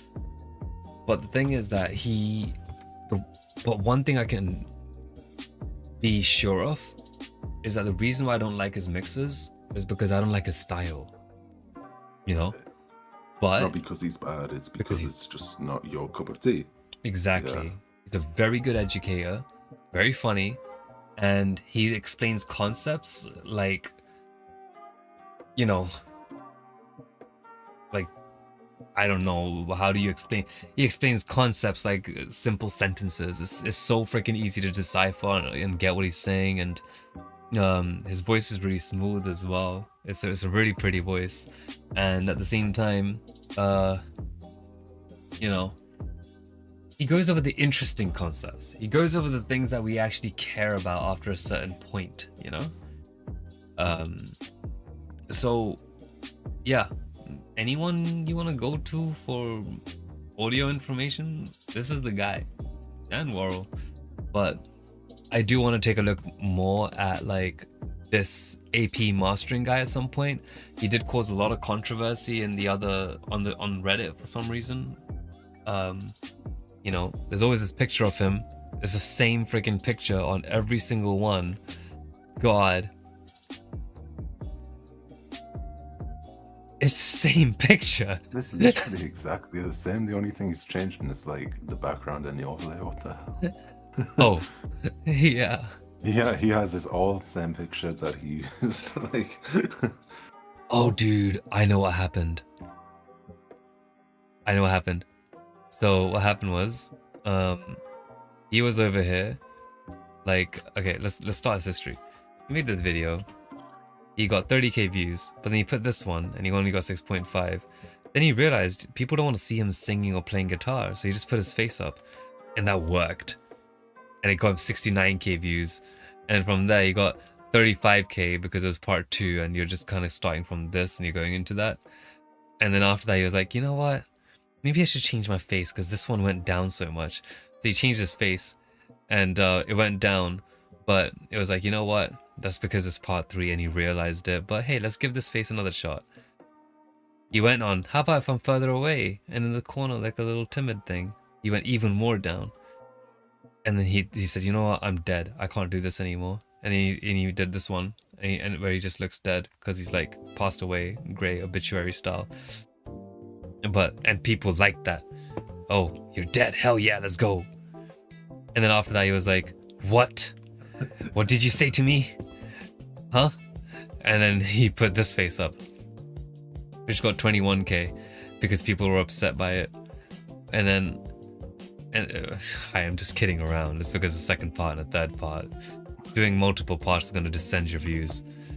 But then he made himself like in the corner with his face ripped off in half. Didn't really work. So he was like, you know what? I'm mad again. And then so he came back. And he's like, he got 40k views from 16k. And he was like, oh my god.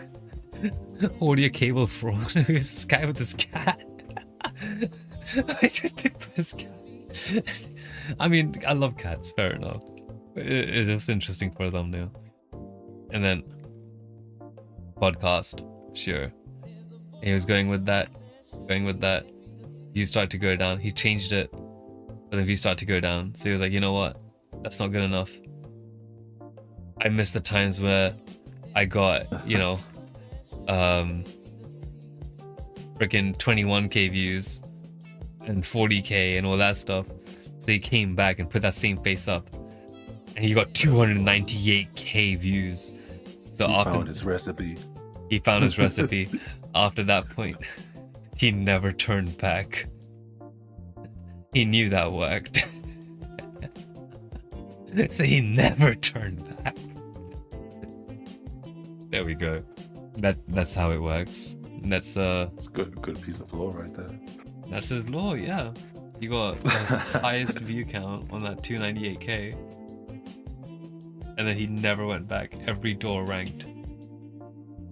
Which one does he think is the best? Should we take a look at just like the ending and then watch the video tomorrow? Ableton Live. Oh, shut up. He had to freaking...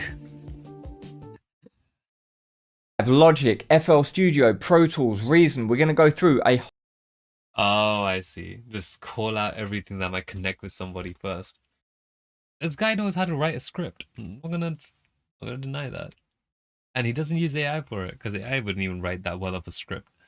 Whole bunch of DAWs in today's video. Basically, all of the relevant DAWs. And I'm going to rank them and tell you... You see what he did? He listed like a few of them, so that if you felt left out, you'll be chasing and you'll be trying even harder to see if your door is on the screen. You can get some form of self-approval, you know, to say, oh no, I'm a Cubase user. Am I here? Am I here? Am I here? Oh, okay. Oh, you're talking about me. You're going to judge me soon. Oh, because I'm a door. I'm not a person. Today's video, basically all of the relevant DAWs, and I'm going to rank them and tell you which ones I recommend, the pros and cons. So let's get into it. First up, Ableton Live, Max MSP integration. Boom, amazing. Excellent MIDI. Sorry? Is there only a single S rank at the end? Reaper. Yeah. Oh, this is why you thought Ryukyu was the best fucking thing in the universe.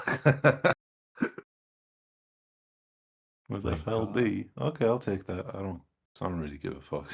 I'm not gonna lie. You know, I don't care about door walls or nothing like that. Oh like, no, yeah.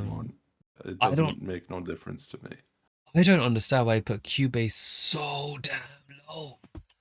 B tier? No. No way. What is he saying about Cubase? Why would he put that in B tier? Does he even know how to use Cubase? I don't know. I just don't really like it that much. If you were starting... I click on a Pro Tools icon. It's like, I don't know. I just don't really like it that much.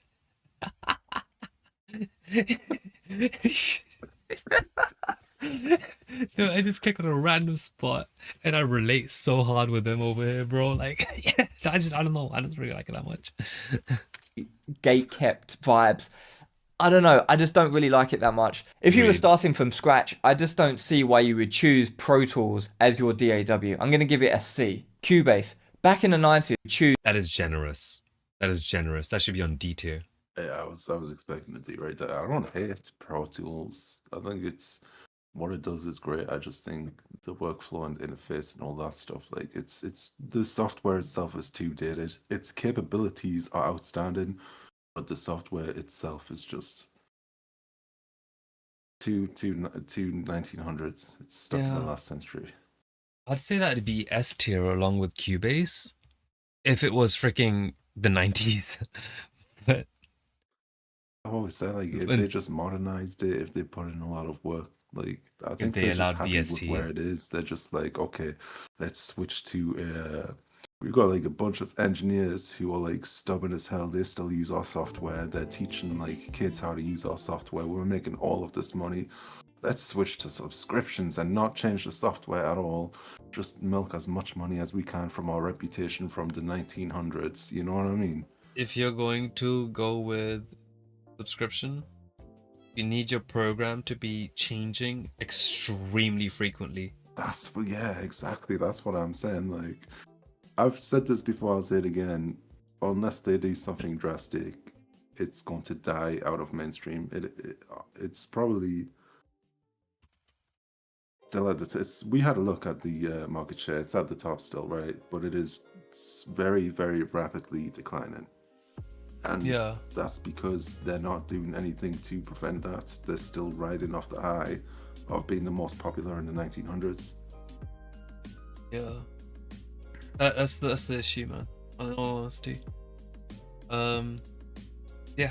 Let's see what he says about them, because honestly, like, how can you hate Cubase or put it in B tier along with FL? Are you kidding me?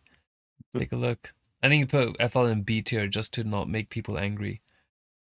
Use Pro Tools as your DAW. I'm going to give it a C. Cubase. Back in the 90s, either you were a Cubase user or a Logic user. There were some other things that you could use on the market, but they were the two major market leaders. And it's always had a good reputation. A lot of people have used it. I used it for a couple of years back in the day, and there's nothing wrong with it at all. It's very mature technology. The audio is pristine. You can get very high quality results in there. And I know people who use it even for mastering, professional mixing. You can do everything in it. It's a very high quality, mature piece of software. Cool. However, it's sort of ugly in my personal opinion. It's sort of... I hope he said the same thing about Pro Tools, bro. Because if he did not, he needs a slap, bro. Not a physical one, a friggin' verbal one. Expensive, in my personal opinion. And it's not that exciting. It just doesn't excite me. It is very sensible. And if you use it, I think it's a great piece of software. But I don't know. It's a bit expensive and a bit ugly for my personal taste. But I'm going to give it a B rating. Okay. If it's because it's ugly, he's going to put it in B rating. I disagree with him, but I respect it because that is subjective, right? He's not putting it in B rating because of the fact that it's a bad door. He knows it's an incredible door. I don't think it's ugly. I think Ableton is ugly. I think Ableton is one of the most ugliest DAWs to ever exist. It just is. It's disgusting. And not only because think about it like this, right? Look at FL Studio. Right? Look at this door. If we open up, is there a good image? Oh, this quite nice. Sorry? Oh, yeah. Okay. Look how beautiful this is. It's like so many freaking little curves. Look how the edges are so curved and nice and round. Look at that rounded edge over there. You know, it's like, hey, welcome. Look, even the MIDI notes are nice and rounded and beveled in this pretty little way. Look at this curve so you don't hurt yourself, you know? Like a lot of kids use this door. You don't want to get them cut. You know, they make it so pretty. And on top of that, they have, you know, fruity FL-chan, you know? Like they have this. Yeah, that's the best part of FL right there. You know, you have FL-chan, you know, you have the chibi version. This door is just saying, welcome to our cute little land. Whereas you have Ableton, which is like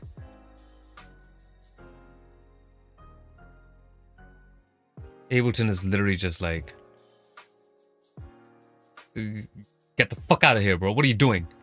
What the fuck are you doing? Get out of here. It's just, you know, we were made in HTML. Like There's a lot going on. It's very like crowded, clumped together. Yeah, it's just horrible, dude. It looks so ugly.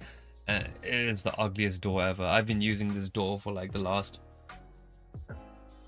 13 years, 14 years, yeah. Like I've been using this for a really long time. It is incredibly ugly.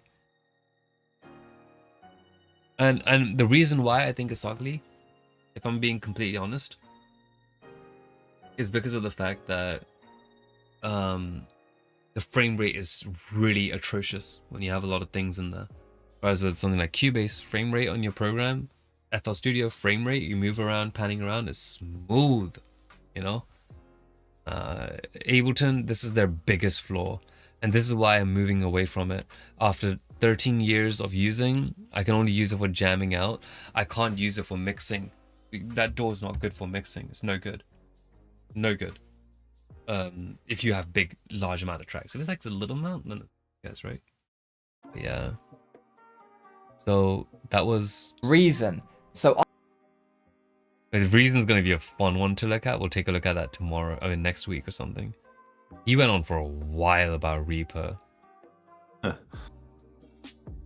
Why? His favorite. He loves that one. He's got plenty of things to say. You know what? I bet you a lot of them are going to be the same thing as what you can say about Cubase. What does he say about FL Studio? What does he say about Ableton and FL Studio? Okay. Rates, P integration, pros and cons. So let's get into it. First up, Ableton Live, Max MSP integration. Boom, amazing. Excellent MIDI support and some great stock plugins. So that is so annoying. Excellent MIDI support. Doors have MIDI support. There's so many incredible things you could say. Maybe he's talking about still the Max, you know, Max stuff. Ableton Live gets a thumbs up from me. So although Ableton Live can be fantastic for creating electronic music, you can't really push it much further than that. Often people bounce their music out of stems and mix it somewhere else. You're definitely not going to be doing any mastering in Ableton Live. It's just not the program of choice for that, but for production it's pretty good. So I'm going to give it an A rating. 100% agree. 100% agree. Holy shit. And the reason why that is because of the fact that Ableton never... Okay, I've got Ableton open here, right? What I'm going to do is I'm going to do this. What did I just do? What did you just see me do? See a damn thing. Alright, I'll do it again, right? You ready? You see my mouse? Yeah, I saw you clicked on something. I don't know. Okay, I'm gonna do it. Ready? What did I just do? What the hell did you just do? Okay, let me make this bigger. You're not able to see it. Wait, that should make the quality better. Alright. Okay, I'm gonna click this. Do you see this? Alright. I'm gonna click it. What did I just do? Are you disabling like an effect or something? Disable. Interesting you say that word. Because that should have disabled it. But what it actually does bypasses it. Okay. It's so freaking stupid. So essentially what's happening is whenever you have like let's do a simple audio pipeline, right? You have like an effect going into this thing. There's your effect, and that's gonna go out into your output. Oh wait, you can't even see that. Let me make this a little bit like this. Out, right? So your effects, then it goes into your output, which is basically a speaker.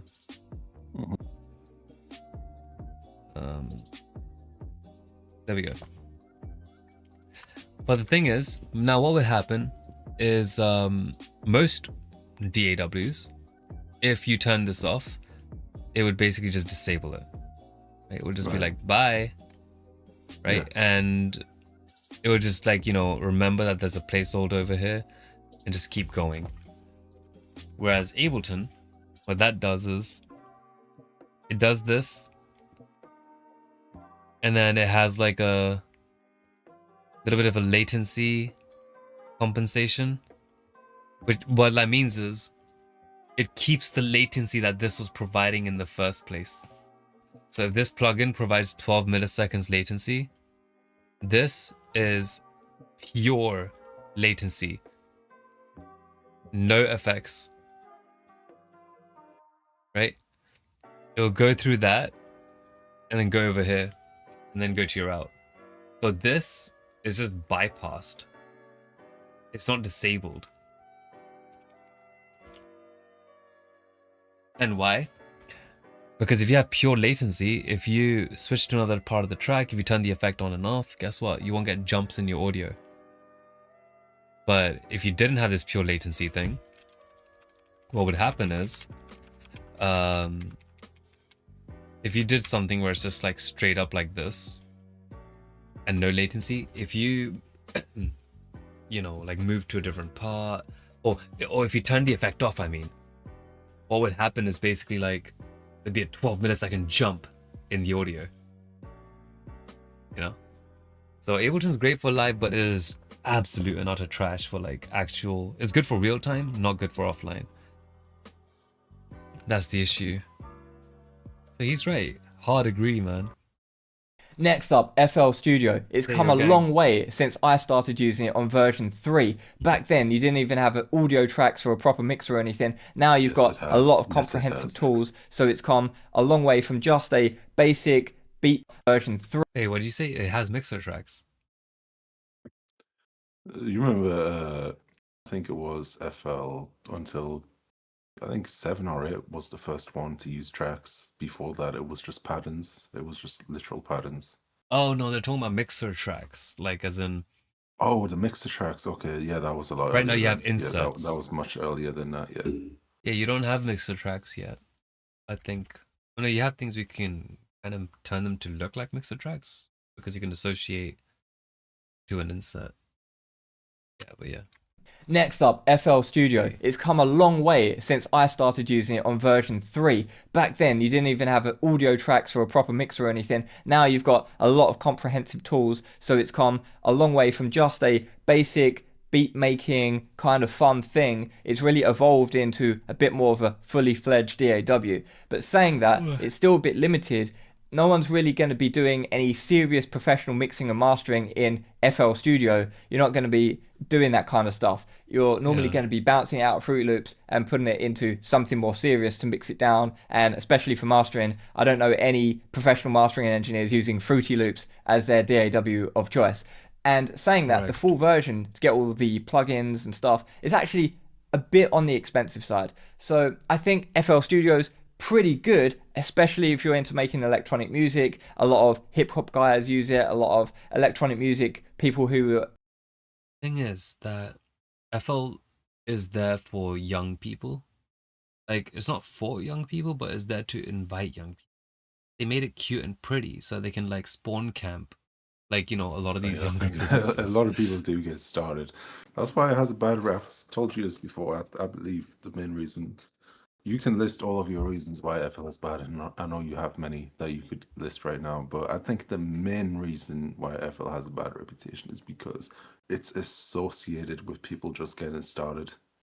And that's what people see the software as, being for those people. But there's also examples of, huge artists who've made like big records in FL, you know what I mean? Like, I don't know. There's a stereotype behind FL users for sure, 100%. I've never personally felt that, like, you know what, Brickworrel. I was talking about Dan Worrell earlier. There's a person called Brickworrel that just subscribed to us. But, anyways, I've never felt like anything weird about FL users being young or whatever. The only thing I felt weird about was that, like, there's going to be a lot of hard limitations growing up, like it's a nice entry, like you know, the candy man is bringing you the candy. Is, you know, you're excited about it. You get into his van, and it's great. You should, because there's also candy in the van. Go get in the van. You know, get in there. But then, if you know that van is eventually going to stop in the middle of nowhere, you don't want the kid to get in the van. You know, and that's the only problem with that film. Like, I think they're too far deep in, and that's where the problems lie. But it is pretty good at offline, I believe, so that's pretty good as well. But until, yeah, they get ARA, mixer tracks, proper ones, and, you know, unlimited effects on on every insert, you know, parallel processing. These are things that FL needs. You know, and parallel, not through making 1 trillion inserts, please. Just like about track based, that would make a huge difference. I agree with that 100%. Yeah, I think that's the only thing. FL's not a bad door. I don't think it's a bad door. I think it has extreme strength in making a beat really quickly. Extreme strength for that. I think it does what it's intended to do very well, and I think a lot of the criticisms are for stuff that it was not originally, or at least not until recently, intended. Like, they're trying to expand it into other things now. You see that in like the last few versions, they keep adding stuff that makes it more a general DAW, but originally and up until recently, it hasn't been designed to do a lot of the stuff that people give it criticism for not doing well. Mm. What it's supposed to do, what it's made to do, it does incredibly, in my opinion. The thing that bothers me is that the thing that bothers me is that FL Studios devs, they listen to their community in terms of what type of updates you want to do. They actually really listen. But the thing is that a lot of FL people are kids, right? And they're not going to be, you know, but they listen and they implement and they work hard. Whereas you look at something like Ableton, the people who use it are even within like a lot deeper within audio engineering even, and they know exactly what's important, what's necessary from like offline processing and all that stuff, you know, give us ways to do this and whatever. But Ableton does not listen to its users. It's ridiculous. Say the same about Pro Tools. They don't give a fuck what the users want. They don't care at all. They don't care what the market wants. They don't care what the user wants. They don't even care what they want. They're just like, we have this software. It does what it does. We're making money. Who cares? We have this software. Can you use it? Like, we don't have any developers here either. We're just like a skeleton crew right now. Got the software. It's making money. We good. We good. Yeah. That's Pro Tools. That's literally what it is. Literally Pro Tools. It's redundant. I mean, they can't even use VST. Sorry, but like, that's important to me. You don't need VST, but it'd be really good to have. I wish they'd work on Pro Tools. I love it for tracking.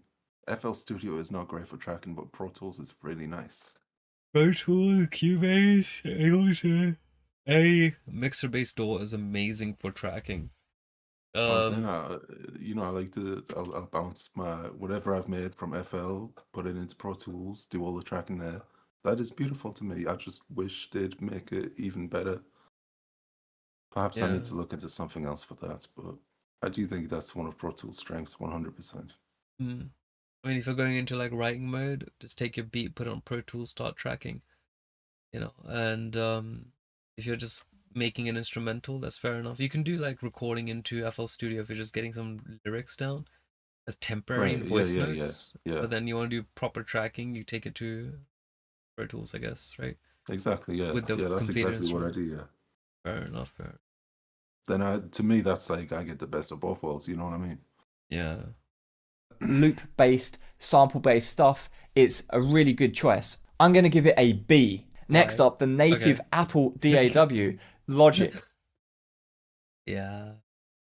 I don't even look at Logic. I remember I used to love Logic. I don't like Logic. I know it's very popular and I know people love it. I don't actually like it personally.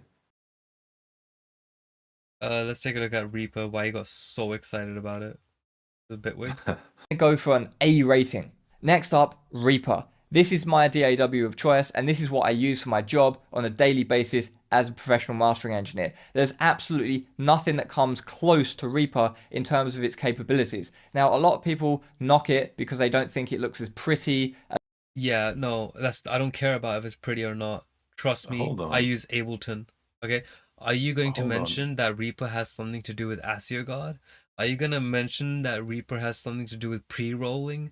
Are you gonna mention like which other freaking mix tools like Pro Tools and Cubase have? Are you going to mention things to do with like, okay, you know what? Let's see. Let's see. Now let me make a point. He's saying he's talking about it's not very pretty.